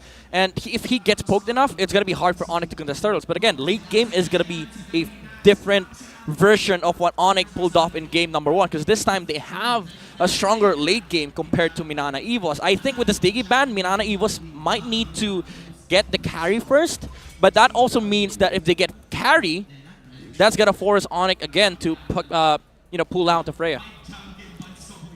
Okay. So given that, we have to see if this last ban is once again towards that roam option. I mean, all of it so far. Oh, anti-Miles! 5 bans! Still. I feel like that's every team's game plan. 5 bans, that's crazy. Yeah. This strat, only people against Blacklist International pulled it off. Yeah. Now they're fully respecting Spider-Miles hero pool, and now the carry does get baited out. The question is, will ONIC pull off the Freya once again, or will they go back for the Bruno? Probably a marksman this time around, or we don't know. It's ONIC with There's a good Coach chance. Ito Max. There's a good chance. There's a good chance for another unorthodox hero for ONIC. Yep. So we're lacking on the jungler. Jungle, yeah. Martis, unless they pick An assassin hero? unless they pick an XP, put X-Borg on the jungle. Oh. There is a chance they do that too. But for sure, Bruno or Martis, Bruno or Freya for ONIC. That's Either what that I'm or the saying. Claude. Is it like, do we go standard or do we continue to throw Okay, Alright, there oh, it is. it's a Claude. It's Claude. So We go for the Claude's going to be Claude. locked in? Okay, there it is. Guinevere. Guinevere the is next pick. what role for this? I think jungle. Oh. They're trying to contest the Barats in the early game. That's what this Gwyn pick allows ONIC to do. Like, yeah, sure, they gave up on the early game aggression that they could have had with the Bruno or the Freya, but now they are looking to scale towards that late game to be able to fight into this carry. And Guinevere is such a good option too, because like you get a jump on the Barats, he can just take the turtle away from you. I'm thinking about the last hero for Minana Evos. Deroth, Uranus, Benedetta. Like, these 3 heroes are good against X-Borg, Claude, and Gwyn. Oh! Paramis. Paramus with the Purify. Yeah. This or is with the Flicker. Probably with the Purify? Probably with the Flicker. Flicker. So he can at least try to make that play, you know, with the Stampede Flicker combo. It's interesting because it's been a while even since we've seen like this combination work for, you know, some teams successfully. We have seen it before in past seasons work really well, but you know, now I feel like it could struggle a little bit. Now, also on top of that, it's like, well, you've got a Valentina paired up with your Faramis. You have a couple options in terms of ultimates you could take across from you. But, you know, still, how are we feeling about the combination here at Midnight? I understand that they wanted the Faramis to answer up against the Guinevere, and it's also comfort for Miles. But the way the ONIC lineup is built, like their comp naturally just goes against what you want as a Paramis. There's an X-Borg on this lineup too. And the Lilia, the counters, it is a direct counter against a Paramis. And also you lost out on the early game that the Barats would have wanted. Because right now he is going to have to deal with the Gwen, the Mathilda, and the Lilia. With just what, a Valentina and a Paramis looming around. They're going to get poked. Probably this will be effective as long as Spider Miles will build some damage items for the Faramis, because that's what's lacking, I think, for Minana Evos on the early game. Oh, look at the pokes from Super Friends out the middle lane. So we'll see as to how ONIC Philippines will capitalize on that, as King Kong will have a pick on this purple buff, which he will think, by the way. Yeah. Guinevere is such oh my god. Especially with the Matilda. Yeah, he's just gonna have a fantastic early game. Like look at the lineup of Minana Evos. Nobody can deal with the Gwyn early game. Somebody gets jumped, that's Purify being forced out. And even during the turtle takes, like if King Kong decides to jump on the Barats, the only save that they have is the Nether Realm. But he's not going to have access to that until he gets 4. Yeah. And first turtle, usually, roams don't get 4. Yeah, and you know, having the 3 Purifies helps to an extent, but eventually, like once those are down, and that's the thing that ONIC Philippines is going to have to do, right? Try to get those resources down a little bit. If Kelra farms up better in this matchup against Dome, oh, hold on. Oh, there's the drag. Nice Shadow Stampede by Spider Miles. What Escalera is going to be alive because of the shield as well from the Guided Wind, and at the other lane, Kaizen is the target here. Kaizen with the first blood. And another kill as well for Super Prince. Yeah, he was trying to invade and get the greens here. Kaizen is level 3. He's not going to get 4 in the turtle. So ONIC probably has this turtle for free. We'll see if that happens. Again, exchanges here across the board so far. Even in the XP lane, quite dicey, but they have to get those level 4s for this turtle. It's going to be up now as they make their way. They have the information they need, though. Orange buff still going to be worked on by King Kong. Gem will start it up, pulling the turtle out of the pit. And even on the cross-map side, they have the information that Kaizen is up there as well. So they might just go ahead and try to blitz this. They know it's going to take a little bit of time. So it's up to Minana Evos here to do something. They don't at all. So the turtle is secured there without any contestation. He saw King Kong. He even used ult just to make sure, because he didn't see where Kirk was. So the final slash could have gotten him out. And then maybe the Barats would have followed up. So they just, you know, they're just making sure that everything that they're doing, they get it guaranteed.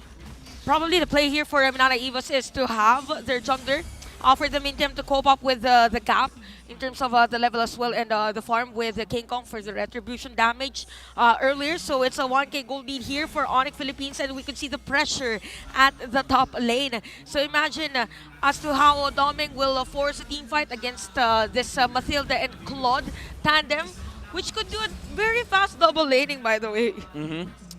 The thing is, like, all Minana Evos wants right now is to scale, but that also goes with the SOP of ONIC. This Claude is going to be able to, you know, go from gold lane to middle lane much faster than the carry. And Minana Evos, the way their lineup is set up is they just, you know, protect each other. They don't have anything against this. If Keller decides to go for the double lane or the double wave, both of the support and the roam cannot really interrupt wherever Claude wants to go. Yeah, we'll see if they can make a play here. Final Slash going to be used, but Gem still has the armor. Meanwhile, though... Detona's welcome by Kaizen. Here comes Spider Miles as well. We have Gem on the last Insanity. The players of Minana Evos is doing the same last Insanity with the IMU and Escalera with the Circling Eagle, but doesn't force the team fight against Minana Evos. Okay, so a whole lot happened there. No one falling though, No right? casualty? PH. That's PH. That's PH. Mechanical prowess, like we like to say. But still, I mean, given that ONIC Philippines holds on to that little lead that they have, and, you know, for both teams, really, the fact that both gold laners just get to have this experience in the top side by themselves, I call it the gold lane experience, they're fine. Later on, The that's GLE. when they need to shine. Yeah, the GLE. Leading into this, though, the Turtle, it's just going to be that 4 versus 4, which we're used to seeing. So we'll see how this one unfolds. Escalera already going to be jumping in with a guiding wind. King The Kong circling eagle. finds Kirk. He knows that he is the initiator. The Netherrealm has been used Oh. already and backs away with a guiding wind. So for ONIC Philippines, majority of the ultimates has been used. So why not? This I'm gonna contest. That's your team fight. For this turtle take, and that's the team fight. Kaizen or actually Kirk will do a reset. Yeah, and there you King go. Kong will force for this turtle take. Gem's just gonna burn the HP of the Barats. There's no Netherrealm here. Minana Yeah. Evos has to give this turtle. You got to give it up. So that's going to be the second turtle in the hands of ONIC Philippines. Giving them this minor lead still to hold on to. So really, where is it, Midnight, for Minana Evos? I mean, are they waiting for that certain power spike in one of these heroes that they have? I'd say they're still waiting for the carry, but as it stands right now, Claude is having a fantastic time of just farming up 2, like going from mid to gold lane, or maybe in reverse order, gold lane and then to mid. And Minana Evos, as much as they want, they just have to wait for the carry to be able to, you know, get his items up and join the fights in the mid to late game. But that is also true with ONIC. Like, this lineup is way stronger late game, especially with the Lilia and Exborg.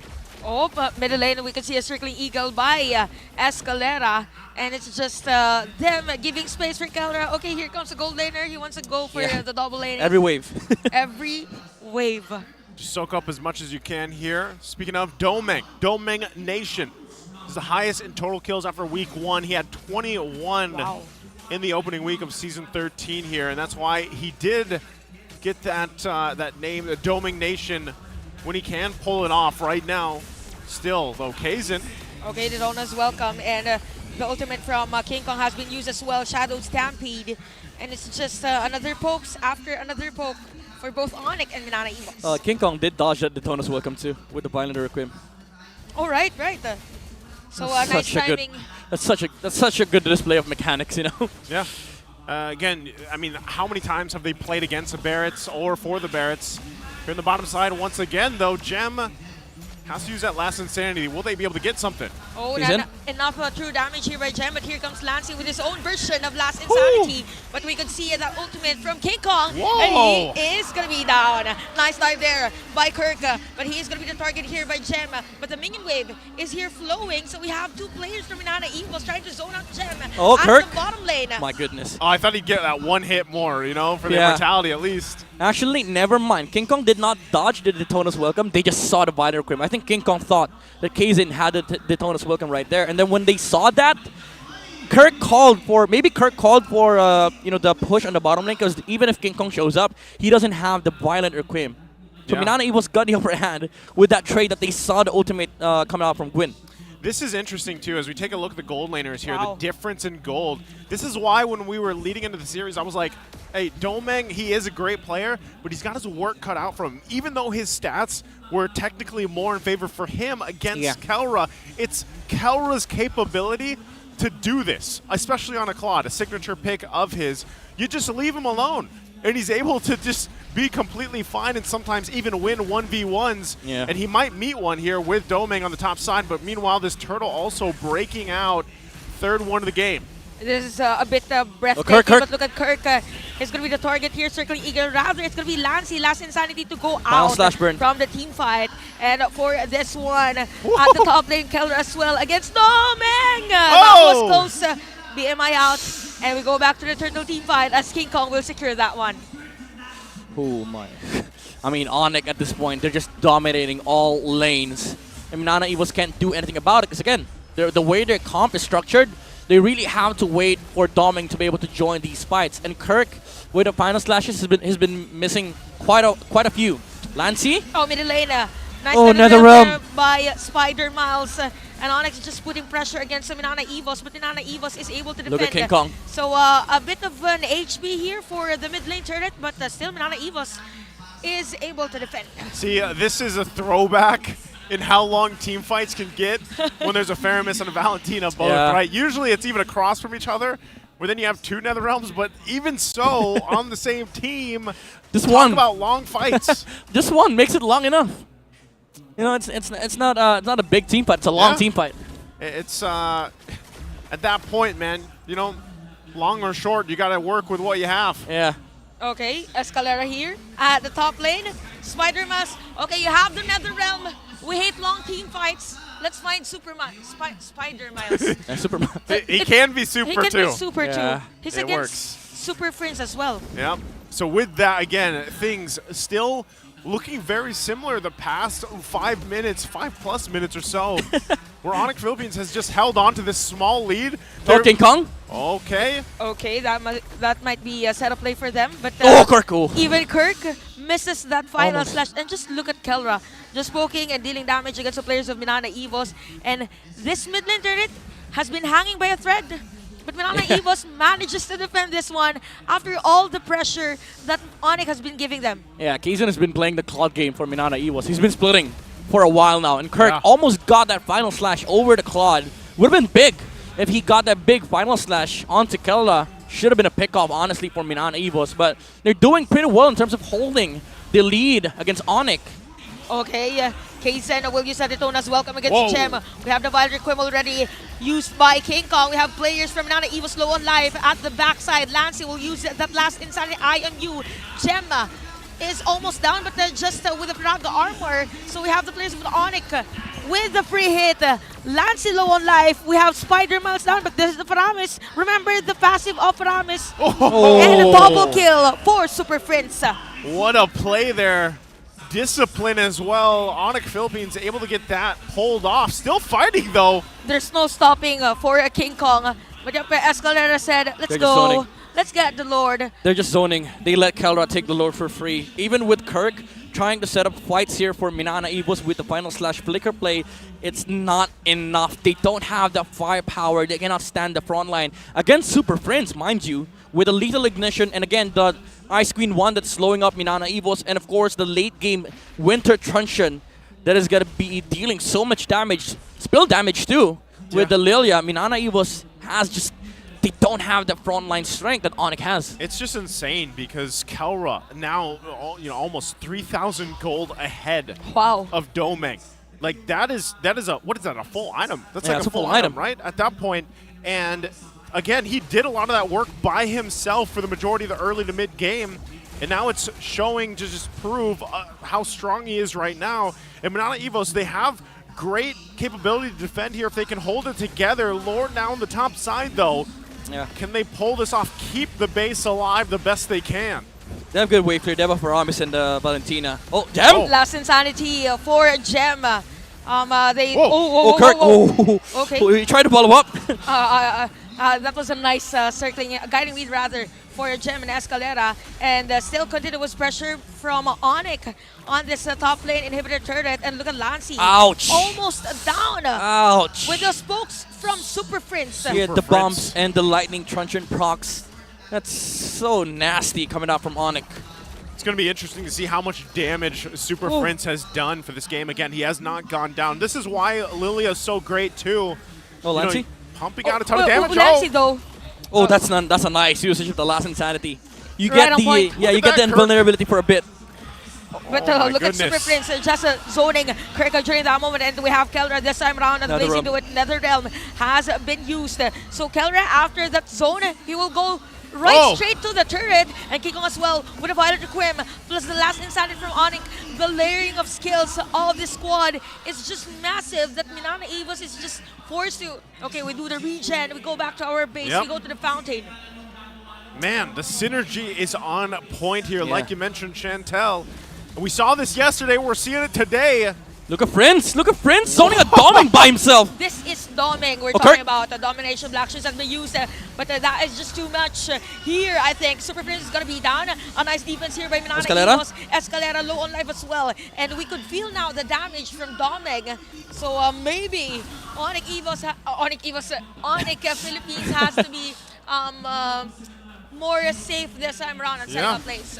I mean, even with that, Super Prince, he was deep, man. Like, he was in the basically standing next to the crystal at that point, popping off the damage. I don't know. Maybe he's like, you know what? I want to test the waters a little bit here. I haven't died the whole game. I'll do this.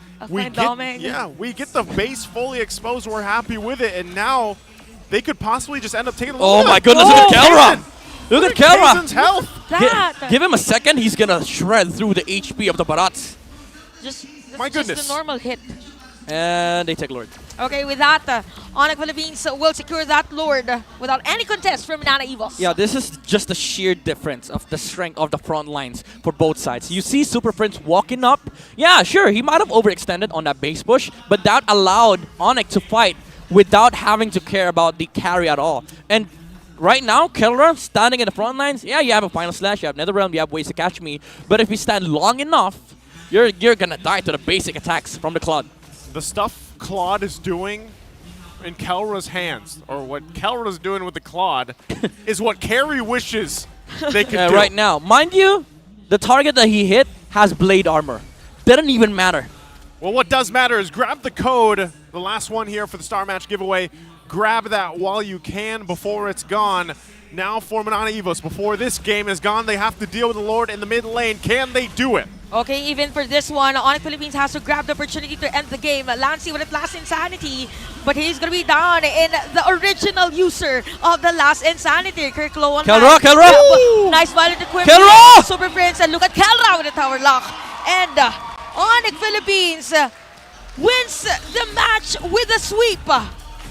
On fire. The super team, the super family, proving it again here as they get a sweep against Minana Evos. It's the synergy, it's the utilization of the draft, the execution as well. Masterful performance coming out from ONIC. Man, this is just awesome to watch. I mean, we see Minana Evos, again, have good games, but we also see the rise of ONIC. The super team of the season. Yeah, they did fall short in the first game, but right now we are seeing them like play to the potential of the lineup. And what's nice for ONIC is that they really prepared in terms of drafting, having all of the heroes of Spider-Man's band for Game 1 and Game 2. Imagine the respect for the player of Minana Evos. Yeah, again, I love, even for Minana Evos, what they have been able to show so far. It's just, you know, they're struggling a little bit, and maybe the teams that have been struggling against ONIC Philippines is mainly because sometimes, whether it's Game 1 or Game 2 draft, they surprise people, the curveball factor, and then usually if they end up winning that curveball draft, they come in with something a little more standard, and then they just roll off with the momentum, right? And then they cap it out so well. So I can't wait to hear from them there again for their winning interview.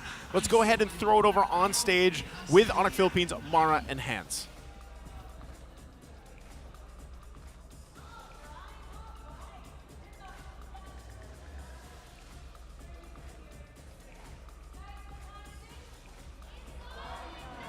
Let me say that once again. What time is it?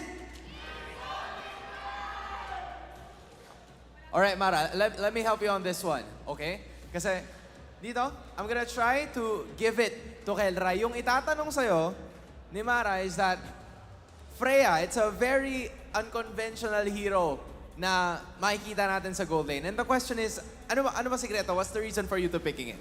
Sa Freya kasi nung season 11 pa namin pinapractice yun doon sa sa team ko dati. Season 11 pero hindi nagamit. Hindi nagamit. Season 6 pa. Season 6 was the last Wala time. para si Kelra nun.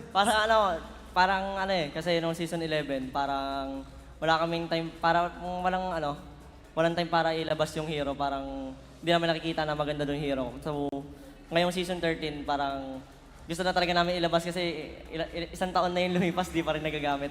Bakit pasok ang Freya ngayon? Pasok? Kasi dahil sa Digi. Meta rin kasi yung Digi ngayon kumbaga maganda rin siya kakombo ng Freya. Ayan, now you guys know. Actually, gusto kong tanungin, may Louie, Freya, Selena. Tapos yun, yung tatlo, feel ko marami pa Kayo ng choices yon kasi those aren't the normal. That we normally see here in the MPL. Sino nagplano nun, Coach? Why not, Coach Atomax? Lahat yun. overall idea.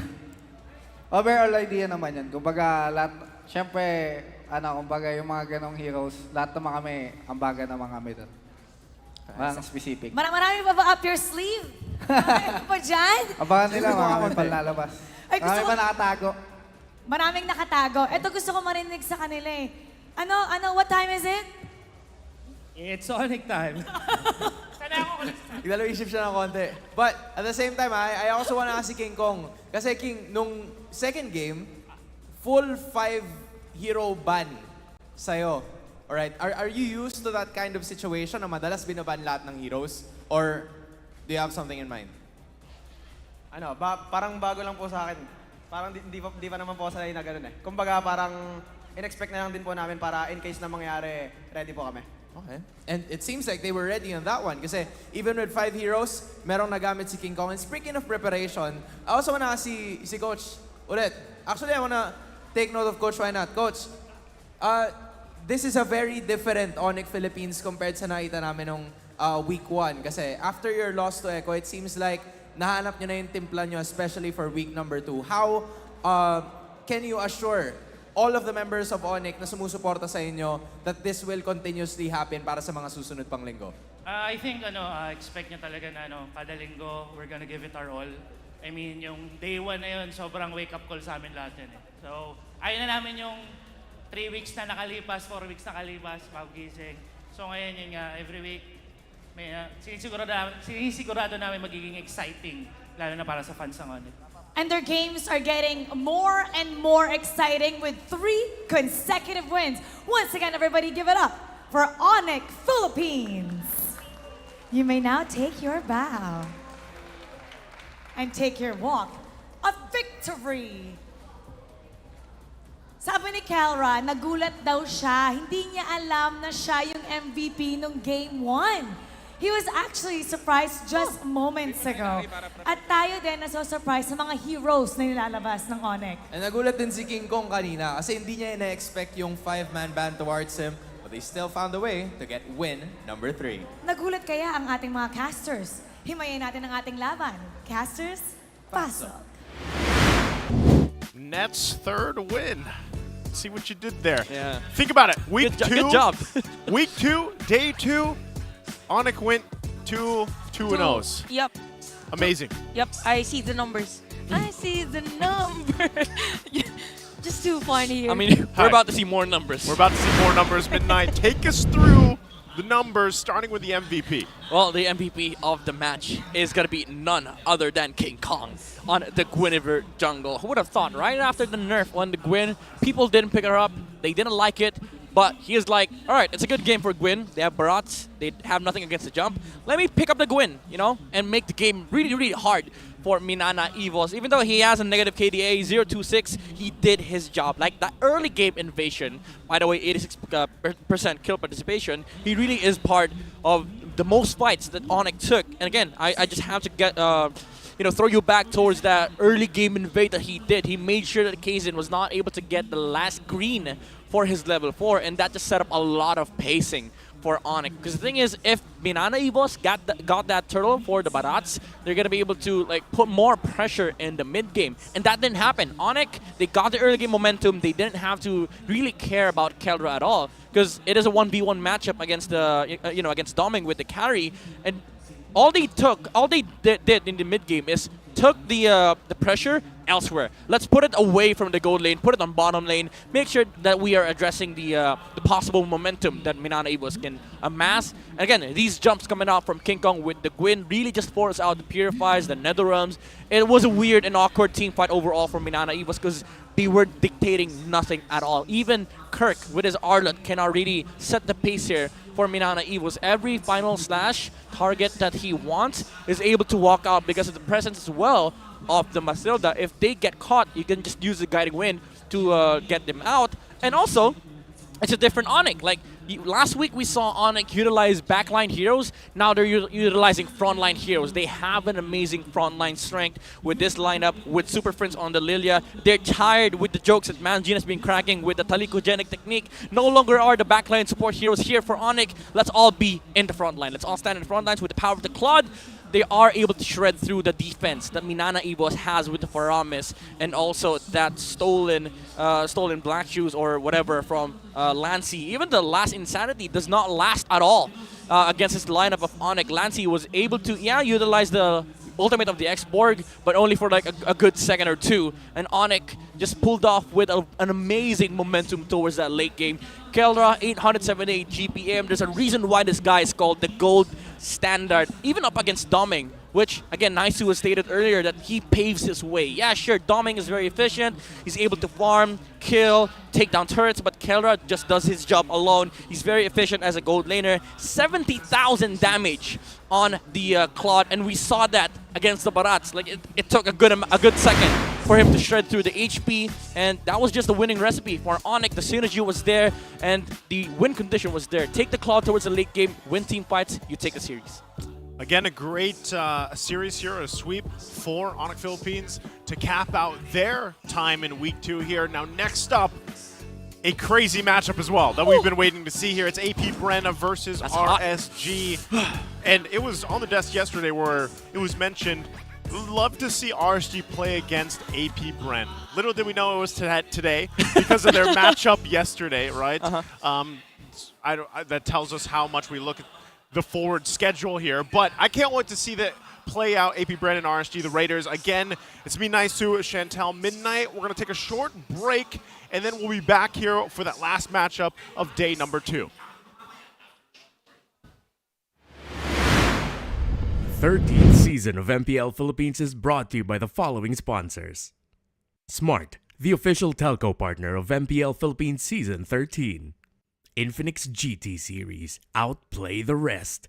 Experience the MPL PH Season 13 action live at Shooting Gallery Studios. Tickets are now available on our official ticketing partner at /event.com. Don't miss any MPL PH action by following our official Facebook page and subscribing to our YouTube channel. Follow MPL PH on TikTok as well for more content. And don't forget to like, follow, and subscribe to the official accounts of MDL Philippines. To ensure the equality and fairness of our games, MPL Philippines is also monitored and supervised by the Games and Amusements Board.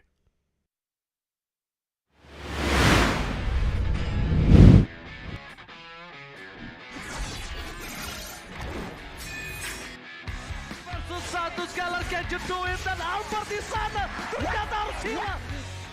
Ledge fight as Lone gets instantly shot down by the Blazing Duet, as well as the Electo final blow. This is going to be easy cleanup for Todak as most of the... Apat yun, pero nasipa din siya yung ninakaw na sipa. Buhay pa rin ang 4v1! Backline already, and you're running for the lives, gunning it. David trying to drag the members of RG right underneath the turret. It's not enough though. Gray coming all the way, and he cleans it all the way up. Just no way for him to run. Kita ada satu buah reward point yang membuat pergerakan dari Liga terlalu benar-benar slow. Rafanya sudah tumpah.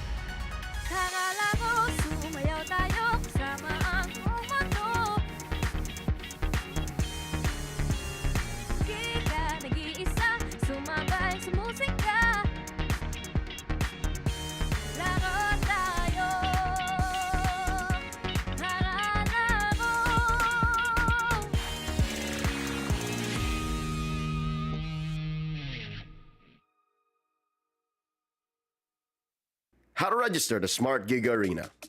First, go to gigaarena.smart on your browser. Click Sign In at the upper right corner and enter your smart mobile number. Enter the one-time authentication code sent to your number and agree to the terms and conditions and privacy policy. Personalize your account by choosing your username and profile picture. Congratulations! You've just taken the first step on your path to greatness. Check out upcoming tournaments and play arcade games. Just subscribe to Giga Arena 20 to join. To join tournaments, click the Tournaments tab. Find the perfect tournament with the search option. Find all the details about your chosen tournament and register. Provide your in-game name, ID, and other details. Make sure you have tickets to join. If not, then subscribe to Giga Arena 20 to get 2 tickets. And you're set. See you at the training grounds.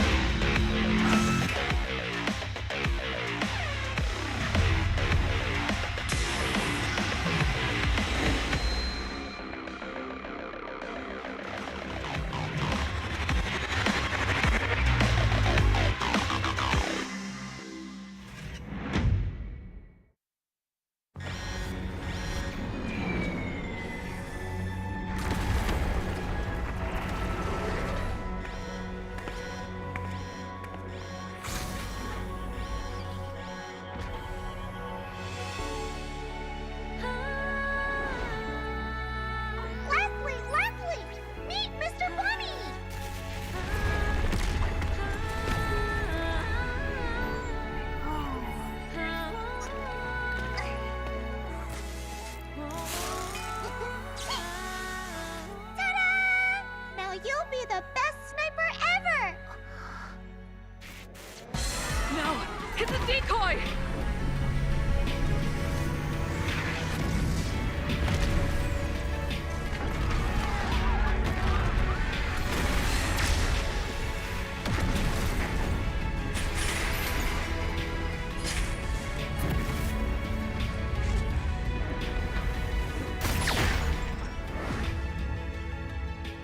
I'm sorry. Leave me alone.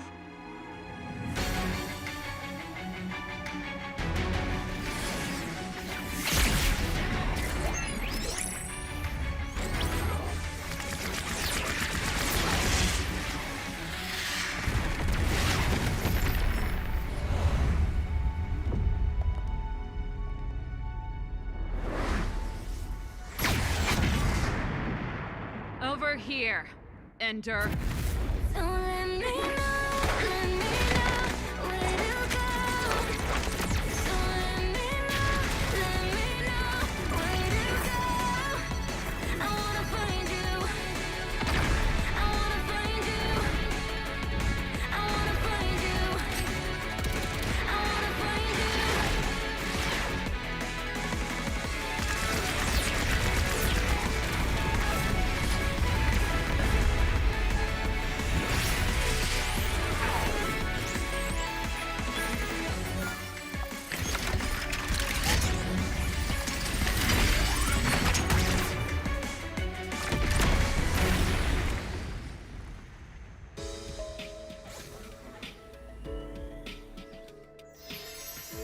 Great job, guys!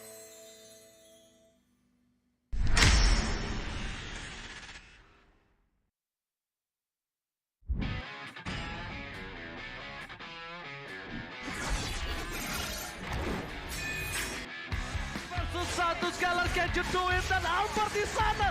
Garcia! Ledge fight as Lone gets instantly shot down by the Blazing Duet, as well as the Electo final blow. This is going to be easy cleanup for Todak as most of the...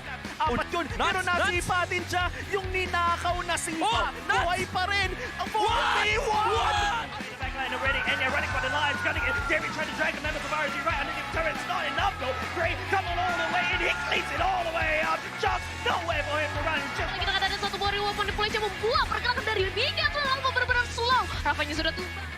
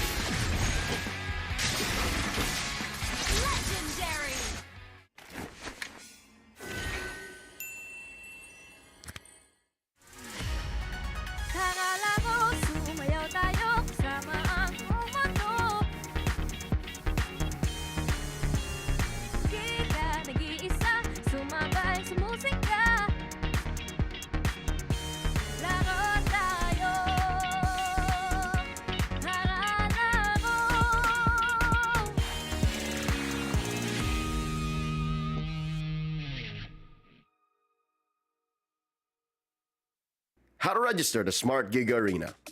First, go to gigarena.smart on your browser.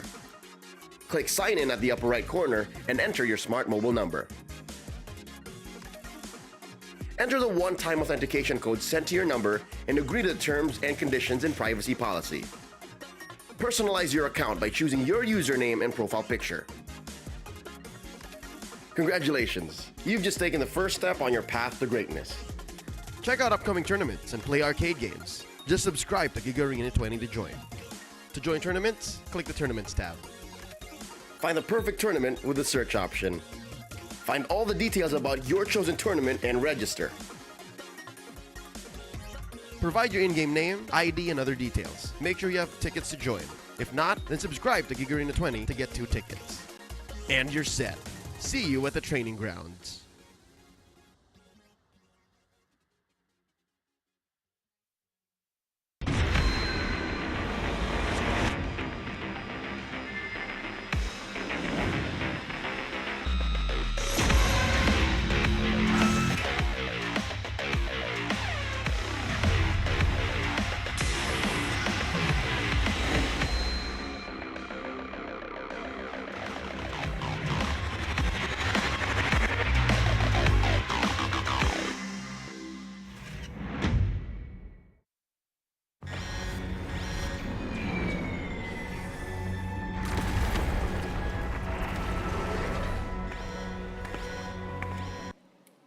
Nagbabalik ang MPL Philippines kasama ang superfans ng APBR. Jason and Brent, nice to see both of you again. Parang every series ng Bren nandito sila. Yun nga eh, parang gusto ko sila na lang yung humawak ng mic. Kasi lagi naman na rin Deserve. silang nandito.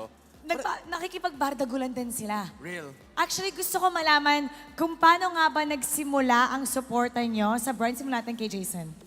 Nag-start po parang the day I can remember. Pero yun, siguro nag-start kami na pumunta nung on-site nung season 10, which is yun yung time na nagkaroon na ng free tickets.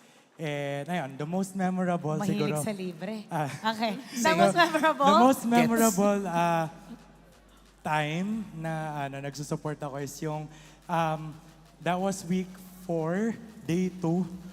Omega versus Bren. That was the time na punong-puno yung side ng Omega, and then Bren, ako lang yung mag-isa. Ikaw lang yung mag-isa? Yeah. Sa AP Bren? Yes. Okay, bakit AP Bren? Bakit hindi ka bandwagoner? Alam mo, may mga bandwagoner gets. Bakit pinili mo ang AP Bren kahit ang daming nandun sa Omega? Actually, the first person that I supported na naging member ng Bren is si Kuya Few. Si Few. And yun, kasi sobrang niya, di ba, humble niya. Even, ang dami niya nang na-achieve, down to earth pa rin talaga siya. So ngayon, it paid off kasi champion all over the world! Super. Uy, don't keep me hanging. Ayun.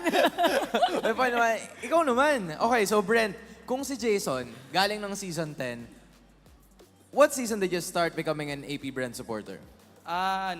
Nung naging active ako season 11, kasi nung nalaman ko yung venue, sobrang lapit lang sa bahay namin, isang sakay lang. Kaya, ayun, simula nung nalaman ko yun, kada match, pinanood ko na talaga eh. Sinulit ko na. And speaking of kada match guys, pakita mo yung ID mo. Oo nga. Galing pa siya ng school. Galing school. Okay, kakalabas siya ng school, guys. Holy Trinity Alright? Academy kung gusto niyang i-stock. Real. Make sure to finish your studies first bago kayo pumunta dito. Para just in case, okay? Dumidiretso ka ng school every time, tapos pupunta ka dito. Apo. Ay, all the time. Uwi lang po ako para kunin po yung jacket. Para kunin yung Para jacket. kunin ba? Oh, I-show para off kunin mo yung naman yung jacket. Pakita mo naman yung napakagandang jacket Okay, other na yan. side, other side. Wow, Wow. nag-flex pa. Wow. Okay. Ikaw nga, sige nga, mag-flex ka. Ay, MPL! Wow! Okay. MPL! MPL. MPL shirt! MPL. Oh, what? I think Bren, kailangan bigyan ng jacket. Bigyan ng jacket? Kailangan bigyan Actually, ng jacket? meron na nung time na nga po na ako lang yung mag-isa nung nandun sa Binigyan ka ng jacket ng si AP Boss Bren. Jab, that was the Nasaan na? very unique jacket. Mara, sorry. Nasa bahay. Nasa bahay. Fin-frame mo ba? Ayaw atang, ayaw Kaya ayaw niya gumihan. siguro munang isuot ngayon. Totoo pala? na finray mo? Kinikip ko lang po siya. Hindi ko siya masyadong sinasuot kasi... Dapat i-flaunt mo yun. Ipakita mo sa mundo. O, gawin mo ulit. Paano i-flaunt? Dapat ganito, dapat ganito yung gawin mo. Yan. Oh, paano mo i-flex? Paano? i-flex? Yan. Ayan. Oh, other side. Pakita mo yung patches. Yung patch. Yan. O, sa likod. Wow. Okay. Naramdaman ko eh. I got a whiff. And mind you si Jason, lumalaban din to ng cheering contest. Nagkaroon tayo ng cheering contest nung season 11. And for That's everybody's right. information, he's that guy. Alright, one shout out to AP Bren bago tayo pumunta sa ating laban. Go ahead. O, ikaw daw muna. Sige, ikaw muna. Shout. Gusto mo bang cheer? Sige, cheer. Go. Gusto niya shout na. 1, 2, 3, go. AP Bren! AP Bren! AP Bren ng malakas! AP Bren ng malakas! Alright, tingnan natin kung mamaya ba AP Bren lang ba ang malakas. Stay tuned only here on AP Bren on MPL Philippines.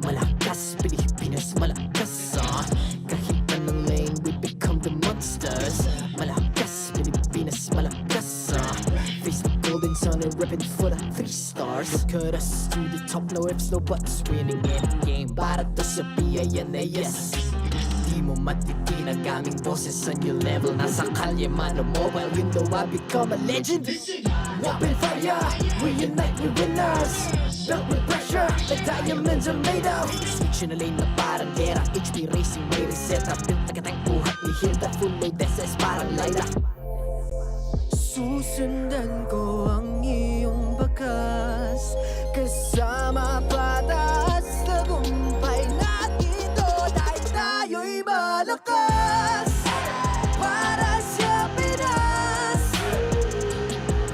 Nasa amin ang alas Hindi ko atras Kinikilala sa taas Kasi kami ang malakas Para sa Pinas Nasa amin ang alas Hindi ko atras Kinikilala sa taas Ganito kami sa Pinas Wow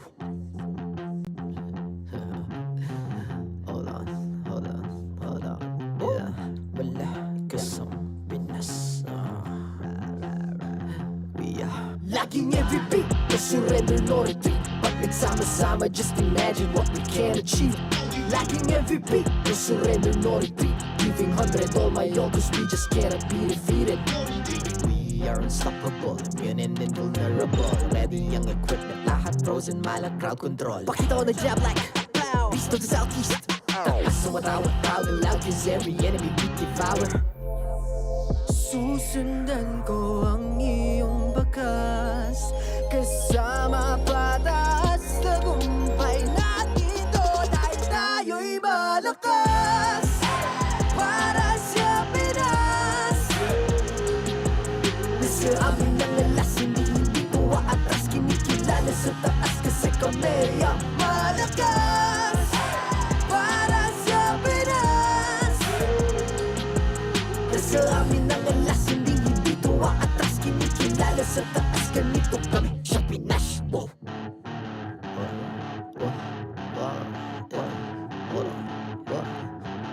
Malakas, Pilipinas, malakas. Kahit anong lane, we become the monsters. Malakas, Pilipinas, malakas. Face the golden sun and repping for the 3 stars.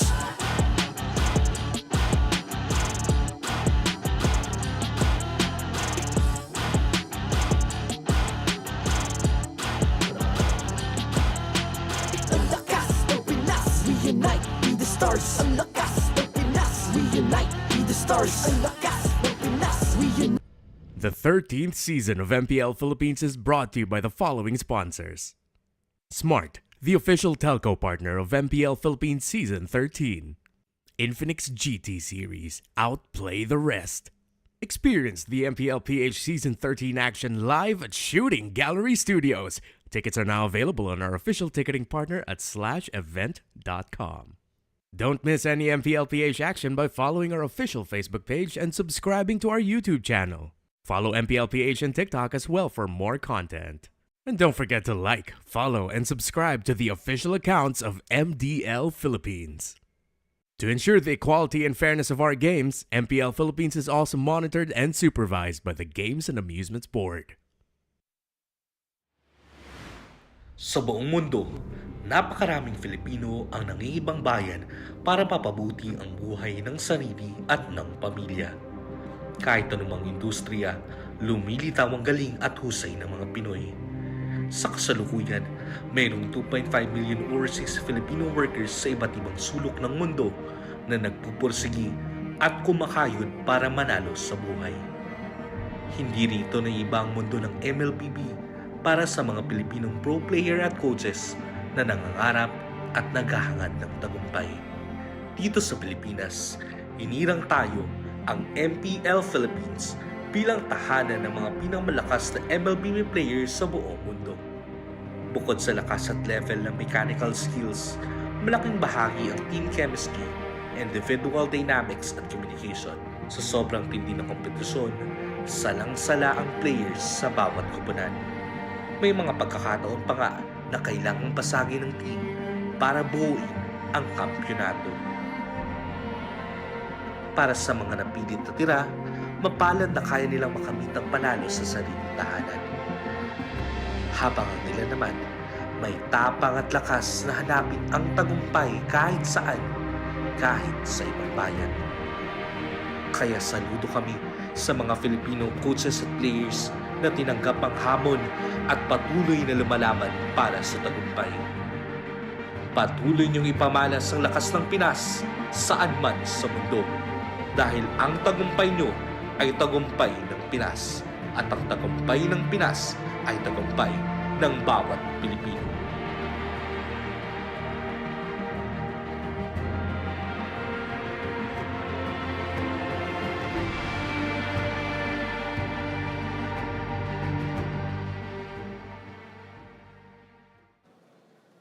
Hindi talaga matatawaran ng husay ng mga Pilipino anuman larangan na kanilang tahakin. Real, Mara. Kahit saang lupalop ng mundo, may Pilipinong nagpapamalas ng husay pagdating sa MLBB.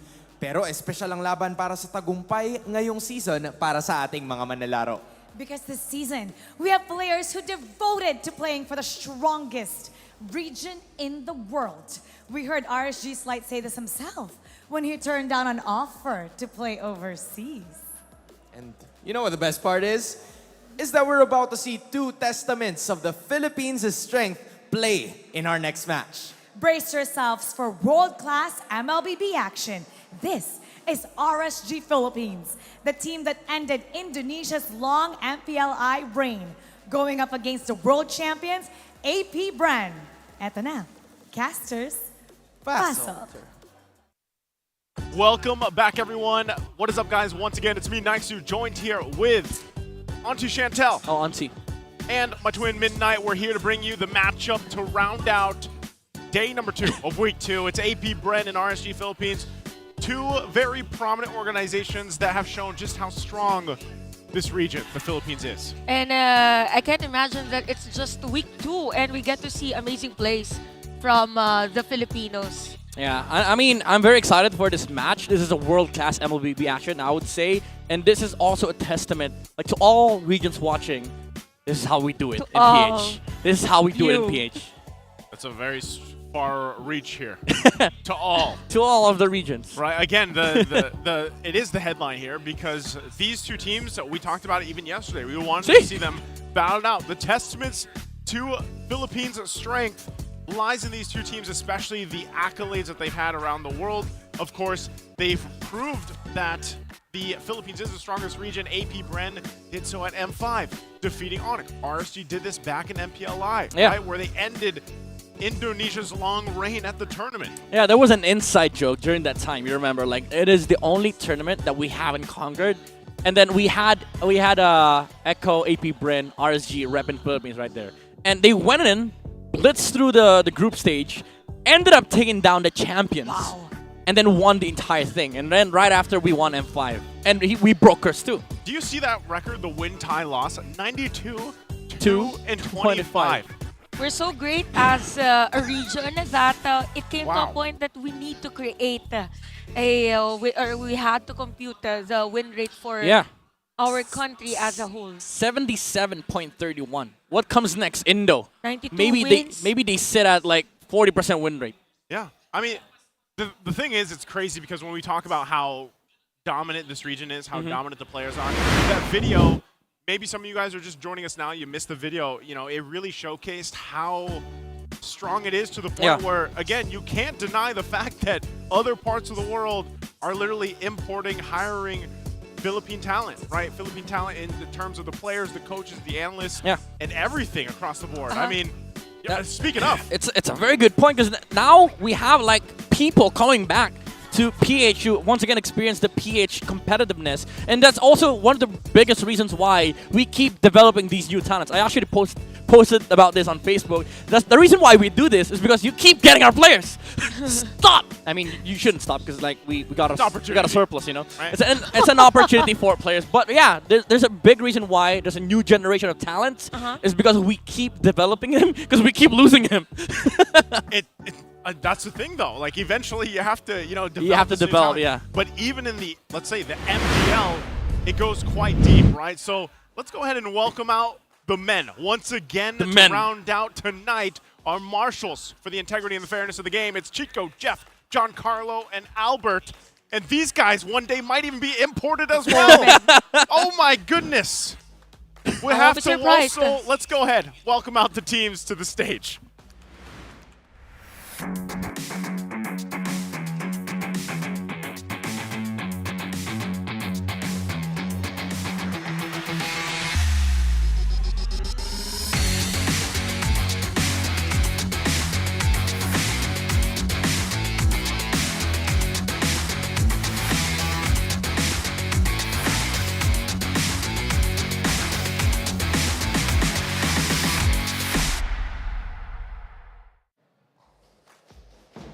Still, with a perfect record, the champions look to continue their dominance into week 2.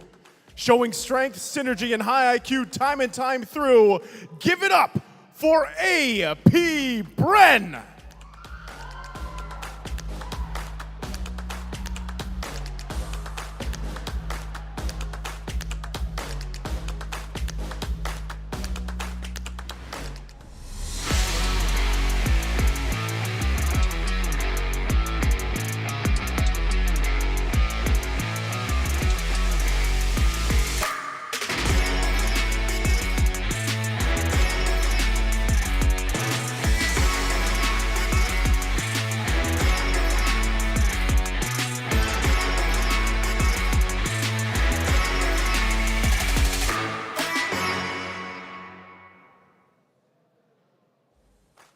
After a hard-fought battle against the Express yesterday, have the Raiders recalibrated their rating plan to face off against yet another tough opponent?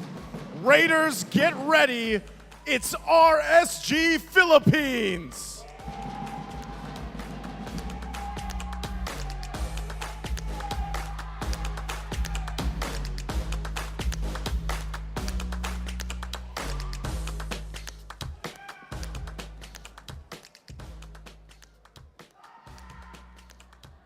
And let's welcome out the coaches.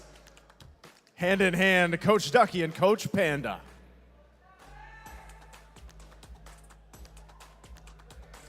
It's the testament of the Philippines. Will it be AP Bren or RSG Philippines?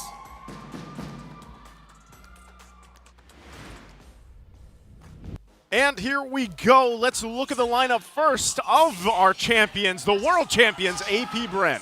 A very, very active team in terms of international tournaments. And those international tournaments, they actually won. And when we saw the roster reveal actually for this lineup, it's just as if they're bringing a message that we're just having fun, we're the same team, we're the same players, and we're ready for blood. Yeah, I mean, a team that is having fun with 100% win rate across the board. Haven't lost yet in Season 13. They are going into the season with a mission of doing another world tour for 2024. But what is up against them is the MPLI champions on RSG Philippines, Kusei, Demon Kite, Aqua, Knots, Light. A team that has people that decline international offers, and also a player that came back literally last season ago, played for a different region, that is Kusei. Now with RSG Philippines, again, a dominant performance in the MPLI. We've seen them also in the first week play really, really well. Like, this is a team that can compete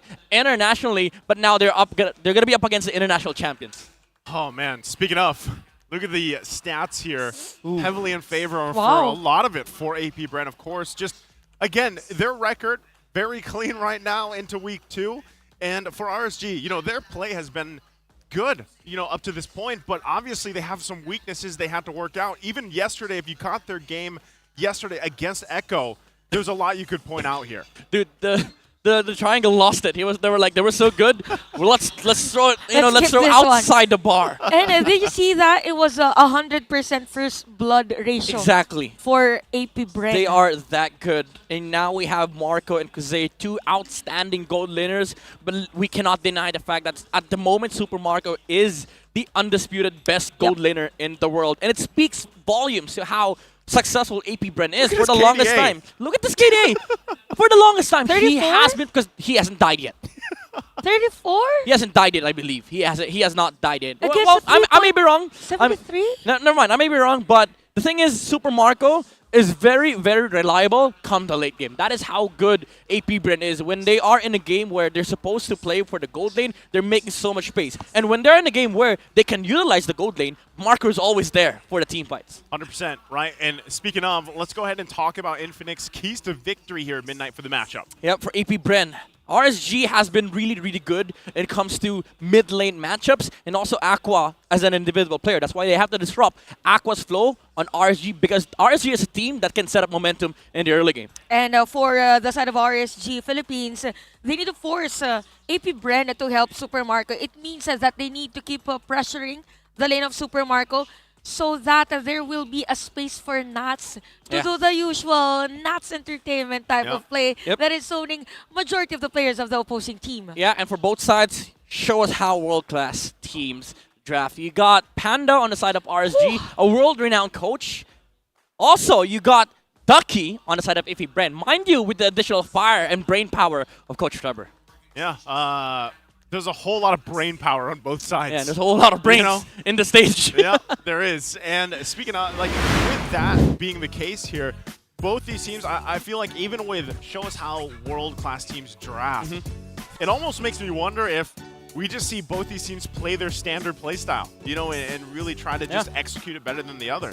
I mean, for RSG, we talked about it pretty extensively previously. They used to be known for that kind of death ball strategy, you know, and there's a lot of times when they do have a lead that they play so dominant with that lead but sometimes it backfires on them, right? Whereas AP Bren, I feel like if you could explain them maybe in terms of a deck, for all you card game fanatics out there, they're kind of like this control deck, right? Yeah. I mean, they play it really well, and at the same time, it's like control versus aggro, basically. Yep, You know? it's as if AP Bren has this type of system that whenever there is an invalid string, they fix you're going there. They fix it already. Yeah. No, I'm not an IT though. I mean, I am, but I'd for me personally, I'd compare this matchup to a chess. Like it's gonna be like the jersey of RSG. like the jersey of RSG. I like how we just all explained different. Yeah, because the thing is, this is very this match is a battle of order and chaos. Like these two teams play under a system. That's why they've been so successful. And that's also the same thing with chess. Like there are certain textbook moves, and there are certain moves that you pull off to get to a certain advantage. But there would be moves undiscovered that would create chaos for the first few moves, but then make sense after you cross this amount of moves and then you just see, hey, that's actually a good move. And I think whether it was a good move or not, both these teams, that's why I want to look at the draft, especially. I know we're 2 minutes away or so from that, but it's almost like AP Bren's play style. They just mastered it. Whereas I feel like RSG, they fit that Raider mentality so well because sometimes they are the ones, whether it's Coach Panda's puzzle or not, to throw this kind of wrench in it, wrench at the whole thing and make something, whether it's a surprise or not for some people, right? But again, I feel like if there is some variation, I'm leaning more towards RSG. Not because I'm also a very big fan of RSG. I am of AP Bren as well, over, especially last year. They were one of the first teams that I ever, I became a fan of, seasons ago, back in the old seasons, I should say. But AP Bren has just mastered the macro, the way that they like to play the macro. And I always say they play that very well to a T. Now, real quick, before we get to the draft, let's take a look at this interview with Ogwin and Light.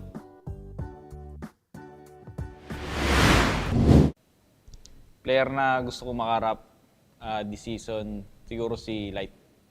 Kasi nung MPL ay ganda ng mga pinakita niyang performance. Wala, okay naman sa akin kasi kami yung nabanggit nila since M5 champion sila, tapos kami yung nila, gusto nilang matalo. And gagawin namin yung best namin para mabigyan sila ng magandang laban. A whole lot of respect there. Yeah. A whole lot of big respect. Big respect. Big R. Big R. Big R. Yeah. Everything is big here. Like you said it last game. Everything is big here. Yep. Well, big names too. Big games coming up, big right? Big games, big everything. We're 30 seconds before the draft starts. 30 seconds away here. And I'm wondering if there's going to be big changes or not, right, with the draft. Because, that's a good point. I don't think so. Well, or maybe. We just saw Freya last night. That's true. You make a big argument right there. Thank you. What about what hero do you think will be here, or what are you wishing for? What hero are you wishing for? I mean, Flap already gave us Thamus N5, Glue. You know what I'd love to see? What? Flap Guido. Flap what? The Flap Guido. Guido? The Flap Guido. Flap Guido. Flap Guido. Okay, Guido. Yeah, just practicing the Paquito before the MVP. Just be careful how you say it. Because the thing is, Yep. Finals just MVP. Keep quiet, right? Finals MVP, bro. Yeah. Paquito. Paquito. First of its name. Yeah. First of his house. Wow. That's a good input. Sorry. Thank you, guys. Big hands, though. Yeah. I was like, I just saw how small Shinto's hands are. Raise your hand again. See? There you go. I don't know what that is, but yeah, sure. Well, we're just about to get to the draft here, and you guys are probably going to guess too. Why don't you go ahead and type in the chat what you think the first picks might be, whether it's on the blue side or the red side, because what surprised me earlier, actually, was that Carrie was picked up on the blue side. Yeah, most of the time it's on the red side. Yeah, and we're talking about Super Marco, right, in his hands, but Kosei, I would say, for me yesterday, he had to work. Yeah, be careful. Be careful. That's a big fall. I'm not standing at anything. It's a big drop there, Chantel. Why don't you just, real quick while we're waiting, just give him a preview. Go ahead and step down. There you go. That's the secret. That's the secret. By the way, they're not standing on anything. That's my normal height. So I need to be here. Well, we've waited. We've talked. let's jump into game 1 draft. AP Bren on the blue, RSG on the red. All right, I'm going to try my best to analyze before I break down. Ruby and CC on the side of AP Bren, they don't want to deal with this CC that we saw RSG pull off with an Angela. And also, a very classic bans from Coach Panda and the gang. RSG banning out the Nolan Mathilda against AP Bren. There you go. They don't care about the carry at all. They want to play maybe the Claudes, the Brody, something that is very, very personal with Super Marco. He's been known to utilize the Claude and the Brody, or maybe we might get to see the Clint. All right. Super Marco is one of those players in the league that actually plays Clint very well, considering the mobility or low mobility of the hero, but high on damage. So what I like to see is, okay, we have another set of junglers that are leaning towards or it has the identity of the usage of assassin heroes, Demon Kite and Kyle TZ. Yep. Both are very prominent with the assassins from both sides. Now RSG, they might consider banning out the Angela here. Now they banned the Navaria against AP Bren. A very tactical approach, considering that AP Bren almost single-handedly won games of the future with the Navaria Faramis of you. Yeah. Even the Vexana too. Yeah, I'm wondering if that's going to be the Vexana first pick. But real quick too, Finals MVP matchup. Flap TZ, Season 12. And of course, Nath, Season 9. Yeah, both outstanding XP laners on both sides. We saw how dominant what Nats was when they won MSC with RSG. He was literally like competing against the best XP laners there. And then on the Grand Finals, they were like, all right, undisputedly, Nats was the best XP laner back then. And imagine they're both Finals MVP for that corresponding season. And take note that they actually won the international stage. That's a good point. Stage. There you go. The Vexana After gets that. picked up by AP Bren. RSG, I feel like they're going to answer with Barats. Arlot, maybe? I knew it. For Nats. What about the, well, since the carry's banned out, they take the club. Do we still, I was going to say, do we still expect the gold lane to pop up here on the swing back? Yeah, there's a good chance that they pick it up, like Claude Barats. Or maybe you go the traditional route for RSG where you pick up the Fredrin once again for Demon Kite, or the Baksha with the Angela for the first 2 picks. Because I think that disrupts a lot of the hero pool from AP Bren. Yeah, sure, you'd still get the the Claudes. Oh. All right, never mind. They take it. I was about to say that Fredrin and Angela does disrupt the drafting strategy for AP Bren, but they did still pick up the Claude into the Arlet, which allows AP Bren some kind of an idea to go up against with the Arlet. Because now you're thinking, all right, that's gold and XP. Even though Arlet can be flexed onto Roam, still you have a general grasp of what heroes might be picked up for the next few slots for RSG.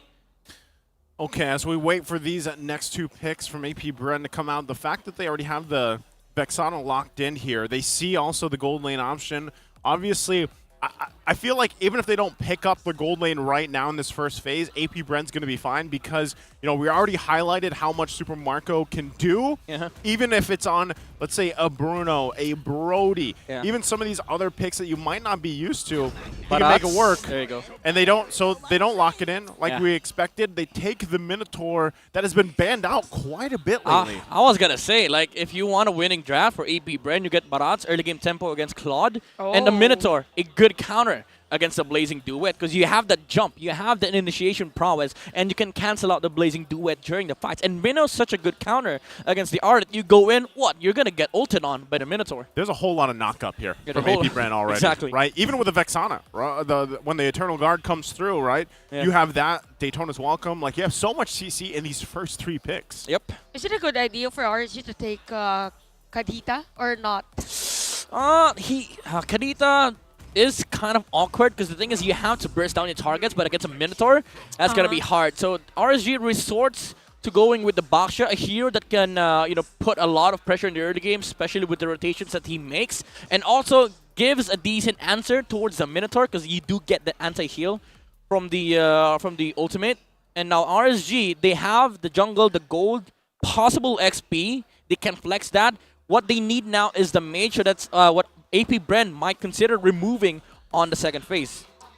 Okay, so with this one, knowing that it is more on the sustainable side for AP Bren, probably Lilia for RSG. So they are to ban out The X-Borg. Yeah, that's a good export ban, considering that Yeah. if they put Arlott on XP Yeah. and then Bakshot jungle for sure, they're gonna lose out on export late game. So that's a very good heads-up ban from RSG. But yeah, you're right, Chantal. Lilia does sound a decent ban here for EP Bren, considering that they have a Barats and a Minotaur. So RSG might need to consider the pool for Aqua that is available for their side. Valentina's still up, by the way. So I think Lilia Valentina ban is kind of nice for AP Bren, because you don't give a copy of the Daytona's Welcome and, of course, the Minoa and Fury.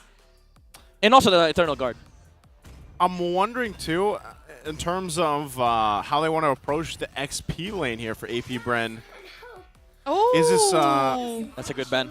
Okay, Angela being taken out. Are we thinking, is it possible we actually see Flap pick up the Paquito? Probably a good option.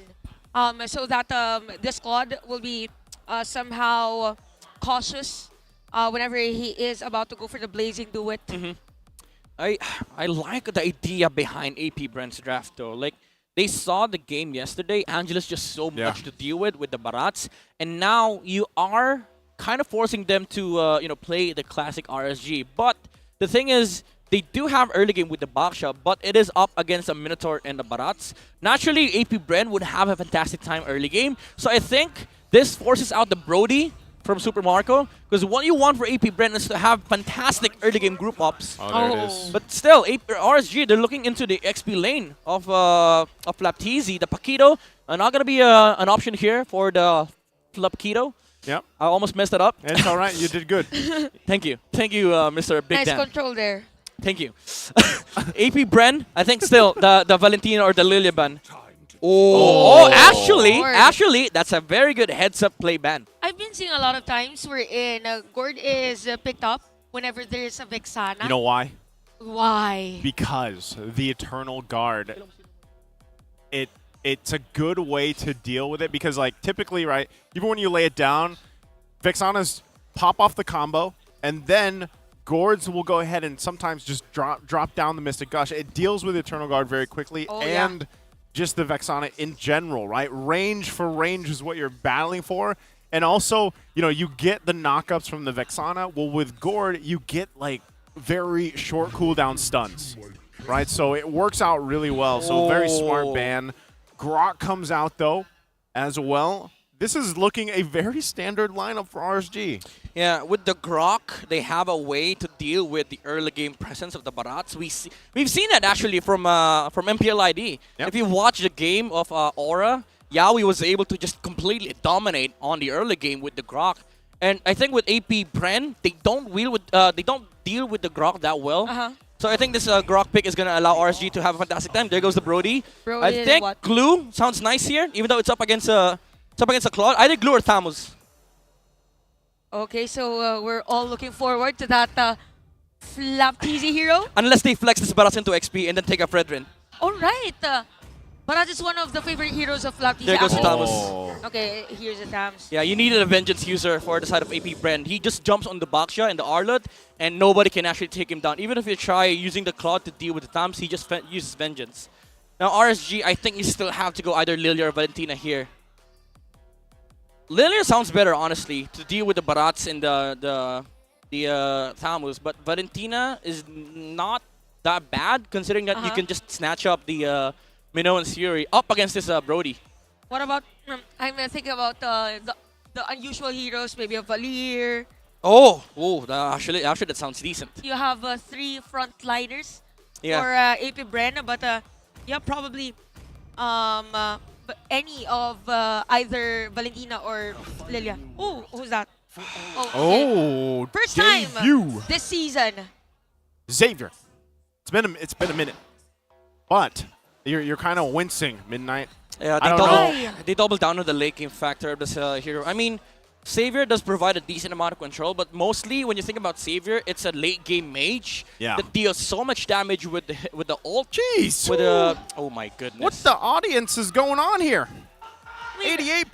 Well, it's a world champs, bro. It's a world champs. But yeah, again, going back, I think this lineup from RSG works in the late game. Yeah, you do have that decent crowd control versus AP Bren, but mind you, you're up against a Barats.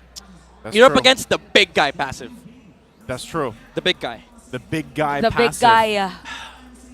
This, again, don't get me wrong. This lineup works late game, but they have to make it late. Like, how long late? 18 minutes? Like Chantel late. Chantel late. Chantel late. Let's Chantel late. find out. Jumping Chantel late in game. to the land of Dawn. Last match of the day here.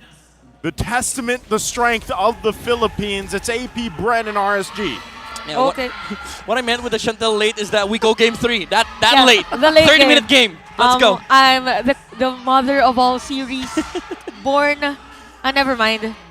Born to cast 3 games. Born to cast 3 games. Game 7, no problem. Born for yeah, it. oh my god, don't remind me. Don't remind me. That's what happened during M5, bro. What? Game 7. You Hey. get, Game 7. You, guess who the You guys Filipino were on caster is. the Filipino Yes. desk. Exactly. Both me and Midnight. It's a good thing we weren't standing up.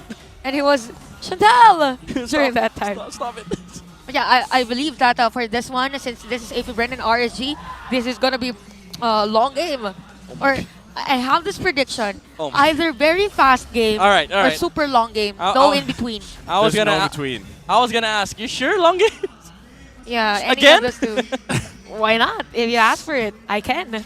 Just kidding. Yo, you know how wild the game is between AP Bren and RSG? Everybody's How? shouting during the Little Wonder team. I was going to say. That's how close the game is. And it's funny because we thought yesterday was intense. Uh-huh. Like, today's crowd is intense as well. I think they both have drums on their side. Yep. Yeah. Yeah. Oh, I like this adjustment.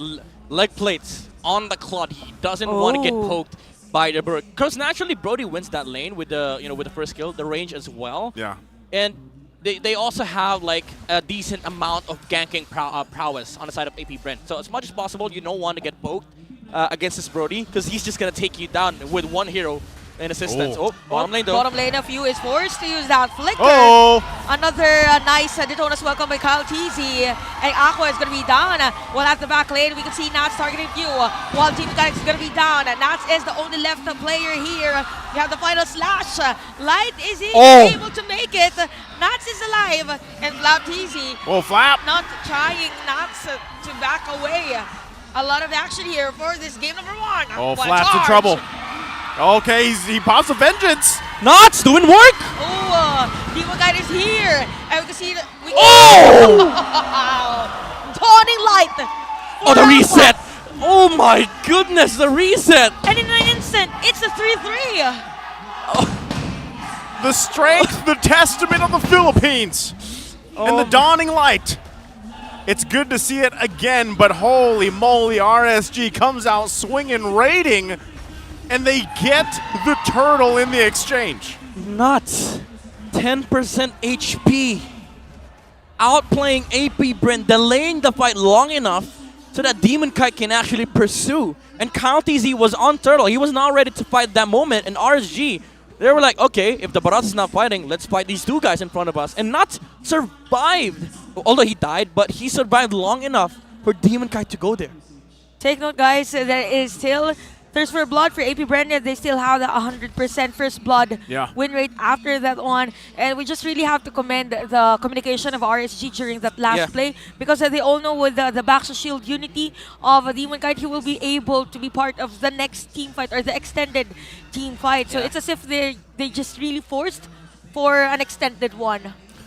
Man, already that preview right there under the 3-minute mark between these two teams is quite intense, right? Yeah. So we'll have to see how they pull this through, even into the next objective. But already one of the big things, right, is for RSG, if they can continue to be careful on how they approach these targets, because again, the CC train that can happen from AP Bren's lineup is going to be quite extensive, right? We're talking about tons of knockups, a lot of, I mean, even with the focusing mark here from Ogwin, right? That's going to help them burst that burst window a little bit longer or a little bit sooner. So if RSG plays around that, and maybe this is why, again, they picked up the Xavier.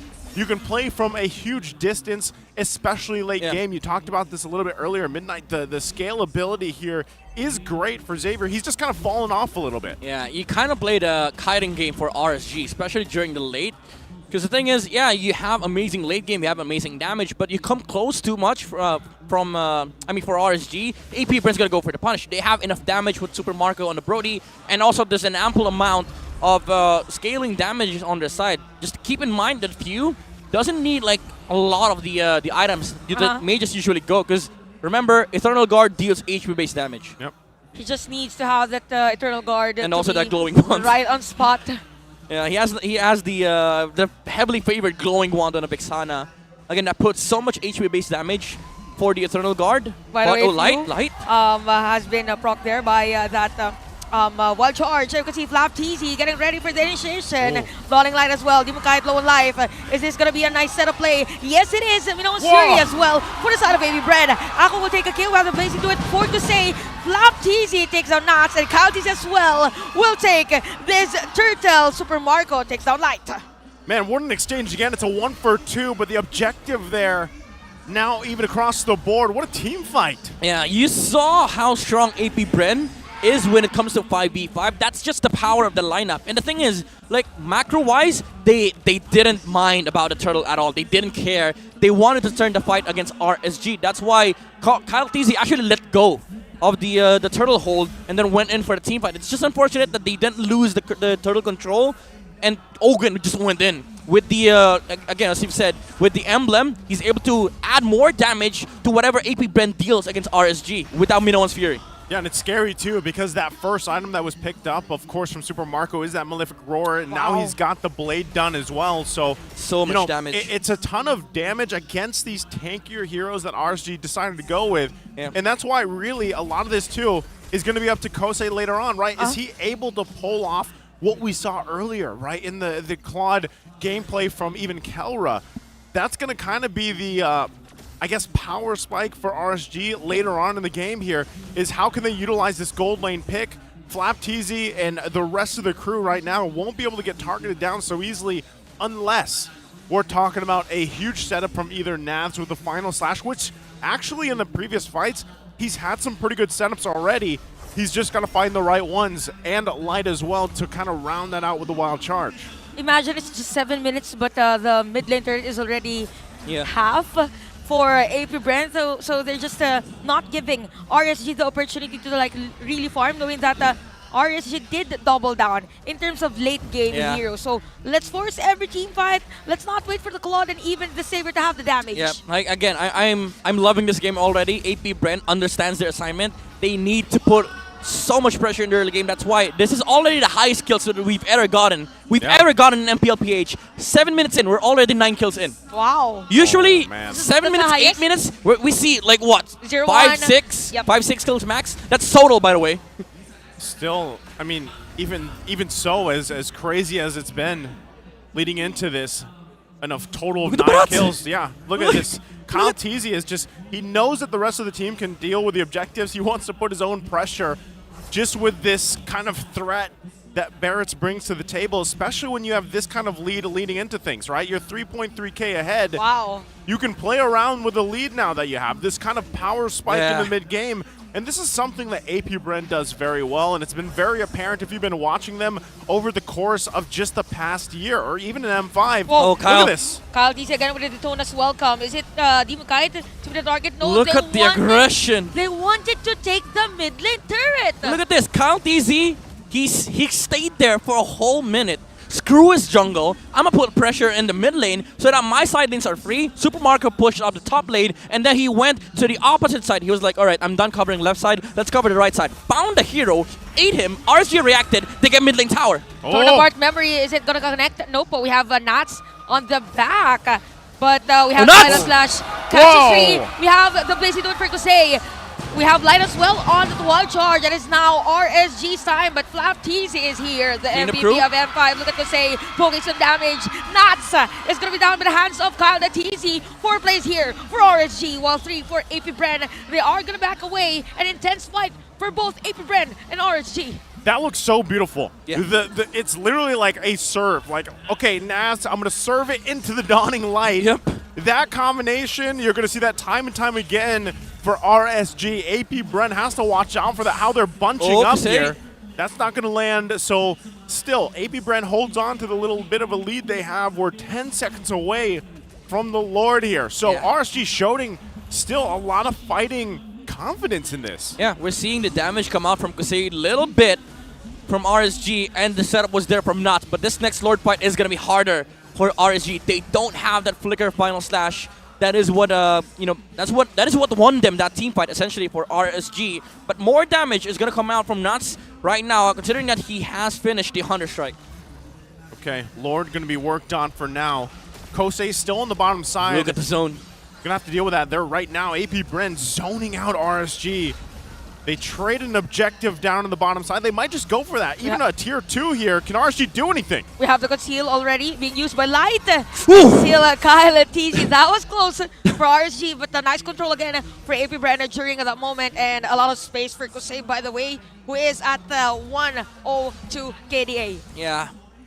If Light would have waited for like one more second, would have gotten probably the Lord, because it came down to 600 HP. So close. Before Kyle TZ was able to get that Retri secure. But yeah, Claude has been splitting the map for RSG. This is something that he needs to do. This is the trade that AP Bren is also willing to accept. We want to get that Lord. Sure, take that bottom lane tower, pressure that. But after AP Bren gets that Lord, they're gonna use it to wipe the entire outside base of RSG. Yep, they're doing the work right now. 2 towers already. About to be 3. Down. About to be 3. Lord still has to be work here, top side. RSG, they're going to lose that shield there. So they're going to hold it together. Nafs might try going for his own play. Takes quite a bit of damage here, though, already. Eternal Guard going to be used up now. Oh, Nuts! Nuts again with that setup play, plus the setup as well for the Grok. RSG with a counter play. Oh, the vengeance! Down. And again, Nuts is low on life. He's going to be down with the hands of Super Marco. And AP Bren with a counter play against RSG. It's just massive damage coming in from Few and the rest of the squad. 3 players remaining for RSG to defend 4 their base. towers off of 1 Lord. They do this. Level 1 Lord. Yep, they love to play around that first Lord take, and AP Bren furthering that gold lead. They have their eyes still possibly set on this mid base turret as well. Maybe able to, they might be able to get it, considering that Kaltis is positioned on the back lines of RSG. Couple hits, they go. Okay, one more? There is a one charge for Light. Let's see if RSG will take a kill. Kusei with a nice blazing duet. Aqua is on the free hit. Nats will take a kill. Kusei already on the double kill. And from the side, we have Kyle DZ on it. Detona's welcome. Marco? Super Marco with a free hit. Oh! That was close. But Aqua on a killing spree. So it's going to be 3 versus 2. This time around, RSG is on the upper hand after the team fight. Nuts almost landed a final slash over Super Marco. Literally just 1 pixel away from the Brody. But RSG, they did win that fight. That was a very nice punish. The Eternal Guard was exhausted, and Light found an amazing wild charge. He also killed the last minion, by the way, which allowed RSG to also have another ally on their side, the tower that is hitting AP Bren. Yeah, we got to take a look at this replay brought to us by Infinix once again. Look at this, and also keep an eye on Super Marco. Nice flicker out, and you can just see it unfold here. I mean, again, a great attempt from RSG to defend their base. And they pulled through for a time, but AP Bren, with the lead that they have, it gives them that little bit of an edge in terms of being able to survive a little longer and pump out a little more damage. So if RSG can find something to kind of equalize that, or even, again, if they want to contest this next Lord and possibly pull it off, it could work in their favor. I just want to highlight something that Nats did earlier. The reason why they almost kind of won that team fight before, when Few used the Eternal Guard onto Nats, because he was trying to take the Ardent away from RSG, he used the Eternal Guard as a stepping stone for the Vengeance, and he was able to land that final slash flicker outside of their base. That was a phenomenal play, but that also was layered by FlapTZ just using the Vengeance in front of the Cloud. He was like, all right, that's a cool play, bro. When the Cloud came in, I was like, all right, it's my time to shine. I saw right through your plans. Yep. At that point, you can literally just pop the Vengeance and almost just stand there. Because they died to the Vengeance. Yeah. It's a feels bad, man, right? So at this point, RSG, how can they turn that around? Contest this Lord, and that's what they're going to do. They're going to jump in. Eternal Guard comes down. Dawning Light as well. Here they go for it. Look at FlapTZ. Kyle as well. The Light is almost there. Kaita needs that space. One charge! Light. And while this is happening, Super Marco will go for the Lord. Secure. Nats at the back lane. And we have players of RSG already low on life. Torn apart memory. Oh, look at this and Vengeance. Super Marco now is at killing spree. My God. The heal and sustainability from the lineup as well from AP Bren. is extending that fight for them just with that motivational roar. You know how good it is when both roamers use ult at the same time. They prevented both junglers from using Retri. Also unfortunate for Demon Cat, he was not able to get near the retribution range, but Marco was there to secure the Lord for AP Bren. It's just they are just really focused on the objectives, and we have the Lord marching in at the top lane. We have a minion wave here at the bottom lane. RSG needs to defend this one. Nats is alive. They could go for a counter. Final slash again. The Lord top lane. We have the minion wave. Eternal Guard has been used. Ogwen! Ogwen would have been Owen's Fury catches Aqua, and Wild Charge as well for Light. Blazing Door for Kusei. And now for View. I think it's gonna be it for AP Bren as they take game number 1. Very clean game from the world champions, the champions of the league here, AP Bren. What a showing. I cannot believe what I just saw. That last clash was a masterclass performance from AP Bren. Everybody should learn from this. Ogwen jumping in.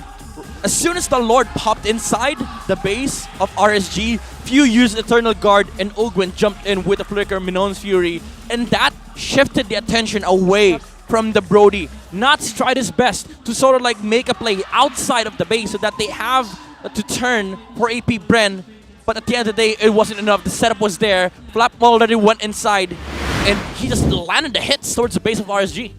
And I loved it too because at the end it was the Lord, the mini Lord, and Few just knocking on the base. Yep. For the most part. It was a mage. Super Mario landed one hit. He was like, all right, I contributed. Yeah, he got that last hit in, but I mean, that was a thing. And yeah, the positioning, the way that things were positioned, the initiative even from Ogwen played a part. And again, this is why a lot of times you see the Minotaur like banned out, right? Yeah. Like especially against Ogwen. Especially Ogwen. And he got his hands on that with the focusing mark. We talked about it earlier. Yeah, it was a very, very, let's say stable. Not just stable, it's a surprising type of play from Ogwen. It's as if he's just waiting for the perfect timing. Okay, Nats is here. Yeah. Okay, is this a perfect time for me to use this ultimate? Are there 4 players from RSG? It's as if he has this checkbox. He's got a checklist. Checklist. Yeah. And it will tick the box. Yeah, well, then a checkbox. Let's see your checklist here, Midnight, for game number 1. Go ahead and break it down, starting off with the MVP. I mean, the MVP of this game is going to be none other than Kyle TZ, the Barats, the pressure on the early game. You saw how Kyle TZ is focused when it comes to like the pressure overall in the early game. He's not greedy. He doesn't go back to farm. He doesn't go clear minion waves. He just stands there behind the towers of RSG, putting enough pressure so that RSG needs to react. And I also like the build-up. He went for the Radiant Armor first item so he doesn't get affected by the damage coming out from the Baksha, and also immediately went straight forward for the defensive items against the Claude, even the, I would say even the Arlot. And again, the fights that they took, even though that early game team fight was weird, it was in the pacing of AP Bren. Again, Nuts. You saw that play, right? Vengeance into the Eternal Guard, final slash outside, but then FlapTZ just showed up, used Vengeance in front of the face of Kusei against the Claude. He took the entirety of the Blazing Duet, and that killed off the Claude. And in this fight, RSG did, show some signs of light with the Wild Charge play coming out from Light. An amazing roamer from RSG was able to find this winning play for that push. But again, AP Bren, Demon Kite, got knocked up by the Minoan's Fury coming out from Ogwen. Wild Charge as well from Light. Very good roamers on both sides. But Marco was there to secure the Lord for AP Bren.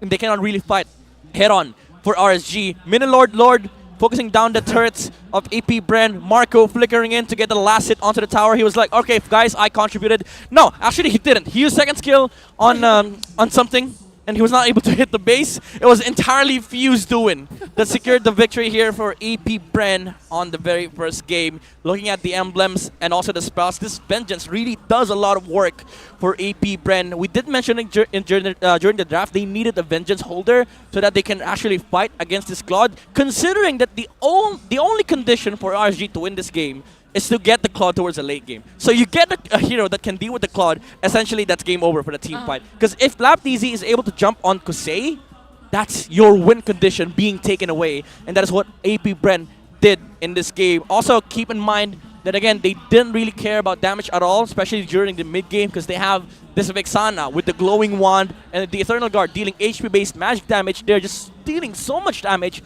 on the side of AP Bren. Even Kyle TZ, he dealt so much damage. Super Marco did so much damage, and AP Bren was just able to give enough space for the rich guy of our game, Super Marco, on this Brody, able to get the penetrations out and land the damage needed to secure objectives.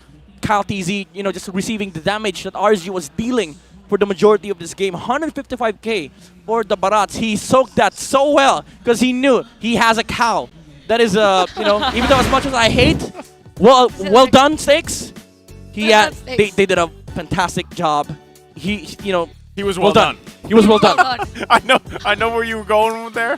So I didn't like to crack that joke, but yeah, sure. Well done. Well, that's a well done game by Ogwen and the gang. Speaking of Ogwen, whenever I see him play the the Minotaur, The cow, yeah. the cow, it's as if he's playing a Cho, using the stomp. Mhm. It's like a Jit Kundo. Yeah. Yeah, that's it. End of my observation. All right, well, let's observe this, because right now, all you guys can assemble your own community tournament, be a part of the E Project, Esports for Everyone, and show the world your impeccable esports prowess. Enjoy tournament access mode, the free in-game items, diamonds, and more. Can register by scanning the QR code below. Never know, you might be the next Ogren of MLBB just by Yes. joining these community events. I Yes. mean, we do that every now and then, right? Like we hop in to tournament lobby, play our hearts out. That's why Yes. we know all these things. We do? I mean, some of us do. During the rehearsals, I think. Yeah, we play tournament lobby, bro. Yeah. And sometimes we do 5v5 custom. Yeah, that's how you know you did a good job. Well done. Well done. It's well done. Yeah, it is. I do recall some of these custom lobby 10 versus 10s. Unfortunately, we 5 don't. versus 5. 10 versus 10s. I'm thinking of a It's different game. 20 game. 5v5s, yeah. 5v5. My point is, we haven't had some of those in a while because this season's a little different, right? Yeah. There's a little, Mhm. with the whole. I love casting 3 series in a row. I will say that, Especially but with Chantel, yeah. especially with Chantel, we're hoping for a game 3 RSG. So you have to take what you learned from this recap here and adjust yourselves for game number 2, right? Yep. Because I will say, and I know you have a point here, Midnight, but I still feel like even with the draft that RSG had, it was a good draft that could have worked. Now, maybe the Xavier was, maybe, you could be like, oh, there was something better they could have put, but I actually liked it with the R-Lot because they played it pretty well. Like, we saw previews of that. But like you mentioned in your breakdown in the analysis segment, I think, it just took a little too much time for Kosei to get to where he needed to be on the quad. And not to mention, there was a direct counter to it. The Thamus with a vengeance. Yeah, it was very direct, honestly. And that's the thing with AP Bren. They just draft so well. Again, especially with the help of Coach Trevor. That was the direct answer to the win condition of RSG. Now, we go back to the keys to victory. They did disrupt Aqua's flow. Again, it's a scaling mage, and they played around mid lane so much. Kyle TZ even showed up behind the tower just to make sure that, all right, this mid lane's getting pushed no matter what. I don't care if I die here, this mid lane's getting pushed. So that's the thing that they got. And for RC, force AP Brent to help Super Marco, that didn't happen. He wasn't losing matchup. Like Brody, he owns Claude lanes. A lot of space as well. He shows up in the lane. Claude had to adjust his items. He owns that. Which is, he owns that lane. And every time, hey, I just got back from destroying the turret at the top lane. Yeah. Basically, after a job well done, pushing the towers, all right, I'm going to head to mid. And RSG is like, all right, Claude, you farmed the opposite side of the map, but let's try to deal with this Brody. Yeah. He's a problem. He is a problem because all he needs is that, he locked in that Malefic Roar and he was knocking on the turrets. Like, I don't know, we talked about Freya earlier being a turret destroyer. Well, Brody can be that too. And usually, again, this man, Super Marco, has an incredible KDA right now, which carries on, right? I mean, for the most part, he's still Super Marco. There's something about him that you mentioned earlier when we saw the head-to-head. This is the undisputed, pretty much best gold laner in the world right now. And there's a big reason why. Like, the big reason why he's the best gold laner. What is it? He's the best macro-oriented gold laner. That's why he's called Super Macro. Super Macro. Yeah, you can't spell Super Marco without Super Macro. Sorry, you can't spell Super Macro without Super Marco. Yeah. Who's also got great micro. Yeah, great micro too. And amazing KDA. Big KDA. Big K. Big K, DA. Well, we're 10 seconds away from the draft. It couldn't come any sooner. But Thank you, draft. guys, we're having fun here because this is anytime RSG gets to play.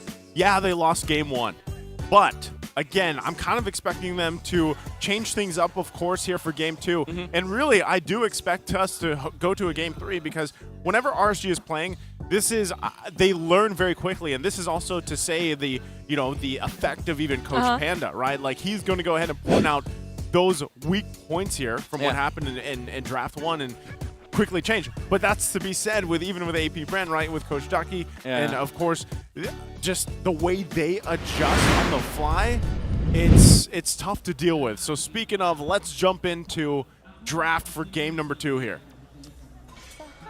This is going to be a heated battle between the tactical geniuses behind these two teams. Again, Coach Ducky, Coach Panda, Coach Ducky with assistance of Coach Trevor, and Panda with assistance of a new analyst, a new assistant coach, which is Coach Deliot. A very, I would say, a known name as well in the local amateur scene, as well in the international scene, because he does like have international experience. Yeah. But don't get me wrong, Trevor still is, I would say, I would refer to Trevor as the real tactical genius on AP Brent, because we saw him in Echo, and he won with Echo in M4. Coach Ducky won M2, M5. So, the advantage does lie in the favor of AP Bren, but we never know. RSG sometimes pull off crazy strategies that work. That's why I think that was season 9. They were built up as the Task Force RSG, because we never looked at RSG as a team that can play chaotic, and they were super chaotic that season. And maybe this is something that they can bring out this game against AP Brent, because the way that you deal with a very structured gameplay is you play with chaos. Yep, and speaking of a very structured player, this time around for AP Bren, look at the statistics of Flap Batizi. 16.3. 16.3? Is this normal? These guys don't die. Well, two-digit KDA. Yeah, but it's just week 2. They're undefeated, so. They're undefeated, 91% kill participation. We saw that earlier with the tanks. Maybe they're the ones that go for the league record. You know a fantastic trivia? What is it? Last season, Tell us, AP Brent held 90% of the records. My goodness, 90%. Most kills, most damage towers, most damage taken by XP. They took everything. So it was not everything, almost everything. It was almost faded. Yeah, that's why, even after the regular season, you look at the records, maybe AP Brent would win. They took everything, bro. A lot to tell about AP Bren as a team. It's as if, take normal sports for an example. Yeah. If you are on the top in all departments. Yeah, if you're topping all the charts, Yes. then maybe you're expected to win. Well, there goes the always on the way. Always on the way. Matilda gonna be locked in. She's still on the way, by the way. After 6 seasons. How many seasons? She's still on the way. Where is her destination, by the way? Maybe that's the same thing with TNT. Where's the destination? Hi. You know what? The fact that RSG takes Matilda first pick, is this, what are you thinking here with the draft assistant? Where are we falling? Like, what is the lineup with the Matilda? I mean, the assistant does recommend Matilda, maybe 3rd, 4th place, because I think that's where the strength and also the weakness of RSG's lineup lies. Like, they're very fundamental to a point that you are either predictable or you're so fundamental that you just get nice lineups. So I think with RSG's first pick, they have to reconstruct a lineup based around this Matilda. But already you see AP Bren building up on one of the strongest XP laners right now. You got the CC on the side of AP Bren. It doesn't have the Angela though, but it has the next best thing. It has the Minotaur. You got yo-yos and you got steak. I don't know what yo-yo and steak correlates with, but sure. Does it mean that it's nice to play yo-yo while eating steak? steak? I mean, that's kind of like, alright, I think that's kind of like the daily life of JC Where are Resume. you guys living?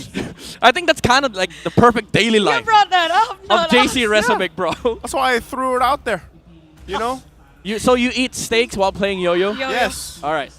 I used to, in my high school, I joined a talent competition and I did yo-yo. Oh. Yo-yo tricks. That's a good trivia. You're Nice who welcome. plays yo-yo. You're welcome. Is that a big yo-yo? Yes, it is. Because there's a small and a big version of yo-yo, Yeah, right? I use the big one. It's a big one. You know? Got quite the big hands. Had to use the big yo-yo. Now, speaking of big picks, Carrie and Fred. Yeah, they go back. They go back to the fundamental aspect of their draft. They get the Fredrin third pick. One of the most third-picked hero of the league, Fredrin. Yep. And surprisingly, no, I'm just kidding. Unsurprisingly, they get Carrie. On the blue side again. On the blue I was side. going to say, it's still kind of weird that we see that, you know, like Carrie being picked up there. She's picked no matter what, first 6. What if we see a Actually, Claude no, that's not true. as early as now for Yeah, AP maybe, Bren? maybe. Either the Boxer or the Claude. Either of the two, right? Yep. All right, there goes gonna be the Claude. So Baksha might get removed second phase by Coach Panda. That's I think that's where the overall mindset is heading towards for RSG. Either the Baksha or the Barats. Maybe both. You never know. Maybe both. Considering that support is also still open, I think RSG might have to ban one jungle, one support, because Navaria is up for AP Bren once again. Okay, how, like, now that we see these bans for the second phase going out, we already see the focus on the XP lane. They know that they kind of want to narrow, you know, the hero pool for Nav specifically, especially. Yeah. So, based on what we have, let's say we expect another XP lane ban here. What is the best thing to go and throw at a CC? Maybe an X-Borg, but they already removed that. The remaining options are Benedetta, and maybe, just maybe, the Uranus. Oh, wow. Just maybe. Uranus? That would be a debut pick, right? I mean, like, For I this have, season, yeah, so far in the yeah, season. All right, Baksha is out. Very fundamental drafting again for RSG. Maybe Lilia or the Navaria next. I think either one sounds good for Few. Yep. But the thing is, no matter what, Few's getting his hands on one of his comfort heroes. So RSG, again, you might need to reconsider, like, what is the proper ban for this last man that you have? Because AP Bren, no matter what, is gonna get one. And now they decide to, all right, we're gonna get one either way. Why not? Why not remove one from RSG? Remove both, yeah. Okay, David so banned Vexana. maybe, yeah, take it out of the picture here. But What about... I Turner think just left. I think this is already good too, considering the fact that, you know, with RSG's lineup, even with these first 3 picks, the Matilda, now that you have the Fred and the Carry locked in, like, this at least lets Demon Kite kind of contest these objectives a little bit. I would say a little more safety-wise, right? Like, Fred can already do that pretty well, but you have the fact that now you can rely on, okay, well, I can at least Guiding Wind out of here. Yeah. If one of the, you know, the slide, the dash is basically down, then that helps with this. And a carry as well, you struggle a lot with range, right? With a carry, as great as she is in the damage. That last ban there is obviously still Barrett's going to be taken out here for that jungle option. I think your last pick jungle here, you pick the support. You either get Navaria or Lilia right now for AP Bren. Either one works well. The Navaria gets vision for the carry, and the Fredrin also kind of like telegraphs what the upcoming picks are for RSG, because you can't get position based. Oh! They get Nana! Wow. All right. They have for Matilda. They have a burst against this Fredrin, something that you cannot use Guiding Wind out of. If you get Molina'd, that's it. End of story. If you don't live, that's basically just it. If you live, sure. But either way, even if you use Guiding Wind, she doesn't have any kit left. So that's true. It's kind of like a one-dimensional hero where your main goal in this game is to just burst somebody. And at the same time, Few won't be a viable target here for RSG because of the passive. Yeah, exactly. That's why it works, because like it buys enough time for CC and Claude to do their stuff in the mid game. But you can kind of like double down in the early game here. You get the that's a good Benedetta game. That's what we were talking about, right? Yeah, there you go. Yeah, I was about to say you steal the Benedetta away, because again, it's a good matchup against the CC, and then you snatch the Novaria. Good matchup against the Nana, and also the Vision. It's kind of nice for RSG. Okay, so last pick here. Fanny? For AP Bren. Yeah, Fanny? what is the... What if... I feel like this is where we see a surprise in the jungle. Yeah, Fanny, I mean, Lancelot. I mean, as much as people would like utility junglers here, I'm looking at Fanny. We saw the smile. It's fire against this lineup. You have no CC. All right, never mind. Never mind. The build up, the hope. Dude, close. I missed. So close. I miss Kalti's Fanny. Build up the hope. Because like they got no CC, bro. No, technically, Akai is a counter for Fanny. Maybe Yeah, they that's were true. thinking about That's Fanny. true. That's true. Maybe they were thinking about the Fanny. They were like, no, you play this fundamentally. Or maybe Screw your Fanny. Or maybe Kyle TC was all worried they want to use the Fanny. He was smart because no coach. Oh, yeah. Let's go and save Yeah, it yeah, out. yeah, yeah, that's a good. I was that's gonna a say good I was point. trying to read the body language too, and I was like, you Bro, know, I'm gonna this play is- Fanny. Yeah, coach, Yep. we don't Coach want to was risk like, it. coach was like, no, we won 2-0, bro. Are you a champion or But not? dude, 2-1. Even if you lose this game, if you win the series, that's still 3 points. Risk it. But hey, we Risk it for the biscuit. we did see how important the new point system can be, though, right? Oh yeah, TNC you're right. You're right. bagging that earlier, getting the 3 points. Well, true. let's see what happens here as we jump into the land of Dawn for game number 2 here. AP Bren and RSG. Hey, guys, I mean, these teams are the proof that we are the best. it's been a long day. Yeah. We're jumping With you, into my it. friend. You got your acronyms wrong already. We've been doing acronyms But yeah, all bro. throughout the day. Still the strength Forgivable. of the Philippines. That's right in the Philippines. That was so anticlimactic, by the way. You get an Akai last pick. And then, we're shouting Fanny, and then Akai. I mean, the thing is, like, this Akai secures objectives for AP Bren. That heavy spin on a turtle is such a big factor. And also the control with the, with the Minotaur, they just have so much CC. They already have CC. Yeah. And you add more layers of CC for AP That's Bren. CC squared. Exactly. Yep. CC squared. Like, C squared. just the letter C. Yep.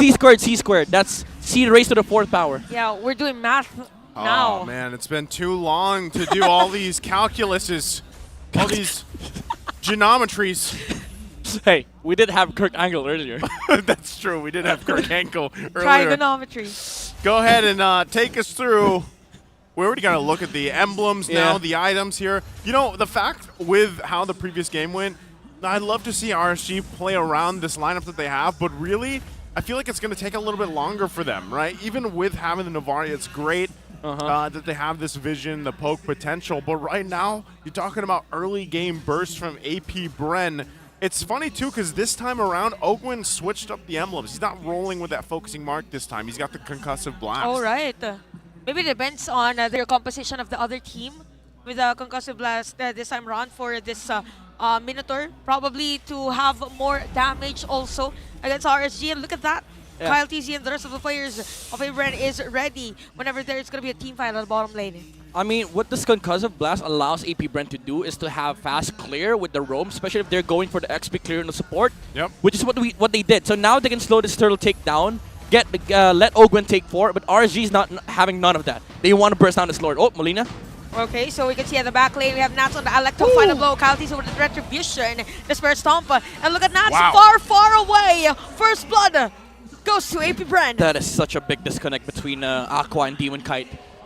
They fired up the Star Shutter, and Demon Kite was not in position, or even I would say the right preparation for the Retribution. Kyle TC stole that away from RSG. Yeah, interesting too. I mean, you already got a kind of a preview of how that lineup can work. It does look like, once again, even with that though, when you're talking about either of these teams, really, whether it's the first turtle or even the second, things can still kind of flip over really quickly with this. But yeah, there was a big disconnect there. Yeah, I kind of feel like a majority of the players or some of the players of RSG are like forcing for an early team fight, considering that Light isn't still at level 3. So they need to take things slow as much as possible, because AP Bren is a known team for punishing miscalculations like that. They tried surprising like AP Bren with that turtle take, but what ended up happening is that they actually surprised Demon Kite. He was not ready for the Retribution as he was being zoned out by AP Bren so much. But Kyle TC was like he was looking at the HP of the turtle, and when the Star Shutter hit, I mean, it was delayed a bit for like a good half a second, but Kyle TC was able to land the Retribution, and that's a big thing, because if you look at the lineup of AP Bren, again, they have the Claude of Super Marco. Yeah, you might be forced to fight mid-game. RSG can force out like chaotic team fights. Yeah. But the name of the game here for AP Bren, and this is something that they've been doing for the past couple of tournaments that they are participating in, is you play for the late game Claude. Late game Claude is what a lot of teams have to do, right, when they draft it in. And this time around, though, even with the layering of ultimates that they had available to them, they play the Sakai so well. I know we were hoping for maybe that Fanny to come through, but again, this is mastered for Kyle Teasy, the Sakai pick. We don't do that here in PH. We stick to the the basics. We stick to what makes us great, so strong. You know, And than great. Better than great. There you go. If you saw that community version, it's a nice version. Yeah. Anyway, speaking of not changing anything for AP Bren, it's the same story. We could see Super Mark already on the middle lane. Same with what happened game number 1. Yeah. And Kosei, this time around, there is an adjustment. He just stays on that bush. Yeah, and again, AP Bren, you always see them do this every single game. They win first turtle. They don't let go of the jungle control. They even force the retribution of Demon Kite onto that purple. And Kyle TZ was able to snatch away 1 green. And for the longest time, he's been camping this gold lane. He's been here for 50 seconds now. Yeah, I think that's kind of what you want to do against Kosei. You know, honestly, even from yesterday, some people would say, you know, Kosei is the lane that you want to put pressure on, whether when you're playing against RSG here. And that's why, too, we see it, right? They have to put Light there. They have to take care of that because the same thing's happening with Ogwin, right? He's pretty much staying up there with Super Marco for the most part, helping him farm up that Claude. So for Kosei, on this carry pick that has been picked up so many times, prioritized so many times, needs that room to kind of scale up as best and as fast as he can. Intense focus at the bottom lane. So we have Nuts and Flap TC probably won't be part of this turtle team fight. And we can see Open and Light again. The battle of 2 best roamers. And look at the damage against Super Marco from Kosei. So we have the Astral Echoes as well. Or the second skill as well for Aqua. We have the Circling Eagle, who's going to be the target. We have Flap TZ as well. Astral Echo has been used. And Aqua will do the pokes. And Demon Kai. Oh my goodness! With that control against him with the Hemi Spin. And again, AP Bren will secure this turtle. Oh, going to flicker out. Light is going to be down. It's still AP Bren on this control. The Flap TZ is going to be back.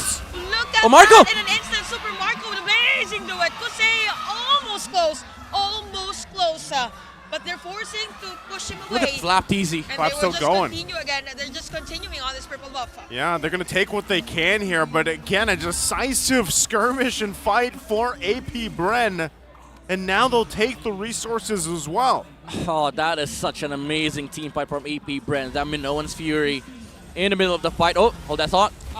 Flap TZ used the Vengeance already. We have the ultimate from you and Demon Kite.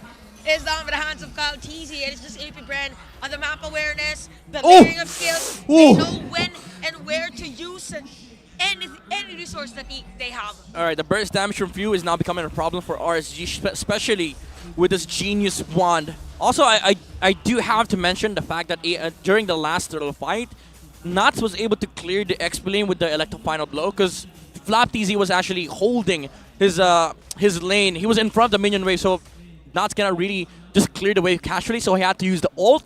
And after that, he cleared the wave. He went to the turtle. Flap did not clear his lane. Yeah. He immediately went towards the turtle area. So he was able to land the final hit on that turtle. His presence meant that AP Bren is going to win that turtle no matter what. And even with that, now, like, all these little decisions, Nats is going to be in trouble. He does have the rest of AP Bren making their way, but RSG there to help him out.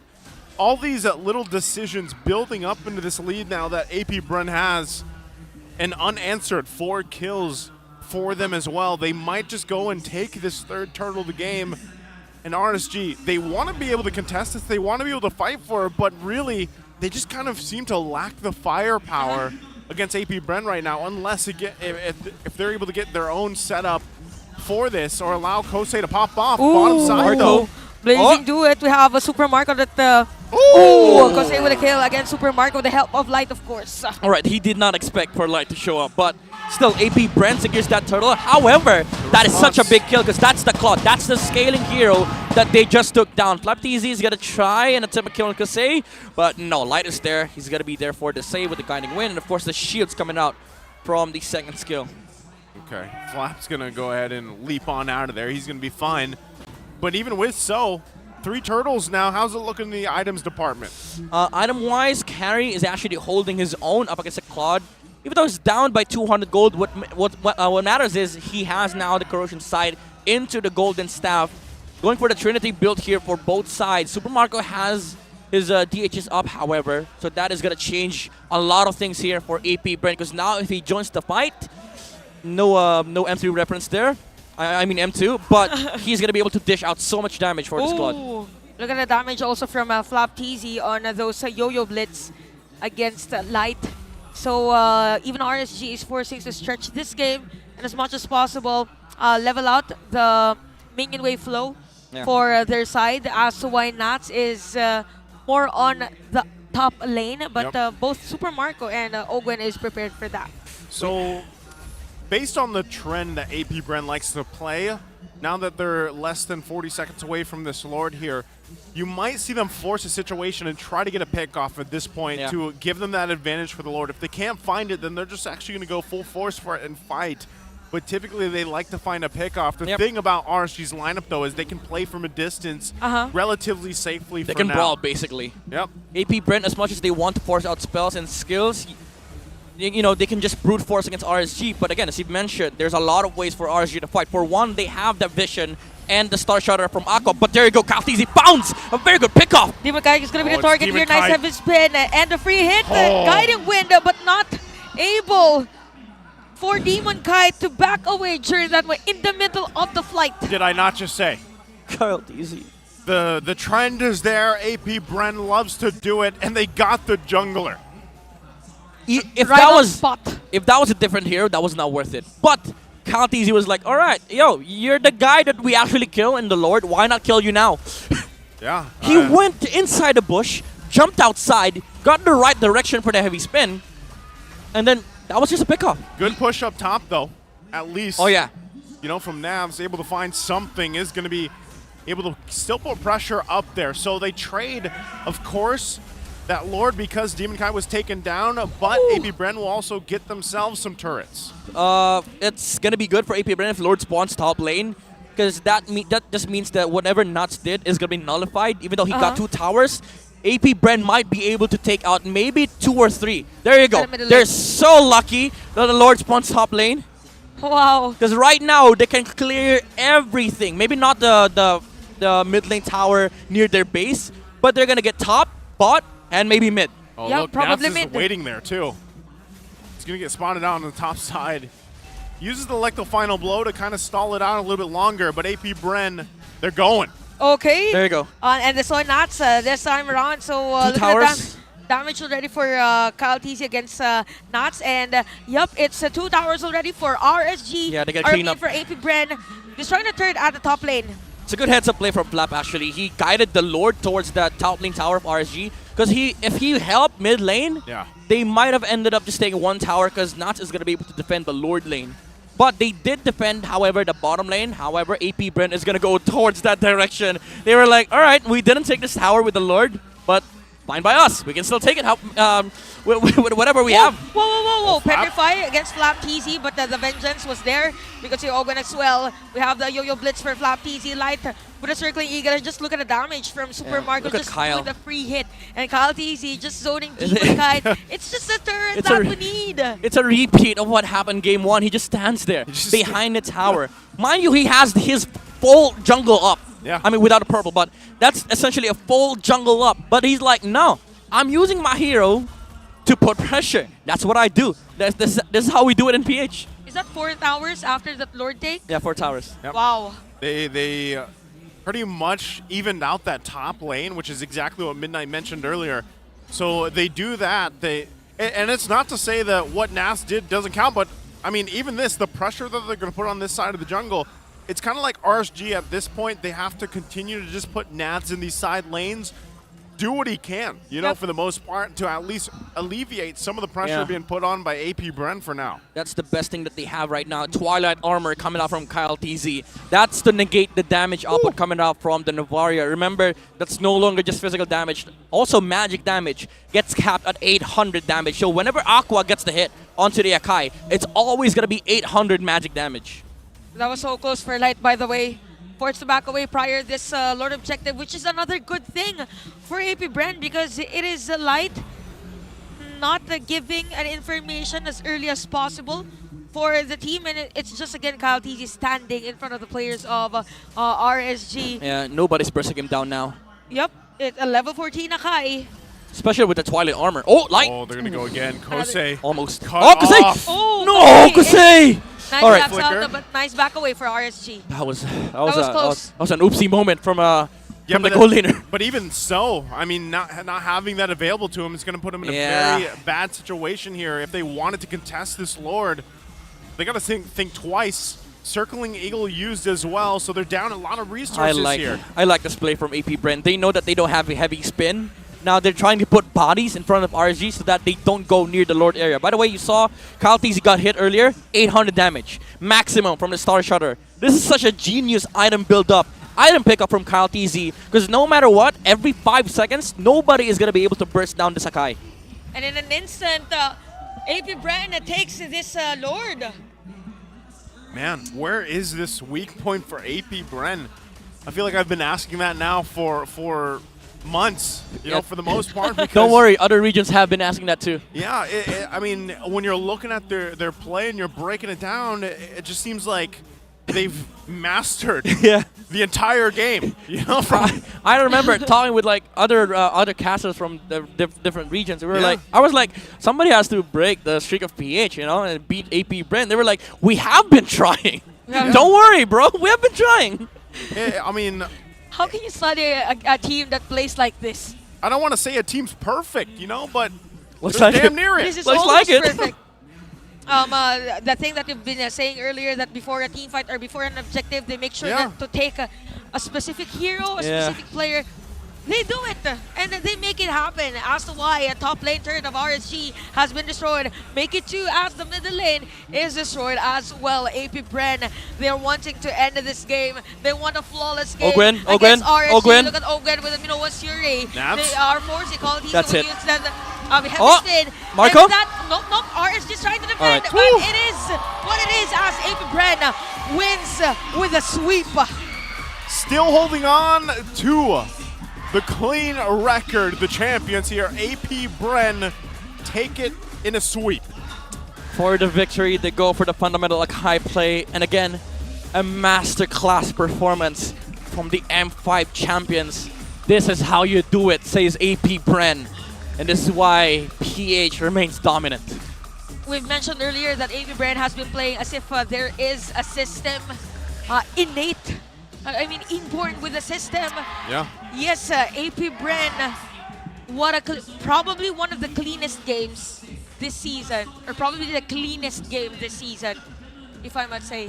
Yeah, I almost feel like, you know, we say this almost every single time that we watch Bren play. Like, for the most part, the AP Bren, the from early to mid to late game, they've just got it down on point. And it shows, right? So again, you see them, of course, keeping the sportsmanship up here against RSG. Yeah, Coach Ducky. Yeah. This, you know, these guys all know each other very well, of course, but again, it's just AP Bren. They're a step above a lot of these teams right now. Yeah. This is like, if you want to learn something, you gotta watch AP Bren play. But of course, RSG did fantastic. There were some moments of brilliance from a lot of these players, specifically Nuts.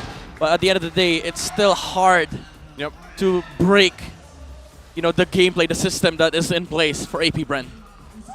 Incredible. Well, once again, we're going to go ahead and throw it on stage to hear for the winning interview with AP Bren, Mara, and Hans.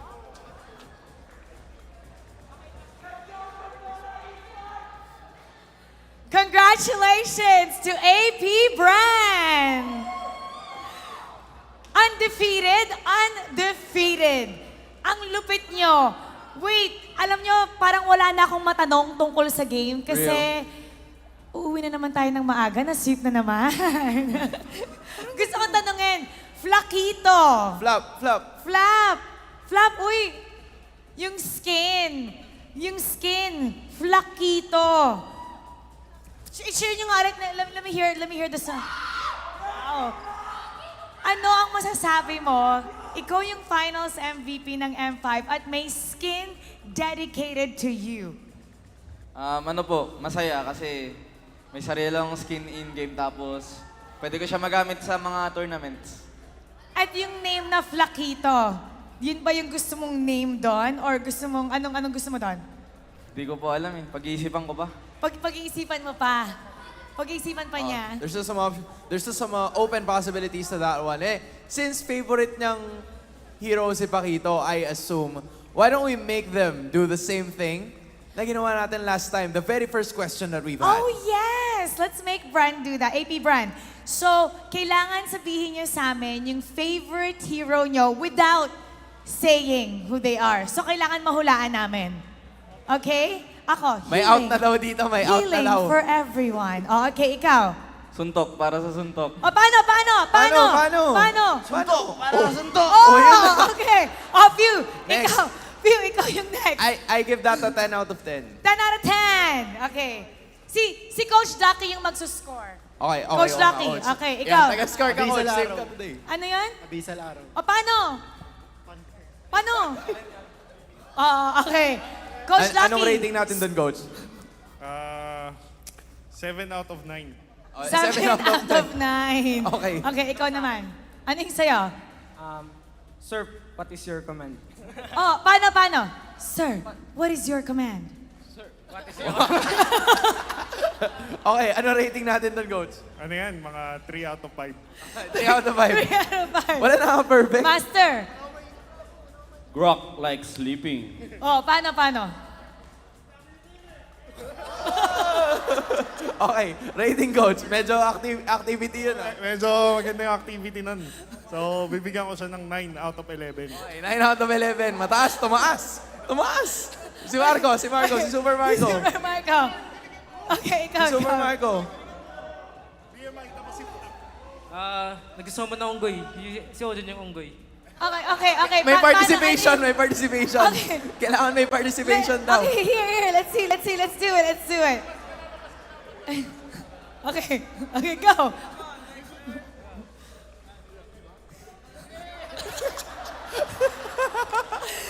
Job well done. Rating, Coach, rating.